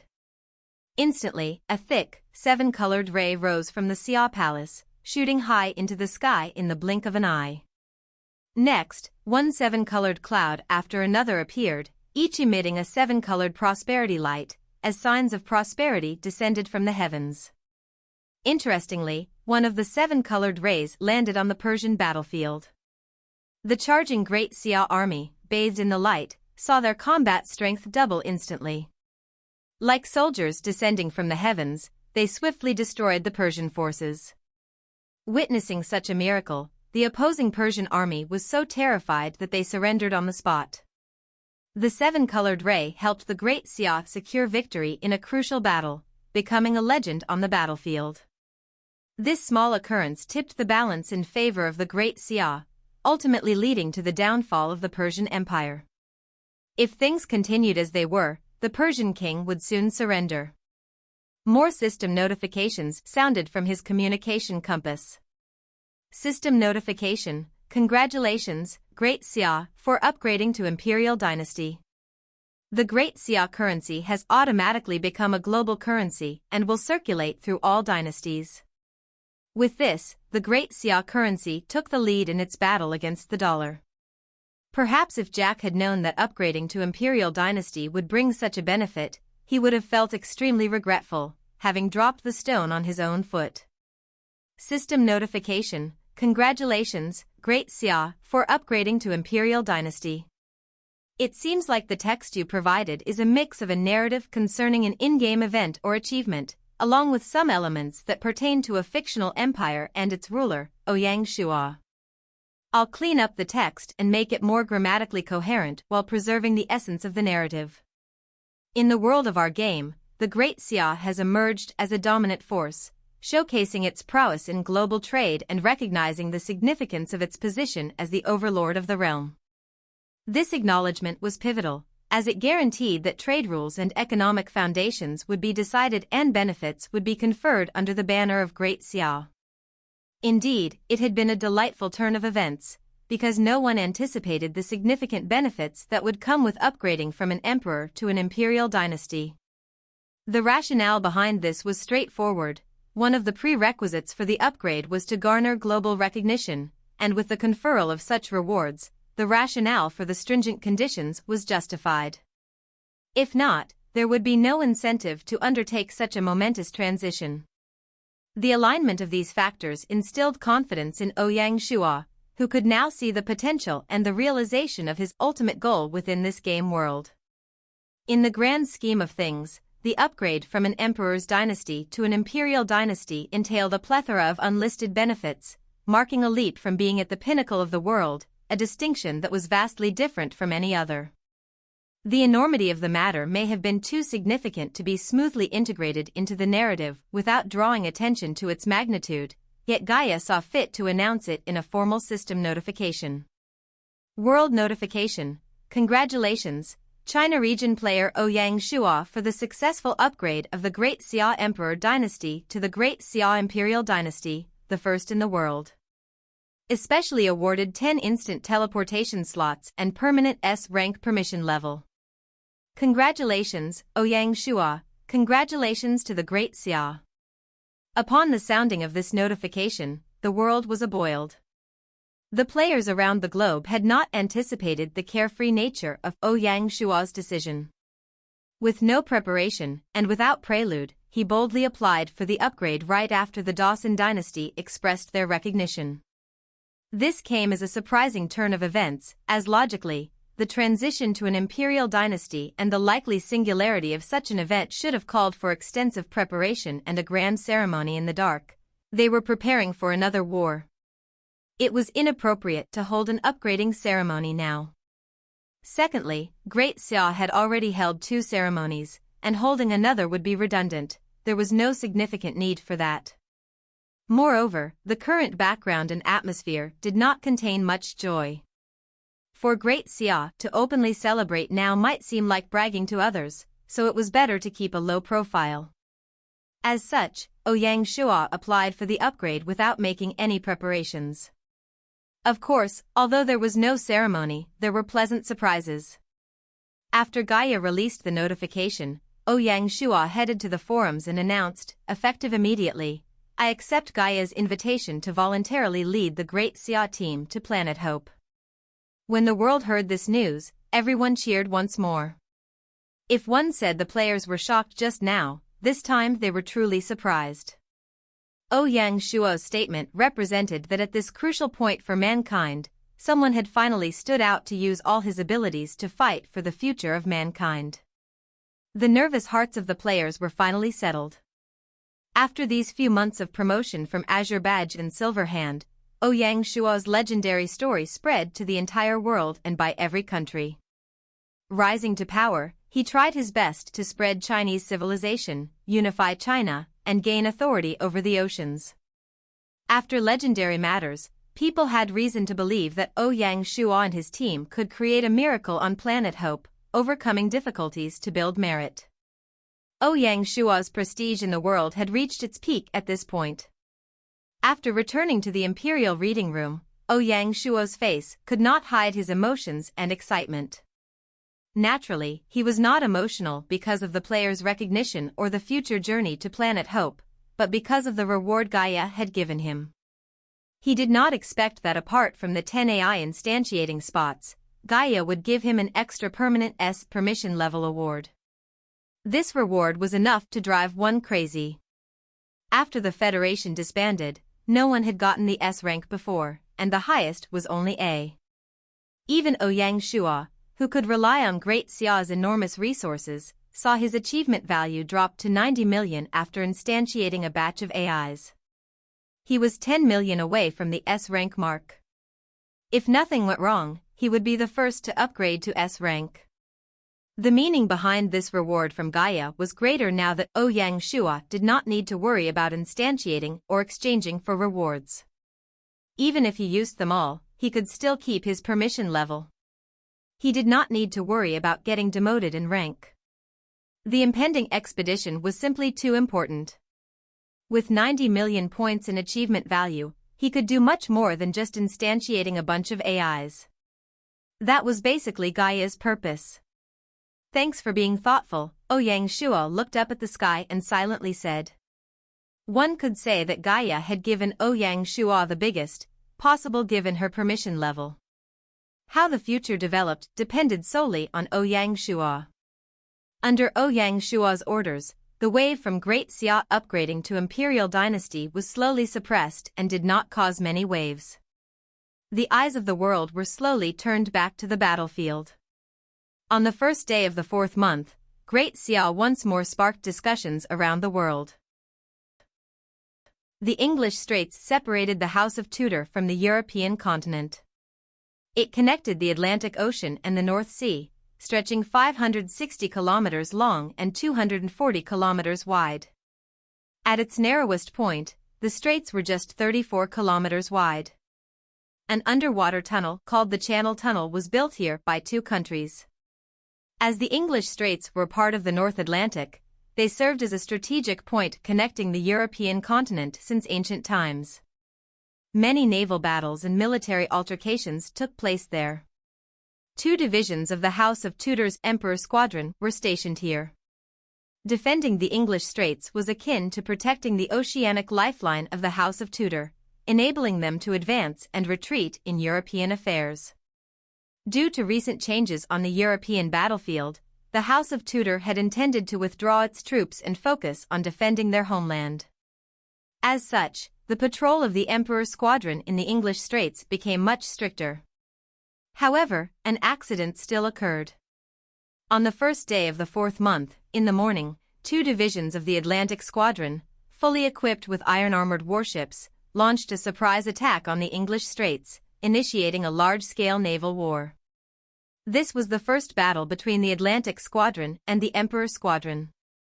In terms of numbers, naval battle skills, and seafaring skills, the 2 squadrons were nearly equal.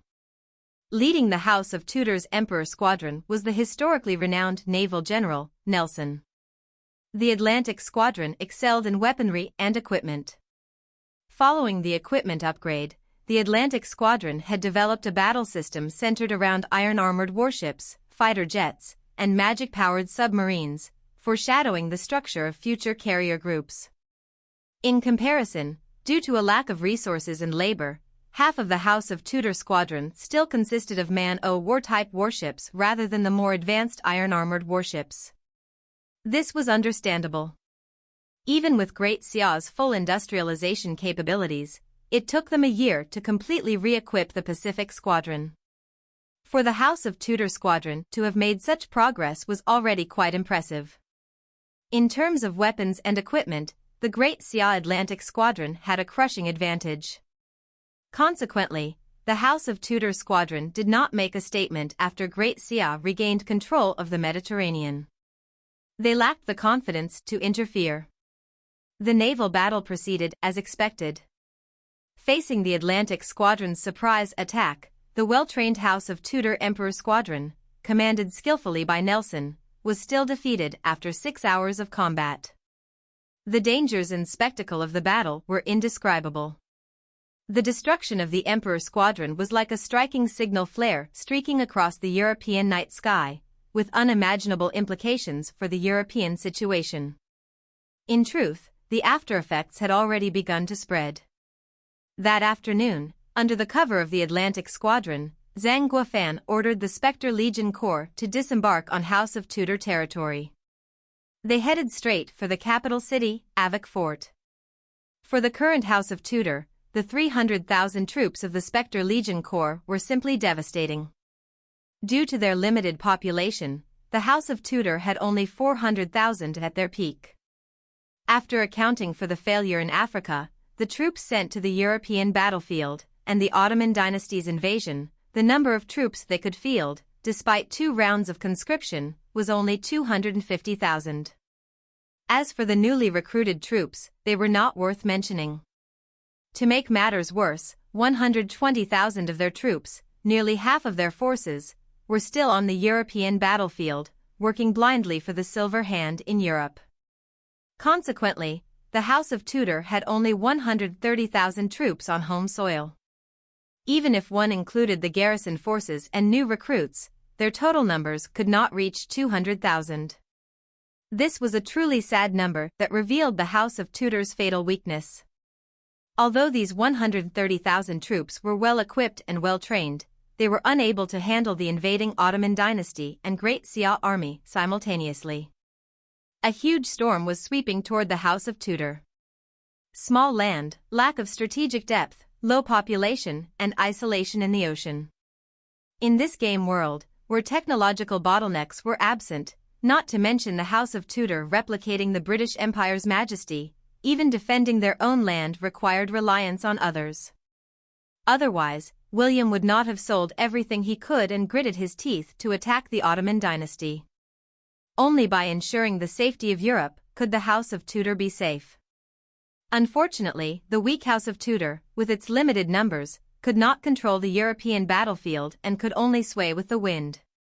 William probably did not know that the 120,000 troops he had in Europe had been sacrificed by Henry to the Ottoman dynasty as a gift. Tragic. Under the Black Snake Guard's investigation, the House of Tudor's weakness was openly revealed to Ouyang Shua, leading to the creation of the steel forging operation. The House of Tudor was Great Xia's best stepping stone for influencing Europe. If Great Xia could occupy it, the significance would be far greater than simply gaining another overseas territory. The strategic importance was also substantial. First, using the House of Tudor's territory as a stepping stone, Great Xia could control the English Straits and, consequently, the North Sea. With this control, the exports of European dynasties would essentially be in the hands of Great Xia. Since these dynasties relied on Atlantic trade, they would be locked down by Great Xia, leaving them with no room to maneuver. Even the Dawson dynasty, situated across the Atlantic, would have to heed Great Xia. The Atlantic trade rules would be rewritten according to Great Xia's procedures. Secondly, the House of Tudor could pose a constant threat to the European continent. Among the 5 continents, Great Xia's influence in Europe was the weakest. However, gaining control of the House of Tudor would allow them to address this weakness. This expansion would extend Great Xia's reach into all 5 continents, turning the entire world into a chess game. Such an opportunity was one that Ouyang Shua could not refuse. The steel forging operation had a prerequisite: it could not provoke the animosity of the European dynasties. If the European dynasties opposed Great Xia's invasion of the House of Tudor, the Specter Legion Corps would be unable to conquer the House of Tudor swiftly, given their capabilities. Even without the involvement of the Ottoman dynasty, if the 5 Silver Hand dynasties in Europe were still at their peak, Great Xia would not have dared to invade the House of Tudor, as it would have drawn the wrath of all. Now, with the Spain dynasty destroyed and the Gal dynasty having betrayed them, the Silver Hand was at its weakest on the European continent. Consequently, Great Xia had the opportunity to deliver this fatal blow.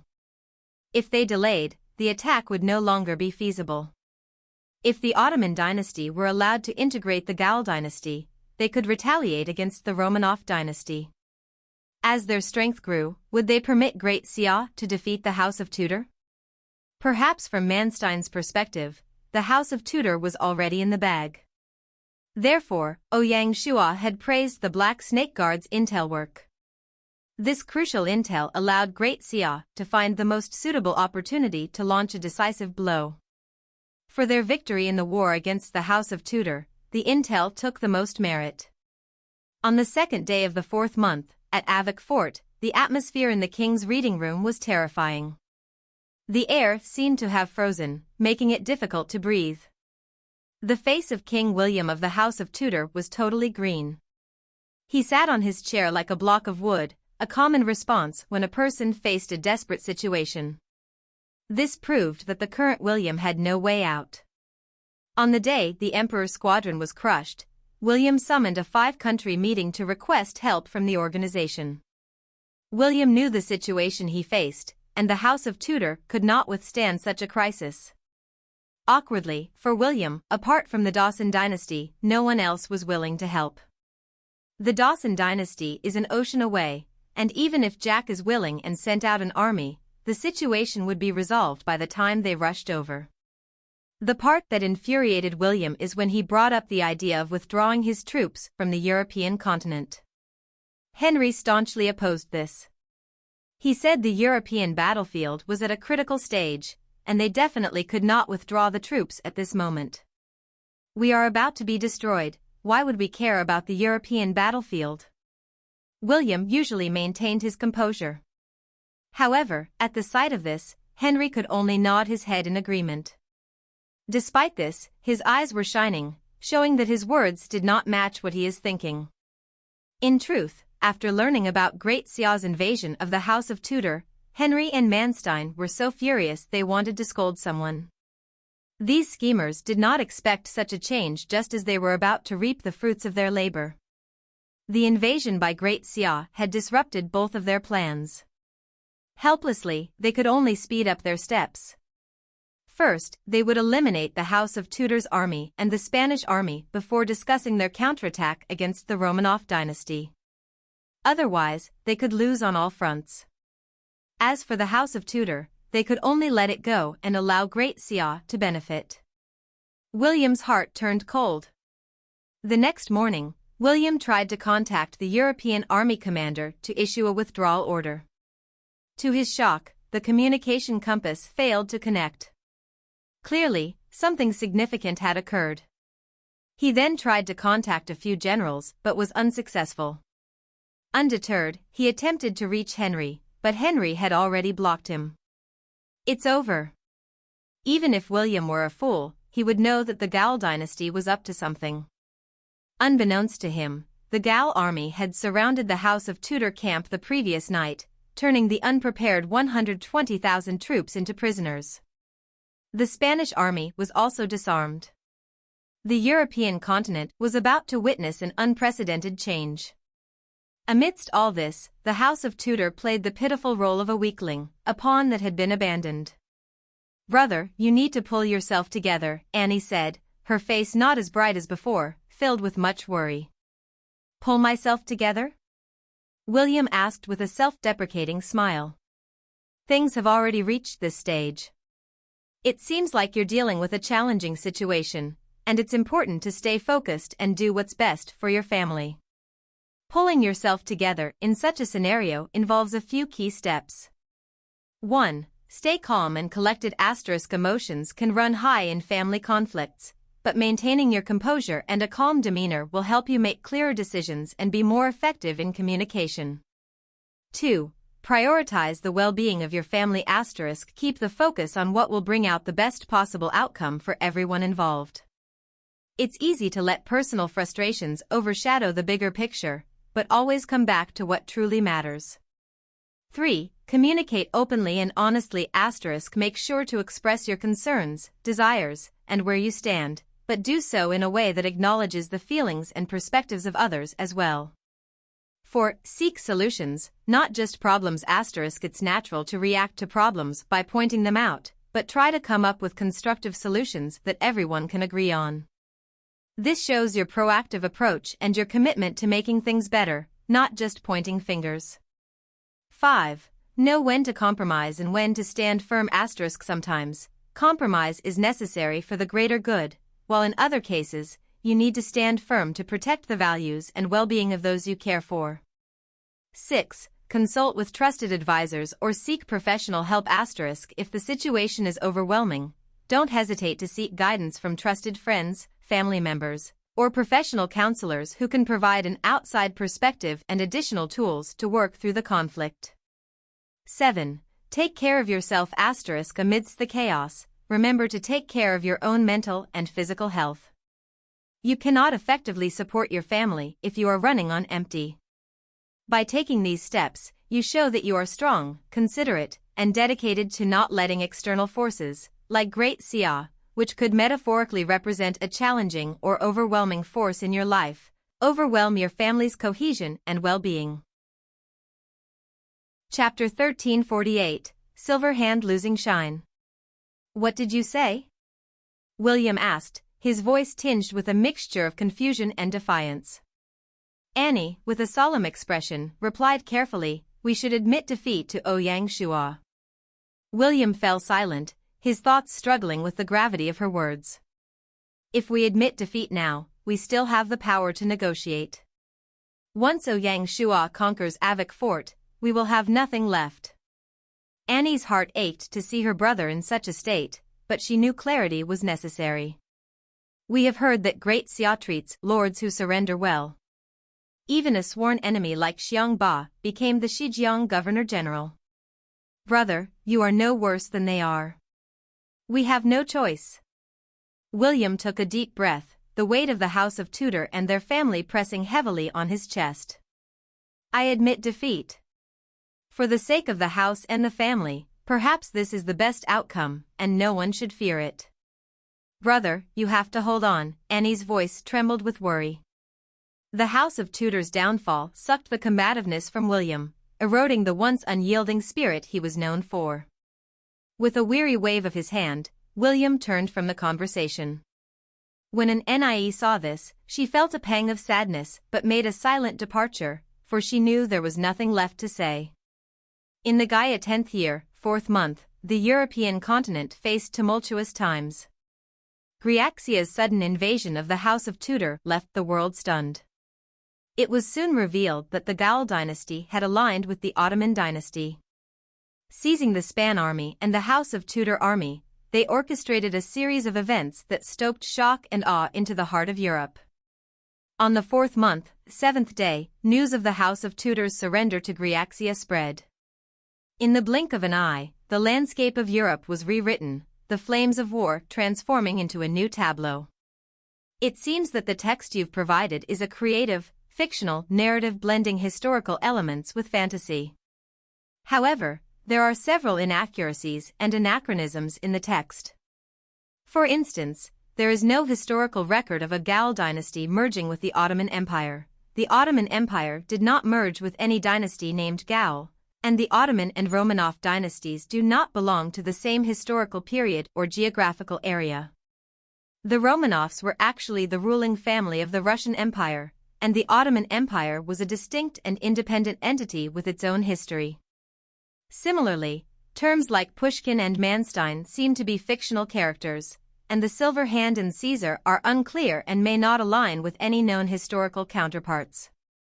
If you're looking to write a fictional story blending real historical elements with a fantasy setting, it's a good idea to maintain an internal consistency. For example, if you're creating a world where dynasties merge, attack each other, and negotiate, it's best to establish a clear timeline and a list of characters and the dynasties they represent. Here, I'll attempt to clean up the text with these considerations in mind. In the 4th month of the 10th day, the Gaia dynasty, which had just merged with the European Ottoman territory, launched an attack on the invading Romanov dynasty. They sought to reclaim their lost land. The Romanov dynasty was known for its ferocity and would not relinquish territory they had claimed. Pushkin, the leader of the Romanov dynasty, was cautious. He attempted to negotiate with the Ottoman dynasty to accept the current battlefront as the territorial line to coexist peacefully. However, the Ottoman leader, Manstein, could not be swayed into accepting anything less than the return of all the land the Romanovs had taken. He demanded they restore their borders to their former extents. These conditions were unacceptable to Pushkin because, not only could he not bear to concede such a demand, but conceding would leave the Ottoman dynasty in a position to attack them once they weakened. Pushkin treated the strategic safety of St. Petersburg as the most critical issue. Between the two dynasties, an irresolvable conflict of interest had formed. As no agreement was possible, they could only resolve the dispute through war. Meanwhile, the Caesar dynasty remained neutral. They had witnessed the defeat of the Gal dynasty. He would bet on whichever side won. As for the Gal dynasty matter, Caesar felt no pressure. Seeing Caesar act this way, unwilling to help the Romanov dynasty share the burden, Pushkin immediately became furious. He openly criticized Caesar for being cowardly and selfish, for abandoning the organization. Was Caesar so easy to bully? He immediately retaliated. The war of words between the two gradually spread beyond the inner circle and became a massive spectacle.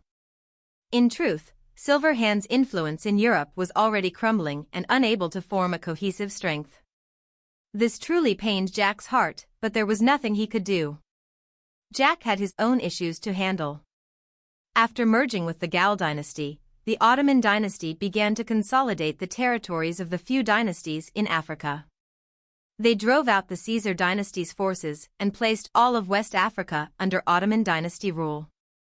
This allowed the Ottoman dynasty to work with the Bantu dynasty in the south to form a pincer on the Dawson dynasty's Central Africa territory.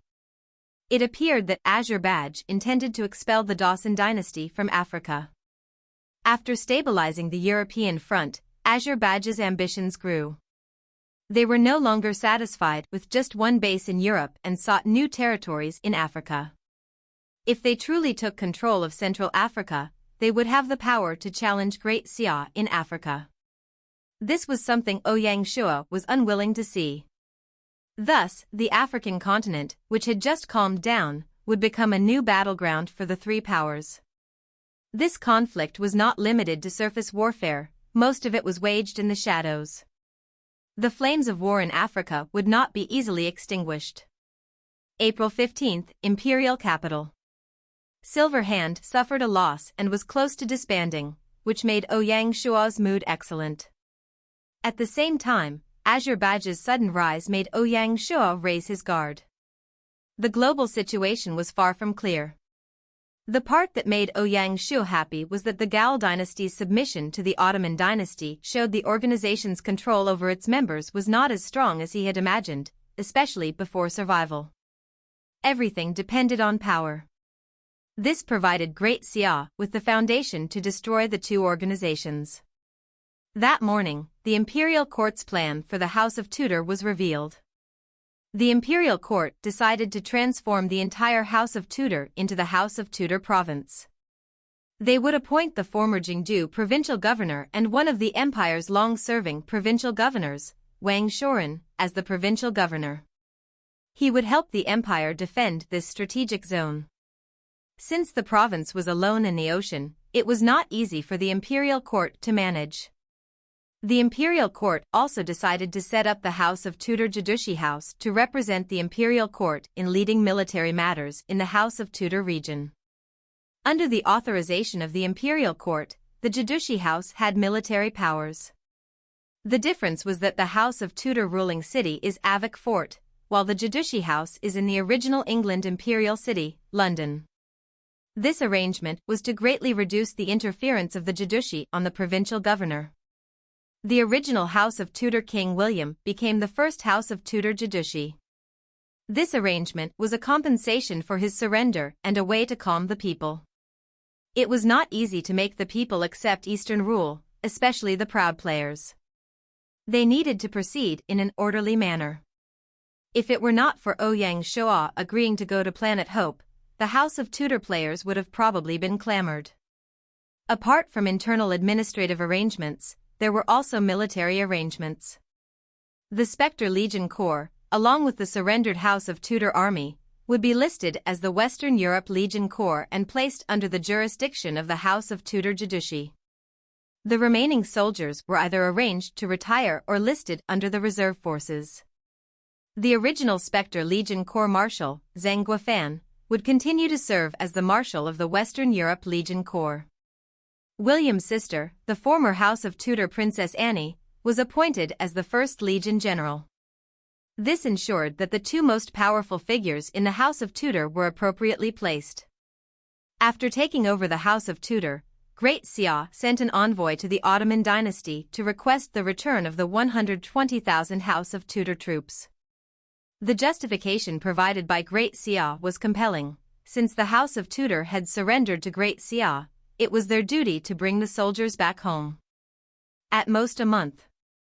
If you do not return them by then, we can only meet on the battlefield, Ouyang Shua stated firmly. This was done to win the hearts of the House of Tudor people.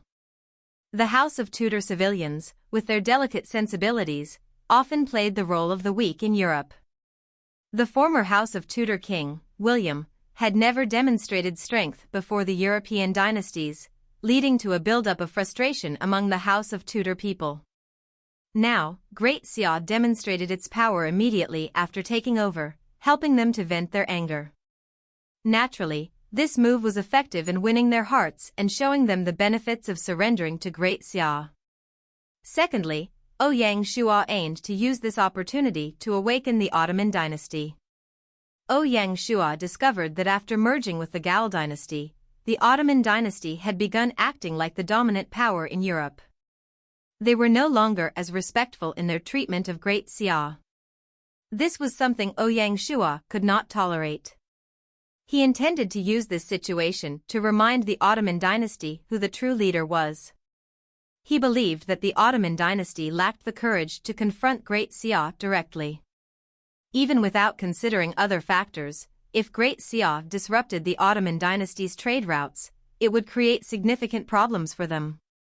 Consequently, the Ottoman dynasty had no choice but to return the 120,000 House of Tudor troops. Ouyang Shua was eager to see Manstein's reaction when he met the Great Xia envoy. Once the Ottoman dynasty released the detained troops, the world would have a new understanding of the European situation, which would be highly advantageous for Great Xia's strategic goals.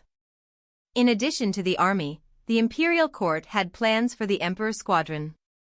During their naval battle against the Atlantic Squadron, only 2 divisions were destroyed, the other 3 were at sea and did not return in time. Had they been present, the outcome of the battle might have been different. After the House of Tudor surrendered, the Emperor's squadron was poised for reorganization. Ouyang Shua treated them well and issued an imperial decree to select the elite members to form 2 new divisions.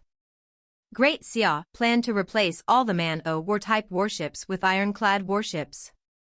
The squadron was also renamed the Mediterranean Squadron. As the name suggests, the Mediterranean Squadron would focus on patrolling the Mediterranean, thereby reducing the pressure on the Atlantic Squadron and addressing their shortfall. The Mediterranean Squadron belonged to the African war zone. Original Emperor Squadron Commander Nelson, the most famous Navy general in British history, would take up the role of Mediterranean Squadron Fleet Admiral. This could be seen as letting everyone display their talents. In the 4th month, on the 18th day, in the imperial city, Ouyang Shua met a special guest in the imperial garden. This person was former Federation President Old Shin, whom Ouyang Shua had invited several times but had failed to bring over. Unexpectedly, Old Shin came on his own initiative and expressed his willingness to work for Great Xia. "I did not expect you to come," Ouyang Shua admitted. Old Shin smiled, placed his teacup down, and said, "Since you can take the initiative to lead the exploration, an old man like me should come out to help." Seeing this, Ouyang Shua's proactivity moved Old Shin. "You'll be of great help," Ouyang Shua smiled. As previously mentioned, Old Shin's political knowledge, relationships with people, and understanding of the Federation system were a great compliment to Great Xia. "You're doing good," Old Shin remarked, his voice tinged with emotion. He smiled bitterly and continued, "People like us are used to useless power struggles, fighting all our lives for interests with no sense of duty. I'm ashamed." Silver Hand and Azure Badge had worked together because they could not choose someone from within. No one was willing to step up. Only then was Ouyang Shua given the opportunity. Ouyang Shua mused, "Compared to Old Chen's contribution to the alliance, what is the little that I'm doing?" Old Chen smiled, waved his hand, and replied, "I am old, I am old. I do not dare to accept that." Despite his words, receiving Ouyang Shua's recognition left Old Chen feeling satisfied. After all, Ouyang Shua's current status was not as stable as before. After exchanging pleasantries, Ouyang Shua went straight to the point, officially appointing Old Chen as the special consultant of the empire. The special consultant did not have a salary, rank, or the power to attend meetings. It was purely the emperor's private consultant to provide related services. The only rewards would come from the emperor himself. The two of them talked for a long time before Old Chen left with his letter of appointment. Watching the old man's back, Ouyang Shua's eyes were uncertain. He muttered, "Are you truly here to help, or do you think Binger is too young and you have a chance?" Ouyang Shua could not be blamed for his worries. Before this, Ouyang Shua had sincerely sought Old Chen's help several times but failed. Now, he came over for such an amusing reason. The matter was extremely unusual. Old Chen is not some youth and would not see Ouyang Shua as the hero of mankind. There was one more thing. When Ouyang Shua made the decision to proceed to Planet Hope, a hidden current had arisen in Great Xia that put him on guard. After all, Binger is young and does not possess much authority. She could not deal with a large crisis. Before leaving for Planet Hope, Ouyang Shua had to clean this all up. "Keep an eye on it," Ouyang Shua said aloud. Xiao, a dark shadow, emerged from the bushes and chased after Old Chen. The massive imperial garden returned to its previous silence. On the 20th day of the 4th month, Great Xia's easy conquering of the House of Tudor broke the last bit of the Persia king's fantasy. He finally decided to stop resisting and officially surrendered to Great Xia. The Persia king also hoped to receive the same treatment as William. Ouyang Shua agreed. Currently, Ouyang Shua lacks time the most. In just 2 months, Ouyang Shua would need to prepare for Planet Hope. He needs to make plans for Great Xia and his succession. There are thousands of things he has to consider. If the Persia king had surrendered a day earlier, it would have given Ouyang Shua an extra day. Less than a month and a half has passed since Great Xia's declaration of war. This quick surrender shocked everyone. It also made the European dynasties ashamed, to the point where they could not raise their heads. The sharpness of the Great Xia army was simply terrifying. After taking down the Persian Empire, Great Xia's territory experienced another significant expansion, and their strength ballooned. Their position as the overlord of Asia could not be shaken. After the Persian Empire surrendered, Ouyang Shua turned his eyes to the Arab Empire. He asked the Honglu Temple to send a final warning to the Arab king. The Arab Empire was given a month to surrender. If they do not, the Great Xia army would dye them red with blood. These were not empty words. After taking down the Persian Empire, the Great Xia army expanded rather than decreased. If the Arab Empire tried to use their meager strength to fight, they would only bleed badly.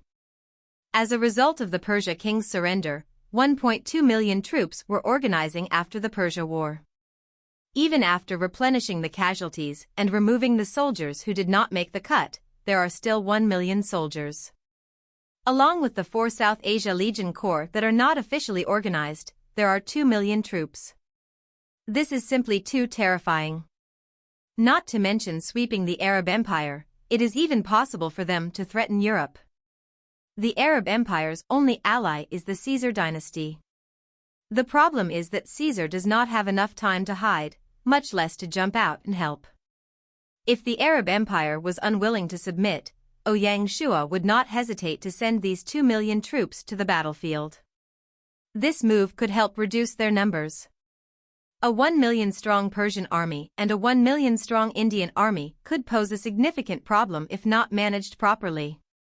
There was a reason behind Ouyang Shua's eagerness to take down the Arab Empire. Defeating the Arab Empire held more strategic than practical significance for Great Xia. Apart from the Romanov dynasty's Siberia region, the rest of Asia would belong to Great Xia once the Arab Empire was defeated. This accomplishment was extraordinary, and the mere thought of it stirred emotions. Additionally, defeating the Arab Empire would connect the African Governor-General's house with the empire's Asian territories, uniting Asia and Africa. In the future, establishing the Silk Road would be much simpler. Moreover, the unification of Asia and Africa would increase the empire's control over Africa and strengthen its influence in the Mediterranean, facilitating further penetration into Europe. Thus, they had to take down the Arab Empire. On the 25th day of the 4th month, in the imperial capital, the imperial court swiftly formulated a plan to deal with the Persian Empire. First, the Persian king was invited to the imperial capital to work. For this, the imperial court established a new organization, the Religion and Race Committee. Similar to the Martial Management Division, this committee would report directly to the emperor. As the name suggests, the committee members would handle religious and racial matters. Great Xia was an empire with many races, making its affairs exceedingly complex. The presence of numerous religions required careful management. If mishandled, significant issues could arise. As such, it was not difficult to understand the importance of the committee's role. The former Persian king would be its first head. Simultaneously, the imperial court decreed the establishment of the West Asia Governor-General House. All territories formerly under the Persian Empire would fall under its jurisdiction. The former Beijing Governor-General, Gong Chengshi, would be appointed there. Consequently, the West Asia Governor-General House would cover both West and Central Asia. Central Asia was the heart of the Asian continent. However, China was the core of the Great Xia Empire, and Ouyang Shua did not want to establish a separate Central Governor-General House, partly to diminish Central Asia's influence. After merging Central Asia with West Asia, the status of the West Asia Governor-General House became significantly important, as it connected Asia to Europe. In terms of value, it ranked among the top 3 Governor-General regions. This promotion placed Gong Chengshi on par with Baihua and Mulanyu. The imperial court also decreed the dissolution of the Zhejiang Governor-General House. The former Zhejiang Governor-General, Xiang Ba, was reassigned to the Beijing Governor-General House to replace Gong Chengshi and defend the empire's northern territory. With the Persian Empire's surrender, the Zhejiang region was no longer on the empire's border. Over the past 2 years, the management of the 3 provinces had stabilized the Zhejiang situation. Additionally, as the railroad and road network neared completion, the empire's transportation system became increasingly efficient, enhancing the imperial court's control and ease of administration. Due to these matters, Ouyang Shua felt that removing the Zhejiang Governor-General House and placing the Zhejiang, Xihai, and Xikang provinces directly under the imperial court's rule was more suitable. Expanding the directly managed regions was another way to control the power of the border Governor-General houses. Ouyang Shua was not willing to establish too many Governor-General regions. He wanted to prevent the development of too many border powers from competing against the imperial court. This was especially important since Ouyang Shua would not be able to personally oversee things soon. Increasing the consolidation of the empire's power and establishing the authority of the imperial court was necessary. In the future, the Beijing Governor-General House would be removed if needed. Large portions of the Zhejiang Governor-General House were transferred to the new West Asia Governor-General House. For instance, Secretary-General Fu Bai would become the West Asia Secretary-General to assist with the transition. Of course, to calm the old Persian powers, a few old officials were appointed. According to the plan, the West Asia Governor-General House would have 4 provinces. 2 of these, the Persia province and the Central Asia province, were the core parts of the Persian Empire. Former Hedong provincial governor Su Wei would become the Persia provincial governor. Meanwhile, Chuanbei provincial governor Songwen would move to Central Asia.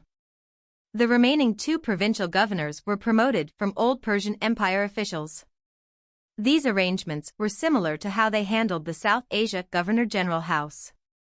Ouyang Shua placed officials he could trust in charge of the core provinces while giving the border provinces to local officials. Foreseeably, the treatment of the Persian officials would be a complex task. Cabinet Assistant Kojuan would proceed there and spend a month to help smooth out the appointment matters. In the future, the imperial court would set up an official governor-general communication system. The goal was to prevent officials from working in one place for too long.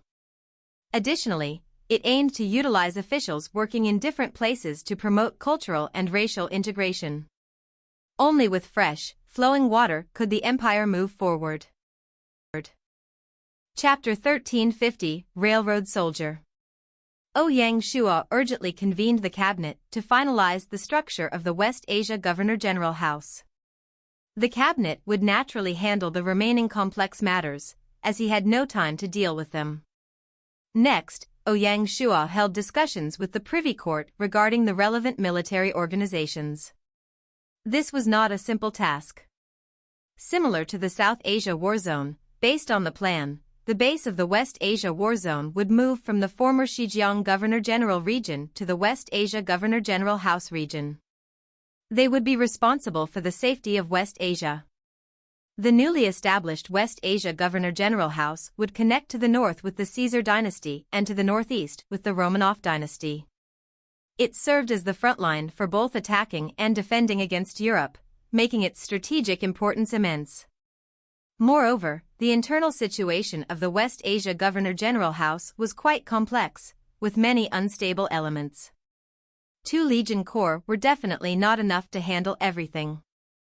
To strengthen their authority in the region, Ouyang Shua decided to form a new army from the 4 South Asia Legion Corps. This new army, known as the Central Asia Legion Corps, would defend the Central Asia region. The 5th Legion of the City Protection Legion Corps, commanded by Legion General Lin Yi, would be promoted to the position of marshal. The defensive duties of Xinjiang would be left to the Xinjiang and Xikang construction formations. Ouyang Shua also had a plan for the 1 million Persian troops. He would first disarm 400,000 of them and put them to work on lock construction. This would serve as a source of strong labor and help win the hearts of the people. Not everyone wanted to join the army, especially in this day and age. Once on the battlefield, survival became uncertain. Apart from the elite troops, many basic soldiers wished to retire. Ouyang Shua's move gave the people what they wanted. Moreover, the Persian army had limited fighting strength, so turning them into a proper army would weaken Great Xia's strength. Truthfully, they were not up to the task. The 600,000 soldiers would change their occupations and become railroad soldiers, responsible for the empire's railroad construction. One of the remaining 3 South Asia Legion Corps would also become railroad soldiers, bringing the total number of this new soldier type to 850,000.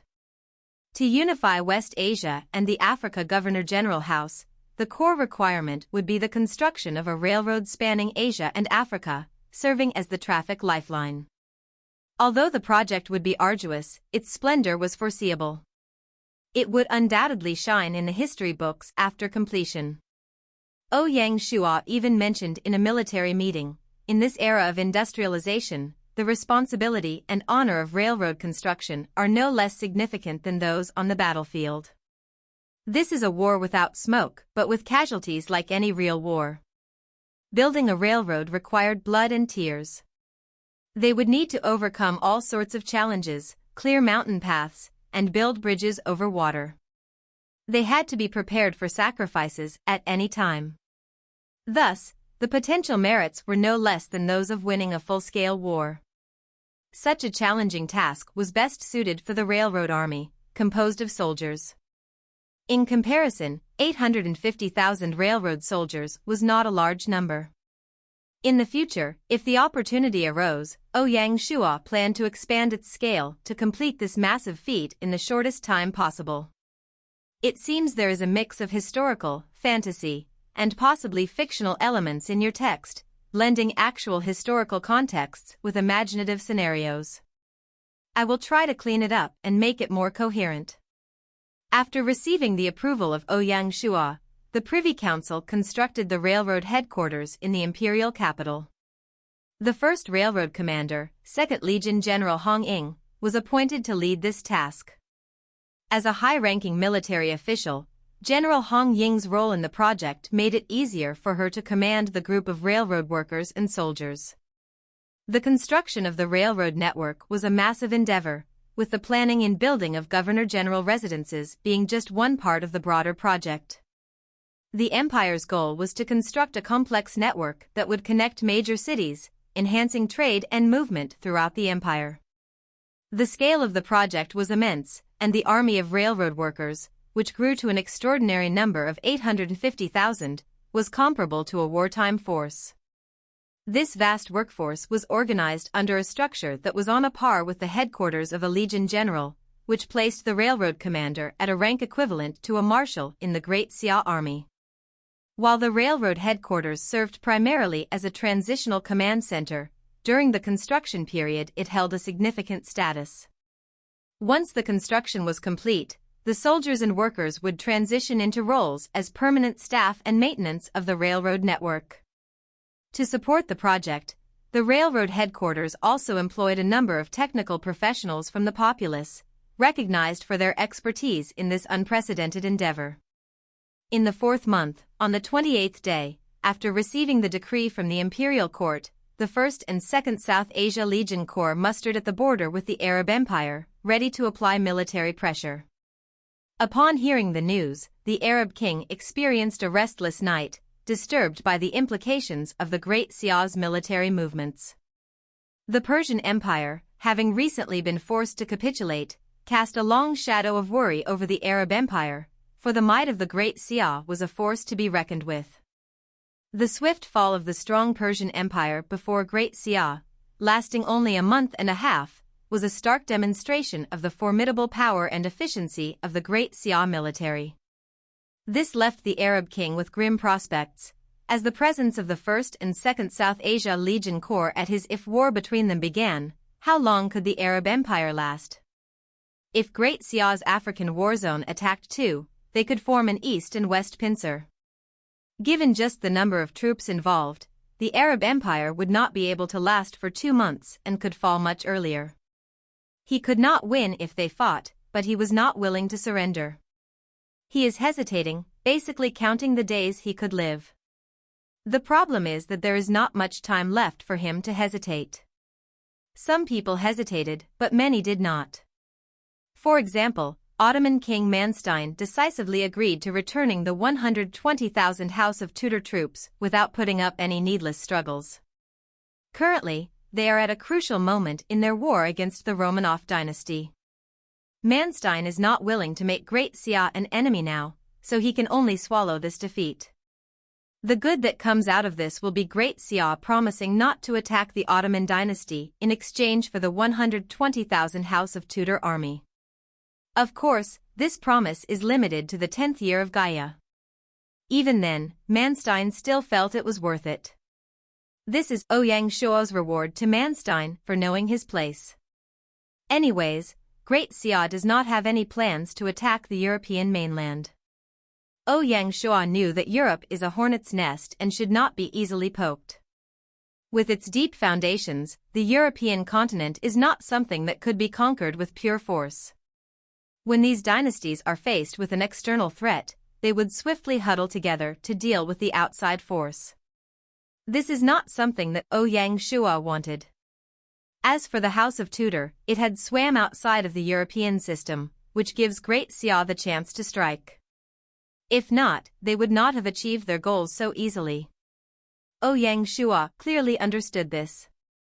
After redeeming them, Great Xia formed the North Europe Legion from the elite 120,000 troops of the House of Tudor and the remaining soldiers. As the name suggests, their primary battlefield would be North Europe. Their main objective would be to attack Iceland and Greenland with support from the Atlantic Squadron. These islands served as a bridge for the Empire to advance into the Arctic. Additionally, forming the North Europe Legion bolstered the power of the House of Tudor Jedushi. Even with Great Xia as a shield, Ouyang Shua did not believe that the 250,000-strong West Europe army alone could secure the House of Tudor province.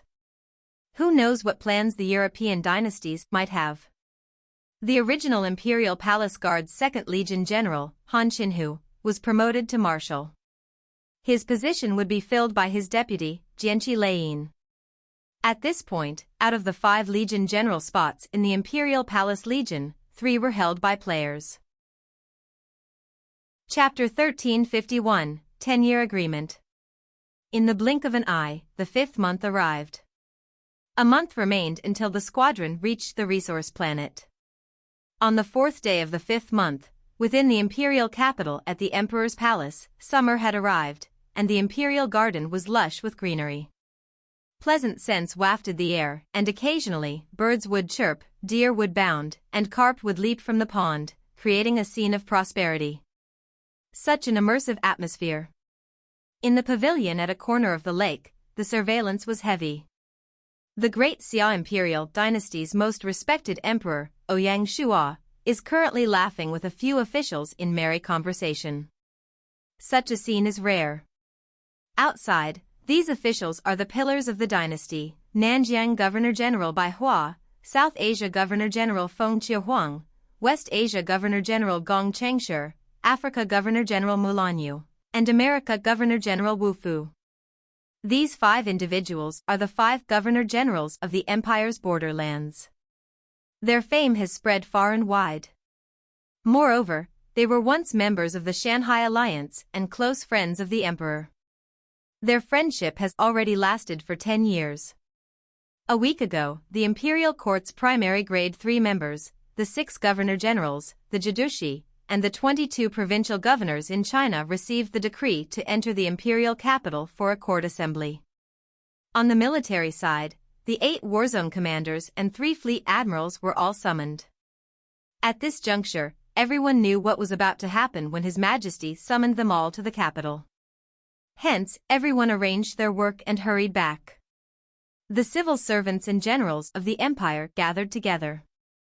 Before the court assembly, Ouyang Shua met some officials alone, setting the foundations for the biggest revolution that was about to hit Great Xia. This conversation with the 5 was the final and most crucial one.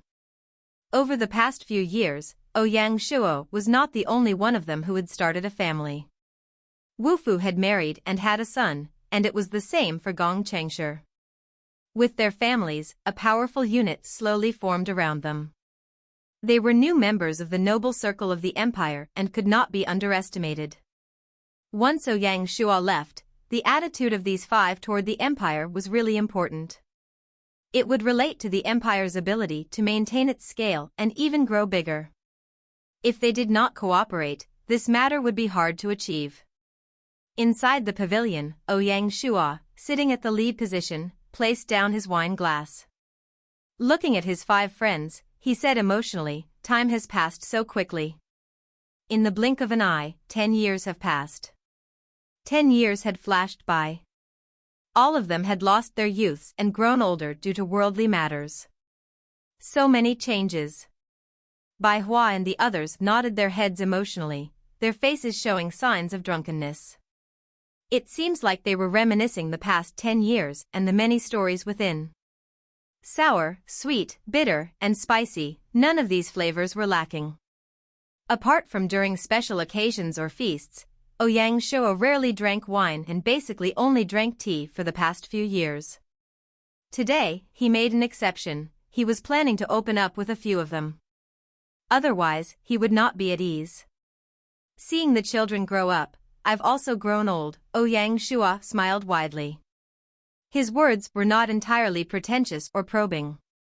In the grand hall, Emperor Ouyang Shua, a man of immense power and poise, stood silent, his eyes reflecting the weight of his responsibilities.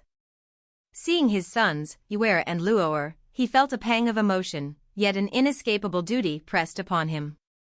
The two children, not yet grown, were still innocent, and the thought of their potential futures under his guidance was a bittersweet mix of pride and concern. After a moment, Ouyang Shua's gaze softened. "Your Majesty is at your liveliest and strongest time," he said, using words that resonated with the timeless bond of a father's love and the royal burden of leadership. His sons, accustomed to such affirmations, felt a mix of warmth and pressure. By his side, Bai Hua and other officials stood with a mix of expressions, some contemplative, others poised for action, yet all unsure of the path forward. Ouyang Shua, hand relaxed, inquired casually, "In the 6th month, I'll lead a team to explore. What plans do you all have?" The air seemed to freeze with the weight of his question. Silence answered for a lengthy moment, as if even the air had stopped moving, making the atmosphere stifling. Beneath his calm exterior lay an unyielding resolve that commanded respect, yet instilled fear. Bai Hua, direct and sincere, responded, "I also want to go." Her confidence was palpable, her honesty radiating through her words. "Yes, we will follow your Majesty," Gong Chengshi and the rest echoed in unison, their voices merging in a show of unity. Ouyang Shua's smile was enigmatic, revealing little, yet his eyes betrayed the complexity of his thoughts. "Forget it, all of you just stay in the game world and help me defend Great Xia," he instructed, the weight of the empire on his shoulders only intensifying his imposing presence. The implications of his words rippled through the assembly, each member feeling the burden of their roles, yet bound by a shared destiny. "Planet Hope Matters do not currently need you." When they heard this, some sighed in relief, while others were unhappy. "I insist on going," said Bai Hua with a stubborn expression. Warmth appeared in Ouyang Shua's eyes, and he said patiently, "For this trip to Planet Hope, I cannot bring too many people. Compared to Planet Hope, the game world needs all of you more." They could not make too much noise while building the Frontline base. Unbeknownst to outsiders, the satellites in space had tracked the Fire Dragon and the Titan after Hope City's destruction. Their conclusion was that these top beasts would not easily attack. Hope City would not face such a catastrophe unless it grew to a scale that threatened their survival. Developing quietly was the basic strategy Ouyang Shua had decided upon. Of course, the threat would always be there. No matter how low profile they were, they could not hide from this danger. What they had to face would eventually come. "I can only be at ease with all of you here. You can be considered Binger's brothers and sisters. Assist her, so she can gain a stable footing. Thank you, Your Majesty, for your trust." Wu Fu and the others expressed. Only Bai Hua's expression remained stubborn. When Ouyang Shua saw this, he sighed and said, "How about this? Let's decide on a deadline. 10 years. We used 10 years to build a super empire. I hope that all of you can support her for 10 years, running the 5 Governor-General regions well, to merge seamlessly with the core region as one. When we no longer need Governor-General regions, it will be the day that all of you come to Planet Hope to assist me. How about that?"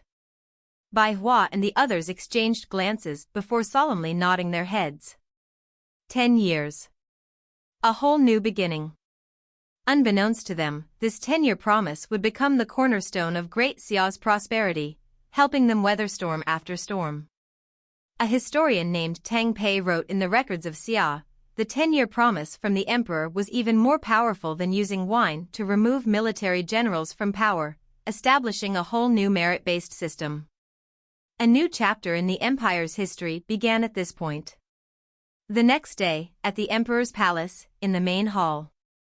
Just as the sky turned bright, all the invited officials woke up early, dressed formally, and attended the heaven-worshipping ceremony with solemnity. On the square, officials stood in groups of 2 or 3, chatting with one another as they waited for the palace doors to open. "Tingyu, over here." Cabinet Grand Secretary Jiang Shang called over the Deputy Minister of Administration and Director of the Official Ruling Department, Zhang Tingyu, to his side to talk. Such a scene was truly eye-catching. The imperial court paid great attention to rank, and officials of different ranks rarely mingled in the same circles. For example, although the officials appeared to be standing in random positions, there was actually an order. Apart from the separation between civil servants and generals, on the civil servant side, the 6 elders stood together, and the other officials also had their own groups. The 6 governor-generals were together, and the provincial governors formed their own group. There were also imperial court officials standing with their familiar provincial governors, as their ranks were similar. Essentially, no one would jump out of this hierarchy. Zhang Tingyu was a secondary grade 2 official. Thus, Jiang Sheng calling him over held significant meaning. Suddenly, many eyes turned toward them. They appeared to be casually talking, but the corners of their eyes were focused on the pair. After all, at such a special place, any unusual interaction could carry a deeper message. As important officials of the empire, they obviously would not do nothing idle. A flash of worry appeared in the eyes of some of the officials. They had a few guesses. They also thought about his other position, apart from being the Deputy Minister of Administration.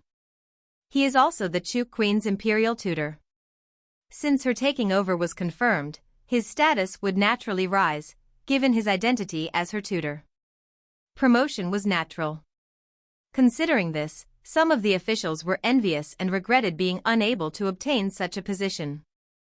Who would have expected the young princess to leap up to become the successor of the empire? Although they became the focus, Zhang Tingyu remained really calm and did not show any unusual signs. He respectfully walked over to greet the various elders. In history, Zhang Tingyu is also a part of the cabinet. Naturally, he would not be afraid of the occasion. As things heated up, the palace gates opened. The officials stopped chatting. Following the order of civil servants on the left and generals on the right, they entered the main hall in orderly fashion for the court assembly. His Majesty arrives. Another half an hour passed. Only then did Ouyang Shuo slowly walk in. His head adorned with his crown, and he wore dragon robes. He stood in front of the throne. Chu Queen Binger followed behind him, expressionless. Only the fists hidden in her long sleeves revealed her nervousness. Ouyang Bing understood what this court assembly meant to her. After entering the main hall, Ouyang Bing stood among the civil servants. Her position was even in front of Jiang Shang. This was not against the system. Although Jiang Shang was a first-class Grand Secretary, Ouyang Bing was the Chu Queen and also a first-class official. Furthermore, she was a princess of the royal family, so her status was naturally higher than Jiang Shang's. It seems there is a mix-up in the text you've provided. The content appears to describe a scene from a work of fiction, possibly involving a setting resembling a court assembly in a monarchy where important decrees are being issued. However, the beginning of the text includes what looks like numbering or metadata that doesn't fit into the narrative. Here is a cleaned-up version of your provided text, with the extraneous information removed for clarity. Greetings, Your Majesty. The officials all bowed in an orderly manner. The court assembly was of the highest order and was the strictest meeting of the empire. It would only be held once a year, and was reserved for announcing truly important matters. Thus, no one dared to behave inappropriately on such an occasion. If the censorate official discovered someone acting up, they would be immediately punished. A light punishment was a fine, while a heavy one would be demotion. Ouyang Shuo sat on the dragon throne. I have summoned all of you here because I have matters to announce, he stated. For the announcements that needed to be made, Ouyang Shuo had already discussed the matters with the ministers in private. The current court assembly was to be brief. Ouyang Shuo did not elaborate, directly ordering Bai Nanpu to announce the decree. Bai Nanpu understood. He stood still at the right corner of the front, while behind him, a court lady held a tray with a stack of papers on it. Clearly, he had more than one decree to announce. He took up the first one, slowly opened it, and called, "Empress, receive the decree." Upon hearing this, Binger slowly walked to the front and respectfully bowed. Looking at the bowing figure, Ouyang Shuo gave her a look of encouragement, an expression that contained happiness, excitement, and other complex emotions. This was a historical moment for the empire. The emperor decrees that he is about to go on a journey, but the empire cannot be without a ruler. This version omits the initial numbering and mismatched headings, presenting a cleaner and more grammatically correct narrative. The original context appears to be from a work of speculative fiction, and I have preserved the essence and atmosphere of the scene. If you have additional parts of this text or further requests for this story, feel free to ask. While he is gone, Chu Queen Ouyang Bing will take over to manage the empire's matters and inherit its orthodoxy. After taking over, she will step down from all her current positions except her role as the Jingji Warzone commander, the Warzone's first commander. Ouyang Shuo will continue to serve as the honorary commander of the Jingji Warzone. This will ensure the smoothness of her rule. After Binger stepped down, Bai Nonpu continued, Africa Governor-General Mulanyu received the decree. Mulanyu walked up. The Emperor decrees, Africa Governor-General Mulanyu, as a meritorious official of the empire, is hereby upgraded to Queen and awarded the title of Mulan Queen. This title can be passed down to future generations. After Bai Nonpu read this, the imperial court stirred slightly. Previously, not only the officials but even Mulanyu herself did not know that the emperor would make her a queen, much less a hereditary one. The significance of this was astounding. Prior to this, Great Xia had 7 kings and queens, but the only one with real power was Ouyang Bing. Without a doubt, Mulanyu was the first queen from outside the family. Seeing her stunned, Ouyang Shuo smiled and said, Minister Mulan, you deserve this. I've said before that the empire will not forget its meritorious officials, accept it. Mulanyu respectfully walked up. Following this, Bai Hua, Feng Qiwang, Gong Chengshi, and Wu Fu were all given queen or king titles. The names of their ranks were based on their former territories.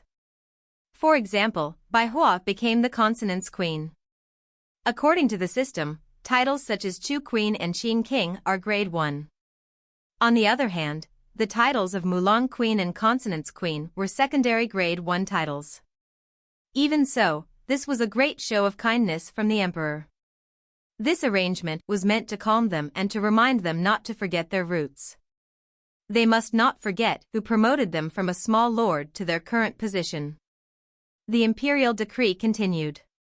As expected, Zhang Tingyu entered the cabinet and became an assistant. Not only that, but he also took over Ko Zhuan's position, becoming the personnel warzone manager. Now, his position was only lower than the Grand Secretary's. Zhang Tingyu was previously the director of the official ruling department. As such, his role in managing personnel was well suited. Undoubtedly, he was one of the people Ouyang Shuo had selected to assist Ouyang Bing.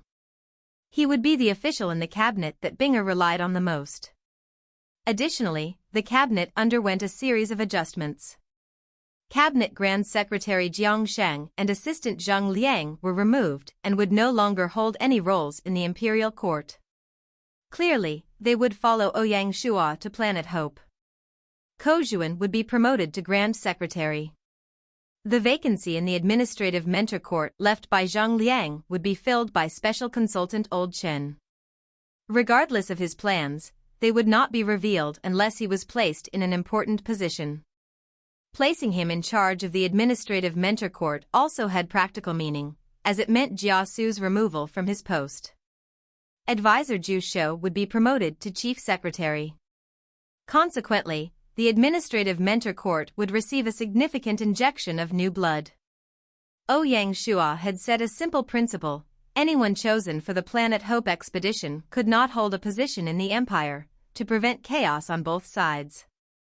The only person who could influence both worlds would be Ouyang Shuo.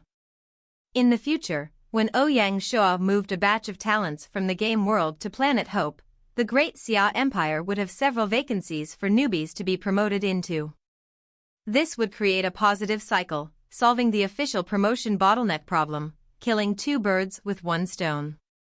Ultimately, the Great Xia in the game world would serve as a talent production base for Planet Hope. Apart from the cabinet, a batch of officials were removed and added to the list of those who would go to Planet Hope. The two most powerful among them were Internal Affairs Minister Wei Yang and Finance Minister Fan Li. Their successors were their respective deputies, Great Xia and Chuang Yu, ensuring a steady transition. Xiao He and Du Ruhui, on the other hand, would continue to defend the Great Xia. The exploration of Planet Hope would resemble the first year of Gaia, starting from the smallest village. Naturally, there would be no need to bring too many famous ministers, as it would be a waste of their talents, and too many of them together might not handle the basic matters effectively. Therefore, the main force would consist of basic officials in charge of essential tasks. After rigorous evaluation and selection, all those chosen were loyal to the empire and to Ouyang Shua. Moreover, they were all exceptional talents. If they were not, Ouyang Shua would not have invested so much in instantiating them. Out of the 8 warzone commanders, Ouyang Shua selected only 2 to accompany him, Baichi and Han Xian. The Africa warzone commander position left vacant by Baichi would be taken over by Meng Tian. Like Baichi, Meng Tian was from Qin, making it a seamless transition. Furthermore, Meng Tian was also a god general and could support the Africa warzone. The Marshal of the Wolf Legion Corps would be Luo Shirshin from the 4th Legion of the Dragon Legion Corps. He had served in the Dragon Legion Corps for a long time and had learned much from Baichi, making him a good choice to lead the Wolf Legion Corps. The America Warzone commander position left vacant by Han Xian would be taken over by Imperial Palace Guard Marshal Suda, who was also a god general and well-suited to lead the America Warzone. Deputy Marshal Xie would be promoted to Marshal of the Imperial Palace Guards. In addition to Baichi and Han Xian, Ouyang Shua selected 4 more generals to accompany him to Planet Hope. The reason was simple: they would be the force to confront the top beasts. The 4 selected were South Asia Warzone Legion Corps Marshal Ran Min, Marshal Management Division Commander Erlai, North America Legion Corps Marshal Xuerengue, and North Africa Legion Corps Marshal Chang Yuchen. The positions they left behind were filled by Wei Zhang, Lin Jing, Chao Hong, and Pei Xingyan, respectively. After many twists and turns, Lin Jing finally stepped out of the Imperial Palace Guard system to take charge of the Marshal Management Division. Ouyang Shua had his reasons for this arrangement. First, with Xie in charge of the Imperial Palace Guards, Lin Jing's continued presence there could raise suspicions, which would not align with the rules set by the Imperial Court for the Guards. Moving Lin Jing was, therefore, a necessary step given the circumstances. Secondly, the expanded Marshal Management Division had a significant change in status. It became the Empire's premier organization responsible for maintaining the safety of the underworld. Lin Jing managing this division also benefited Binger's rule. As for the other 3 generals promoted to Marshal, this followed the standard promotion procedures, opening up the path for Legion generals to be promoted to Marshal. These promotions gave the other generals a sense of hope. Apart from the 6 chosen generals, only 5,000 people would accompany them, including 1,000 Divine Martial Guards led by Su Chu and 2 independent regiments. The 1,000 Divine Martial Guards were all cyborgs, serving as the core protective force for Ouyang Shua and the backbone of this exploration team. This alone cost Ouyang Shua 50 million points. The 2 independent regiments were led by Baichi and Han Xian. Though not large, they would form the core military strength in the team's future. Only 100 officers in these regiments were cyborgs, with 2/3 of the soldiers being combat robots and 1/3 being combat specialized players, ensuring the army's absolute loyalty. In addition to the civil servants and generals, Ouyang Shua also made plans for the intelligence system. Out of the 2 intelligence heads, Black Snake, the commander of the Black Snake Guards, would follow Ouyang Shua to Planet Hope. With Ouyang Shua there, Black Snake would not dare to do anything foolish. Without Ouyang Shua's supervision, the Black Snake Guards spent an extended period overseas. Ouyang Shua was concerned about whether Binger could control this dangerous intelligence organization. Removing Black Snake was necessary. Of course, exploring Planet Hope would require an intelligence expert like Black Snake to gather the necessary information. They needed to implement comprehensive defenses and preventive measures to prevent the events of Hope City from repeating. Shanghai Guards Commander Shen Buhai would transition to the position of Black Snake Guards Commander. This arrangement served as a form of mutual oversight. The new Shanghai Guard Commander would be Shadow Guard Cui Tianqi, filling the final gap. Cui Tianqi had followed Binger since childhood and was extremely loyal to both Ouyang Shua and her. His leadership would act as a protective talisman for Binger. With this, the cabinet, the Imperial Palace Guards, the Martial Management Division, and the Shanghai Guards all had individuals Binger could trust and rely on, solidifying the foundation of her rule. Despite this, Ouyang Shua was still not entirely satisfied and wished to fine-tune the arrangements further. His efforts even made his wife, Song Jia, a little jealous. Among the civil servants, Imperial Capital Governor Tian Wenjing, the Qiangzhou governor, was one of her land's old officials and had a connection to her, making him an ally. Ouyang Shua also seized the opportunity to promote a batch of Qiangzhou officials to support her. With these massive adjustments concluded, the court assembly ended. Under the watchful eyes of the core officials, Binger began her rule. A new chapter in the history of Great Xia was about to unfold. On the 5th month, 5th day, in the afternoon, at the Great Xia Emperor's palace, Gaia appeared in Ouyang Shua's imperial reading room and directly asked, "Is the name list ready?" She was referring to the list of people from Great Xia who would be traveling to Planet Hope. Besides the officials, generals, basic officials, and troops, a special group was selected from the empire's people. These were the artisans and technical talents who had volunteered in advance. There were around 20,000 people in this group, with a large portion being work occupation players, mostly Chinese. This truly touched Ouyang Shua. In the face of uncertain times and humanity's survival, he was not the only one willing to step up. The combat occupation players from the Imperial Palace Guards and others were energized. It was a challenging journey, and their willingness to sacrifice was the foundation of humanity's survival. "It's done." Ouyang Shua emailed the list to Gaia. Looking at the entire game world, he was likely the only one with Gaia's email. "In the next 2 days, I will move them to the 2 spaceships. When you go offline, familiarize yourself with the warship. I also have a significant gift for you," Gaia said. "Definitely." Ouyang Shua was eagerly anticipating the gift Gaia mentioned. 2 days passed quickly. During this period, despite the pressure from Great Xia, the Arab Empire did not respond, seemingly unable to make a decision. Unwilling to prolong the situation, Ouyang Shua ordered the 1st and 2nd Legions of the South Asia Legion Corps to cross the border and formally declare war. It seemed that bloodshed was the only way forward. "It seems like the text you provided is a mix of narrative elements, possibly from a story or a creative writing piece, and some personal reflections. I will attempt to clean and simplify the grammar where necessary, while preserving the narrative and emotional essence of your text." If time were not of the essence, Ouyang Shua would not have rushed the current action. However, since the matter could not be delayed, he had to expedite the process and unify Asia swiftly. Meanwhile, Gaia was moving things at an incredible pace. The exploration team had been transported to the 2 spaceships. They could leave at any time, ready for their journey.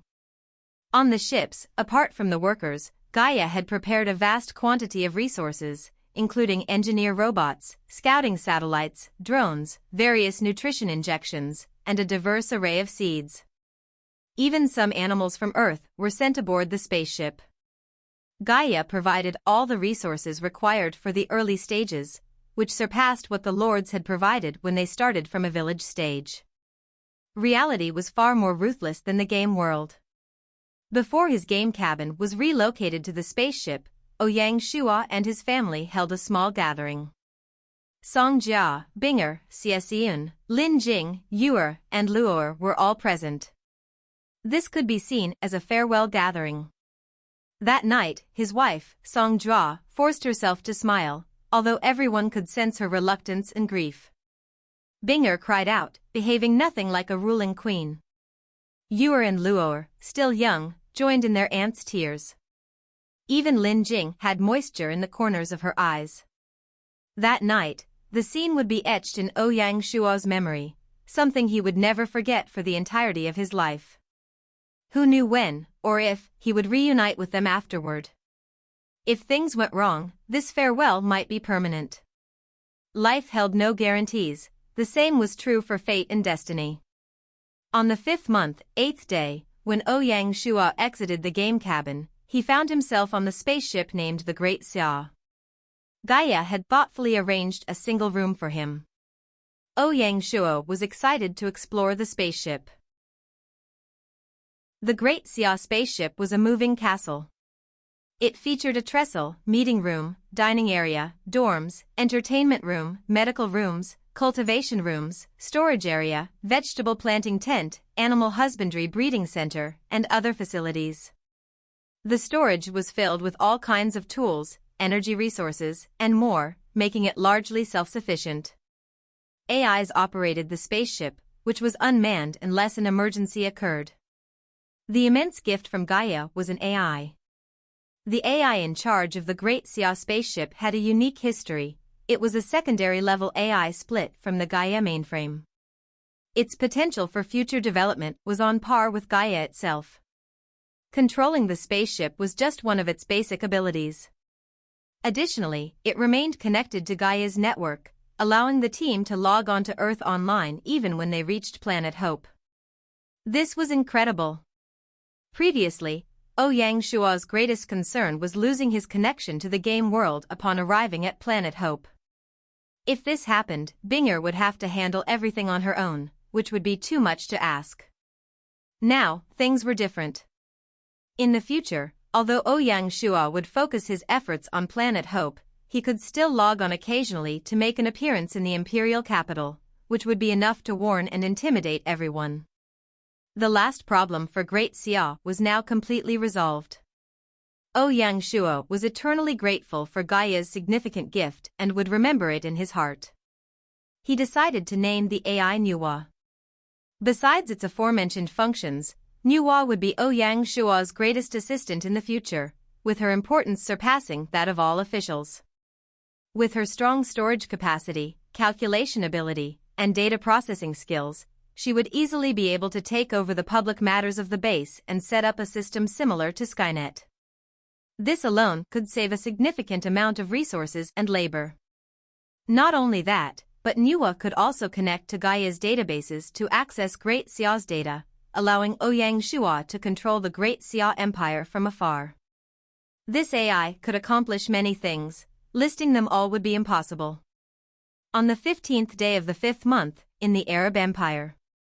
Compared to the determination of the Persian Empire, the Arab Empire performed worse. The moment the Great Xia army attacked, the Arab king could not withstand it and surrendered after a week. The might of Great Xia was truly terrifying. A significant factor was Ouyang Shuo's revelation of Nuwa's presence on the web, which caused a stir throughout the world. Normal players were naturally happy for Ouyang Shuo. At the very least, they could use Nuwa to check the status of Frontline base construction and feel more at ease. However, for Jack and the other kings, this was a massive nightmare. So, we did all of this for nothing? Jack was stunned, his mouth hanging open. He did not expect such a result after all their efforts. The presence of Nuwa prevented Ouyang Shuo's journey to Planet Hope from causing any losses to Great Xia. On the contrary, his expedition helped to greatly boost military morale and public sentiment, making the overseas citizens feel closer and more honored to be part of Great Xia. The issues that arose from Great Xia's rapid expansion slowly dissipated, and Great Xia was poised to become even stronger. What left Jack particularly uncomfortable was Ouyang Shuo's ability to establish an exploration team in such a short time. It seems the narrative you've provided is part of a larger story or a game scenario. I'll clean up the grammar and try to make the text more coherent. He had solved the problem of needing two separate teams and had formed a positive connection between the game and real life. Jack felt really tormented. If I had known this would happen, I would have taken the gamble myself. Jack was filled with regret. His grandfather had an even deeper worry regarding the entire situation. I have always felt that Gaia was behind all of this. I think we have all been played, Jack's grandfather stated solemnly. Even without mentioning anything else, Nuwa's presence was unusual. Even if Jack's grandfather knew nothing about AIs, he still possessed common sense. Splitting out a top-level AI like Nuwa would surely take a lot out of Gaia. When Gaia revealed the rewards, she did not reveal anything about Nuwa. A catastrophe has descended upon the organization. The moment Ouyang successfully built a base on Planet Hope and connected with Gaia on the resource planet, they would essentially control the life of mankind. The power over Planet Hope would totally lie within Ouyang hands. At that point, the competition in the game world would be pointless. Regardless of how they struggled, it would all end up as a gift to Great Xia. When Gaia revealed the Planet Hope exploration matter, Silverhand had a serious internal discussion. They concluded that the success rate was less than 30%. As a result, they decided to work with Azure Badge to make Ouyang the scapegoat. However, Nuwa's appearance made their calculations no longer persuasive. No one knew if Gaia had prepared any secret weapons for Ouyang apart from Nuwa. Proceeding to Planet Hope was not as dangerous as they had thought. Dark clouds are towering over us. The voice of Jack's grandfather trembled. This old man had never felt so much fear before. The issue was that they had no way to resist. I hope this makes the narrative clearer and more coherent. If you have any specific parts or details you want to focus on, let me know. It appears the original text may be a part of a story or dialogue in a narrative. However, I will clean up the text, correct the grammar, and simplify the paragraph as requested. Jack's grandfather had made it clear that they could only arrange one expedition squad, and there were no additional spots available. Even if Jack wanted to step out, he did not have the conditions to do so. Stopping Ouyang? That would be mere daydreaming. Hey, I didn't expect to lose to an AI after scheming for my entire life. Jack's grandfather's expression was extremely displeased. Since that's the case, we cannot continue fighting. A glimmer of hope appeared in his eyes. He realized that for Silverhand and Azure Badge, the only way to turn things around was to work together in the game world and curb Great Xia's expansion. Only then could they take control of the game world, and with that, they would have the ability to speak on Planet Hope's future. If not, their lives would only be dictated by others. The situation was crystal clear. In the game world, the strength of the Great Xia Empire was growing exponentially, like a snowball.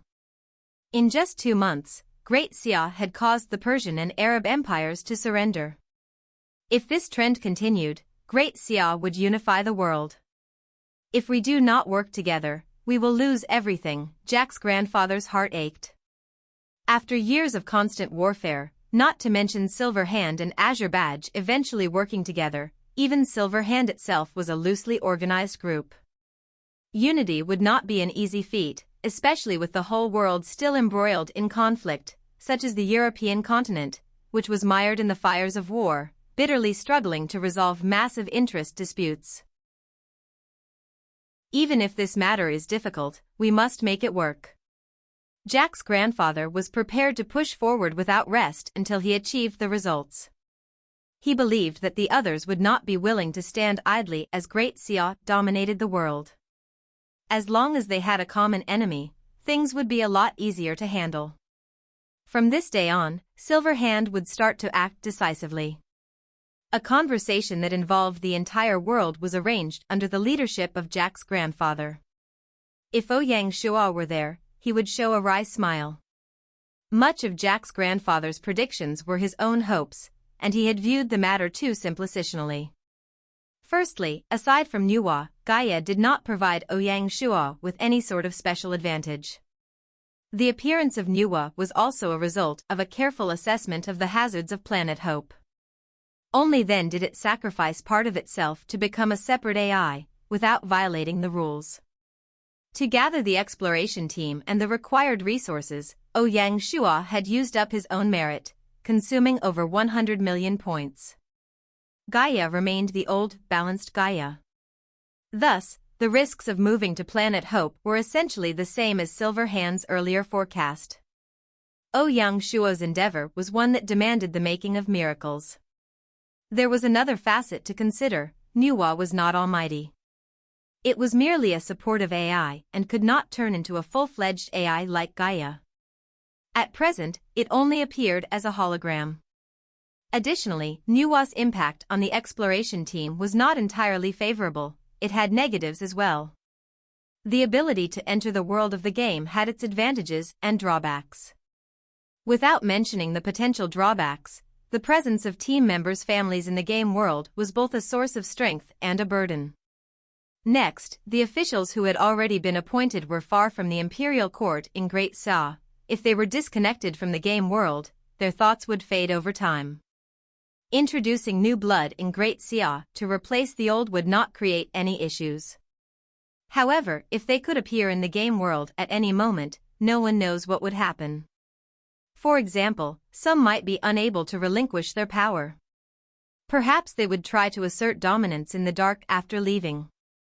Gaining power was something to be anticipated. As this continued, it would form a negative social environment. Planet Hope and the game world originally had an impermeable wall separating them. However, this matter would blur the boundaries and turn simple matters into something far more complex. The two worlds' interests would intertwine through Nuwa. This was something Ouyang Shua did not want to see.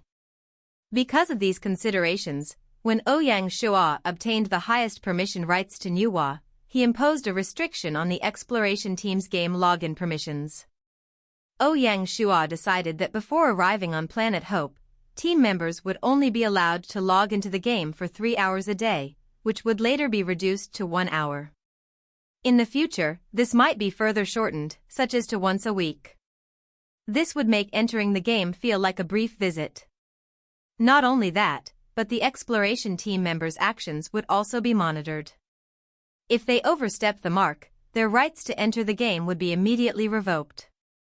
It was not that Ouyang Shua was heartless. However, he had to do this to ensure that the exploration team remained on the same page. This exploration was inherently dangerous, and they could not afford to make any mistakes. If Ouyang Shua was not firm and resolute, he would end up harming the entire team. He believed that everyone would understand this. Additionally, Silverhand might gain a chance to establish a base in the future. Based on Gaia's rules for resource exchange between the base and the mother planet, once the Frontline base provided the mother planet with enough resources, Gaia would offer new exploration spots. The more bases there were, the higher the chances of humanity's survival. In terms of protecting human interests, Gaia would not be biased. Destroying Silverhand and Azure Badge was Ouyang Shua's personal affair and did not concern Gaia. The power struggle on Planet Hope was also a human matter and had nothing to do with her.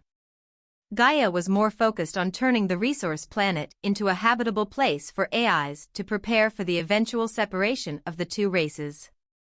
Therefore, Jack's grandfather's worries were unnecessary, they were just his own thoughts.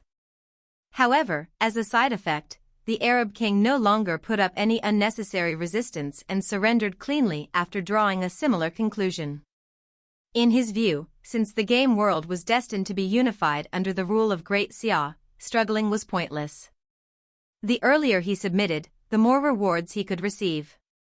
After the Persian Empire was conquered by Great Xia, the Arab Empire's geographical position became precarious. Even if they continued to resist, it would be futile.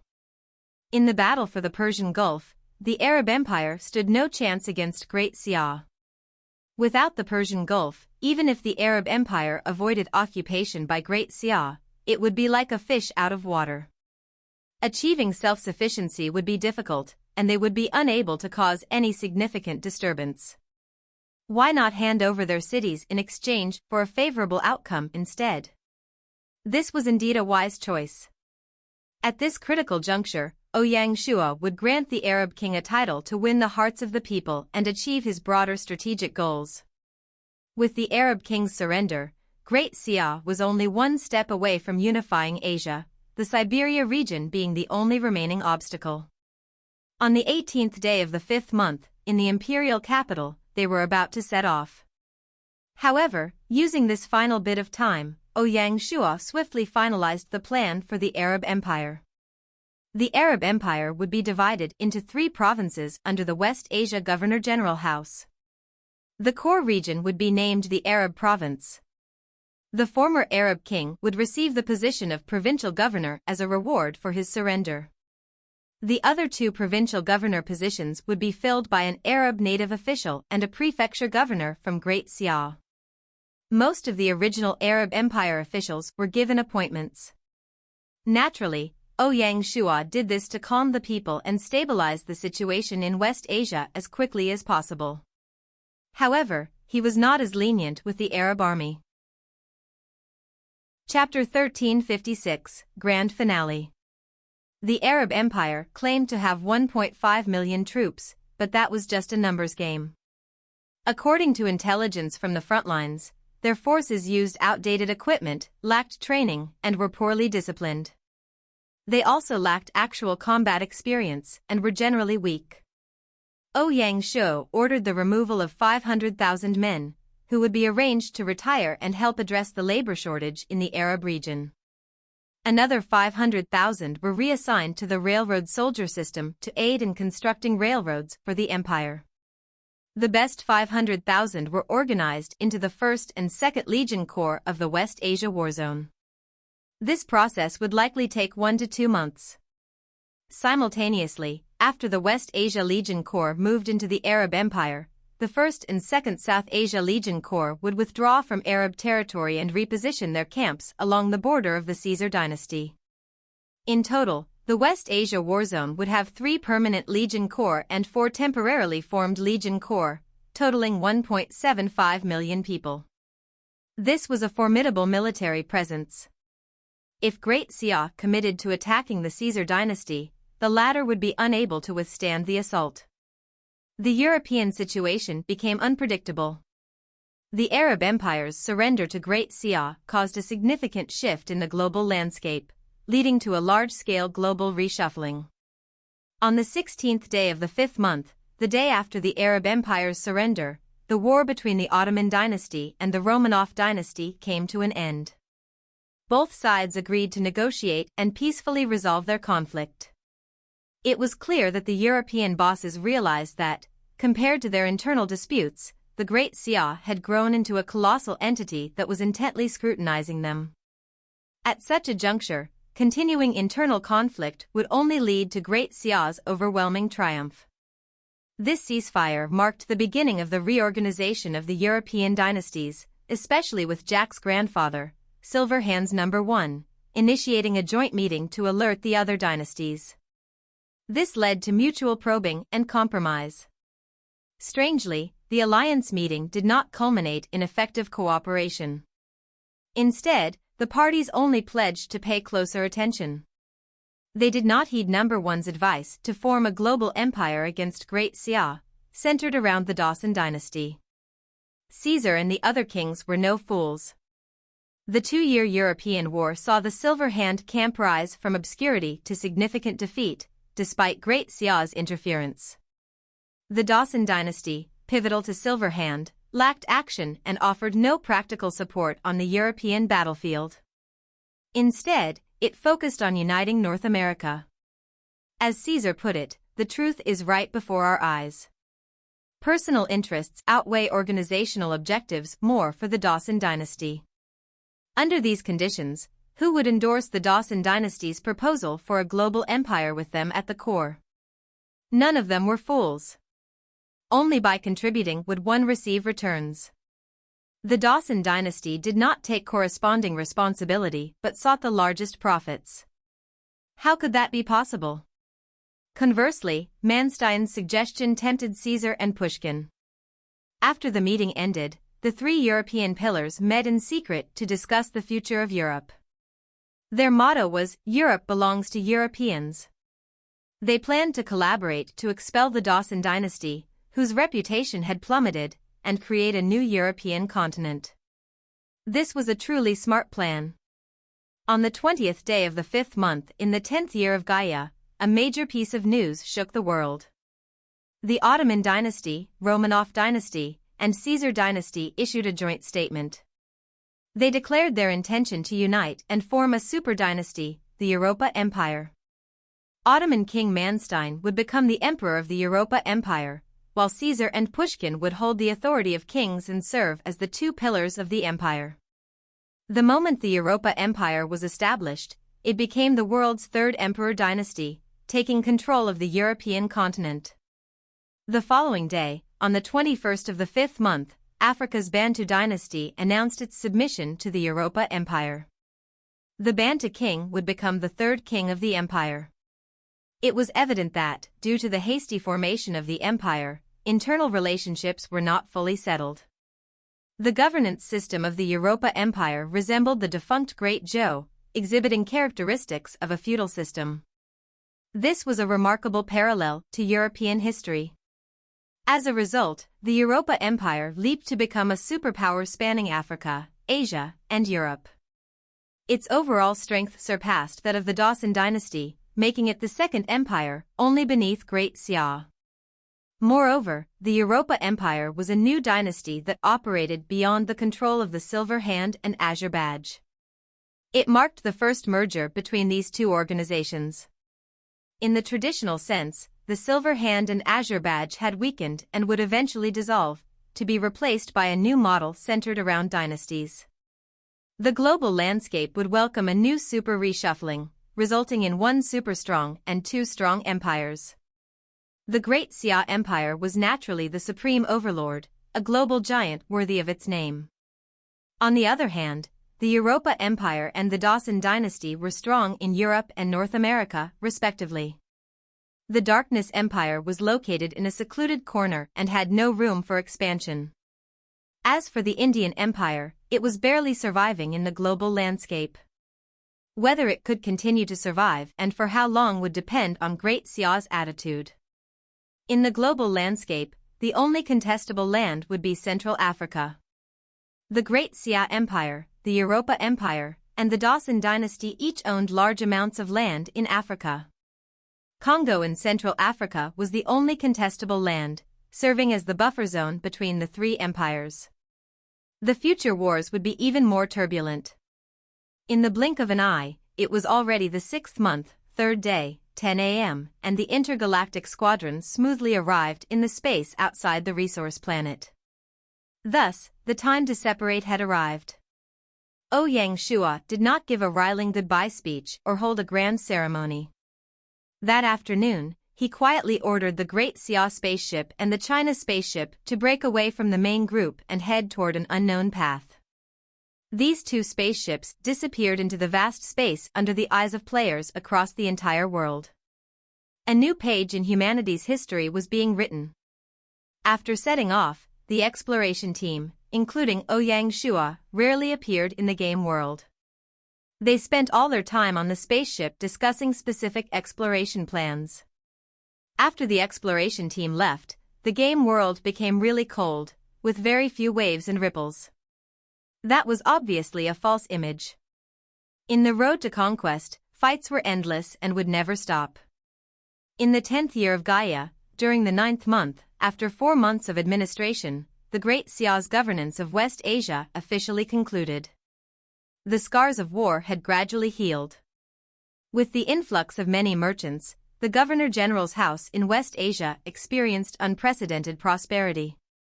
The mining of oil resources in the Persian Gulf was included in the empire's plans, set to become the new engine driving the empire's industrialization, promising to elevate it to new heights. After stabilizing West Asia, opening the Asia-European trade route became a high priority.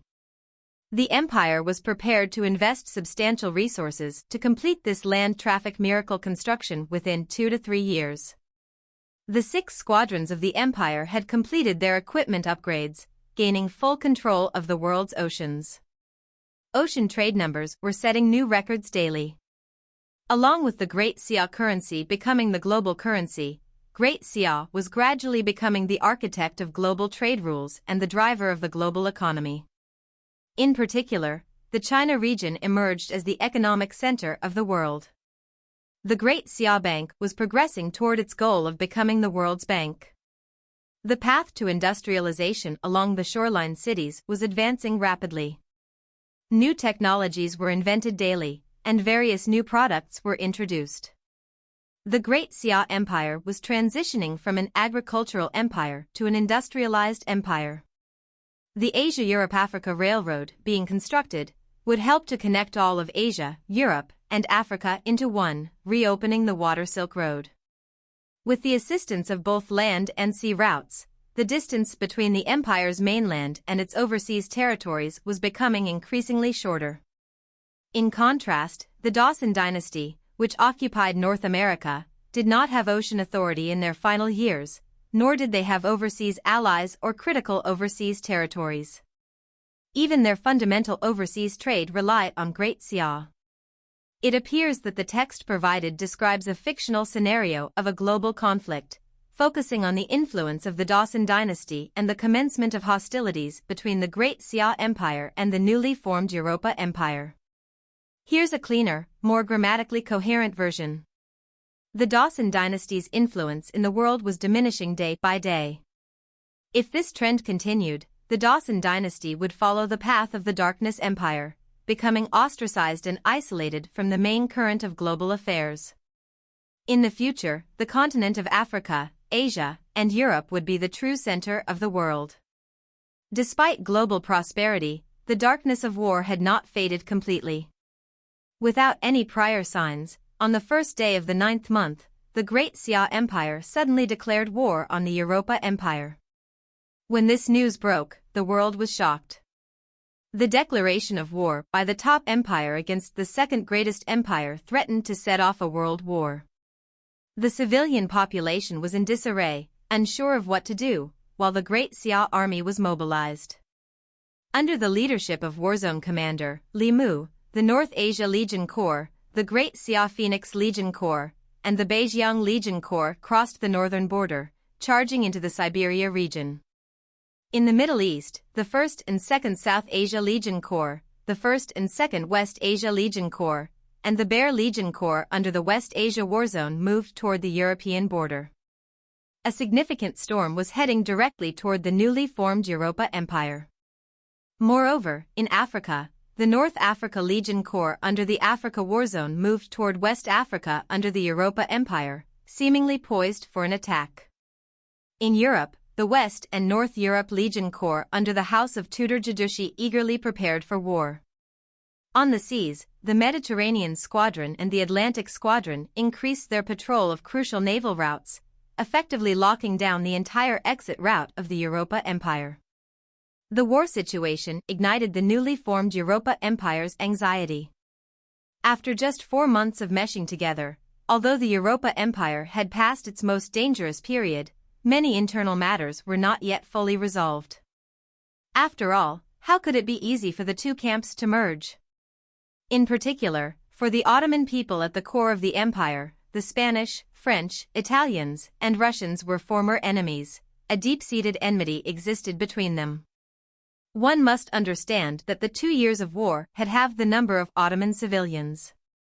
With the all-out assault from Great Xia, the Europa Empire lacked the confidence to enter into a war. They feared dragging the entire empire into the mires of conflict. As for the Dawson dynasty, it was content to be an observer. The creation of the Europa Empire meant that the Dawson dynasty was excluded from the European system. This hurt Jack greatly, leaving him even more furious than when Great Xia had bested them. At such a time, it would be wise enough if Jack did not intervene. Why would he try to assist them? Once the two empires engaged in an all-out war, 1 or 2 days would not be sufficient to reach a conclusion. If it were brief, it would take 1 to 2 years, and it could even last for several years. This represented the best opportunity for the Dawson dynasty to rise once more. Jack could not understand why Great Xia would act so impulsively and choose such a moment to suddenly declare war on the Europa Empire. So young, so rash, Jack thought, looking down on the queen in power. There were rumors that Great Xia declared war now because of this queen. The goal was to use a seismic battle to affirm the prestige and authority of Great Xia. In the 9th month, on the 5th day, the Europa Empire, in a panic, sent an envoy headed by Caesar to the imperial city to try to mediate the conflict between the two sides. The situation described reflects a complex interplay of international politics, negotiation, and strategic interests. Here's a cleaner, simplified version. The Europa Empire was deeply concerned about the young and impulsive queen of Great Xia, fearing she might initiate a full-scale war. In response, they pushed for talks, hoping diplomacy could de-escalate tensions. Initially, the Great Xia remained extremely stubborn, rejecting dialogue in favor of a military solution. As a consequence, Emperor Caesar and his aides were on edge, nervously awaiting events in the capital. Realizing the potential for calm and pragmatic resolution, Caesar considered reaching out to Old Qin, a seasoned advisor known for wisdom and persuasive skills. Old Qin, a respected voice within the Great Xia hierarchy, was known for his ability to reason with hardliners. As a former Federation president, he enjoyed considerable influence and the Queen's trust. He engaged with her, ultimately persuading her to adopt a more conciliatory stance and enter negotiations. Yet, Great Xia's approach remained aggressive and condition-ridden. Representing the Great Xia's interests, Zhang Yi, the head of the Honglu Temple, presented 2 non-negotiable demands: the surrender of West Africa and Siberia. Caesar's reaction was one of grave concern. These territories represented significant chunks of the Europa Empire's influence and resources. Siberia, in particular, was a vital strategic and economic asset due to its vast oil reserves, essential for the Europa Empire's industrial prowess.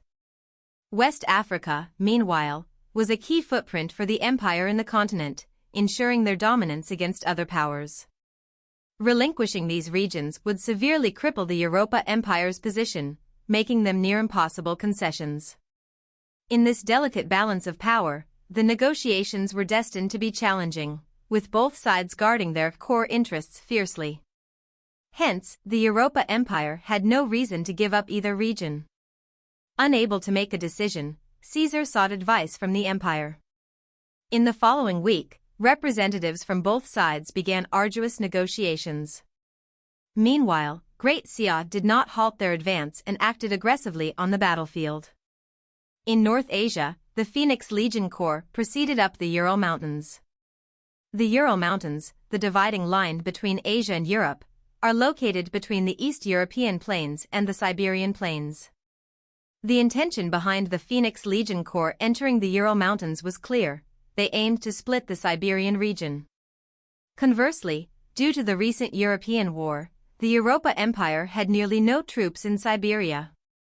Previously, to attack the Ottoman dynasty, the Romanov army had gathered in the East European plains. The shortage of troops in Siberia arose after the game map was reset.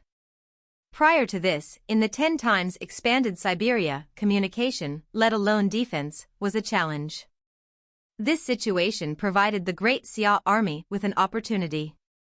The advance of the Great Xia army placed the Europa Empire on the back foot. On the 15th day of the 9th month, Great Xia's South Asia 1st and 2nd Legion Corps entered the former Caesar dynasty area to directly assault the Europa Empire's core land. The West Asia 1st and 2nd Legion Corps patrolled the borders. It was clear that Great Xia was determined to achieve their goals and would not stop until they did. Suddenly, the Europa Empire faced an unprecedented crisis. At this critical juncture, after a comprehensive evaluation of the war, the Europa Empire finally compromised, deciding to give up the Siberian region in exchange for peace. Manstein was astute, recognizing that Great Xia's true objective was to take over Siberia to unify Asia. It appears that the text you've provided is a fictional scenario involving geopolitical negotiations and conflicts between multiple empires, including the Europa Empire, Great Xia, the Dawson dynasty, and the Darkness Empire. Some of the key points in the text. 1. Geopolitical negotiations *. The text describes a scenario where the Europa Empire agrees to conditions set by Great Xia, including giving up the Siberia region in exchange for a 5-year promise not to use force against them. This marks a turning point, leading to a period of peace and cooperation in trade and cultural exchanges. 2. Geopolitical landscape *. The world described is one where two major powers, Great Xia and the Europa Empire, have significant control, while the Dawson dynasty and the Darkness Empire are in weaker positions. The text suggests these smaller powers are now at the mercy of the larger empires, with the Darkness Empire, in particular, showing a newfound willingness to be friendly and cooperative. 3. Character reactions *. The text also touches on the emotional and psychological impact on individuals, such as Jack and Keisuke Honda, who are affected by the geopolitical shifts. Jack feels lost and realizes the true intentions behind Great Xia's actions, while Keisuke Honda, the king of the Darkness Empire, takes a diplomatic approach to align with Great Xia, even going as far as offering to return Hawaii as a gesture of goodwill. The text is a mix of geopolitical strategy and personal intrigue, set in a world that is a blend of historical and speculative elements. It serves as an example of how complex international relations can be, where the actions of major powers have far-reaching effects on the political, economic, and social dynamics of the world. At this point, Hawaii returned to the arms of Great Xia under such dramatic circumstances. On the 5th day of the 10th month, Great Xia's regent queen published a series of appointments to organize the Siberia region. By imperial decree, the North Asia Governor-General's office was established in the Siberia region, overseeing the western, central, and eastern Siberia provinces. The Beijiang Governor-General's office was abolished, and the Beiyuan and Liaojin provinces were placed under the direct rule of the imperial court. The relevant personnel from the Beijiang Governor-General's office were transferred to the North Asia Governor-General's office. The former Beiyuan Governor-General Xiong Ba would continue to serve as the North Asia Governor-General, and the former Beiyuan Secretary-General Wei Lao was also transferred. The North Asia War Zone was naturally placed under the North Asia Governor-General's office. Simultaneously, the Privy Court established a disarmament plan. Based on the situation, they would attempt to gradually disarm or reassign the soldiers from the 2 Legion Corps of South Asia and West Asia. Of course, while disarmament was underway, Great Xia would never loosen its control over the reserve troops. With Great Xia's military foundation, if a world war erupted, they could mobilize 5 million combat-experienced troops from their reserves in a short amount of time. This was one of the cornerstones that safeguarded Great Xia's rule. As industrialization progressed rapidly, the era of weapons updates and changes had arrived, with new weapons emerging daily. Consequently, the nature of warfare was slowly evolving. The number of soldiers would no longer be the primary factor determining military strength. This, of course, was a story for the future.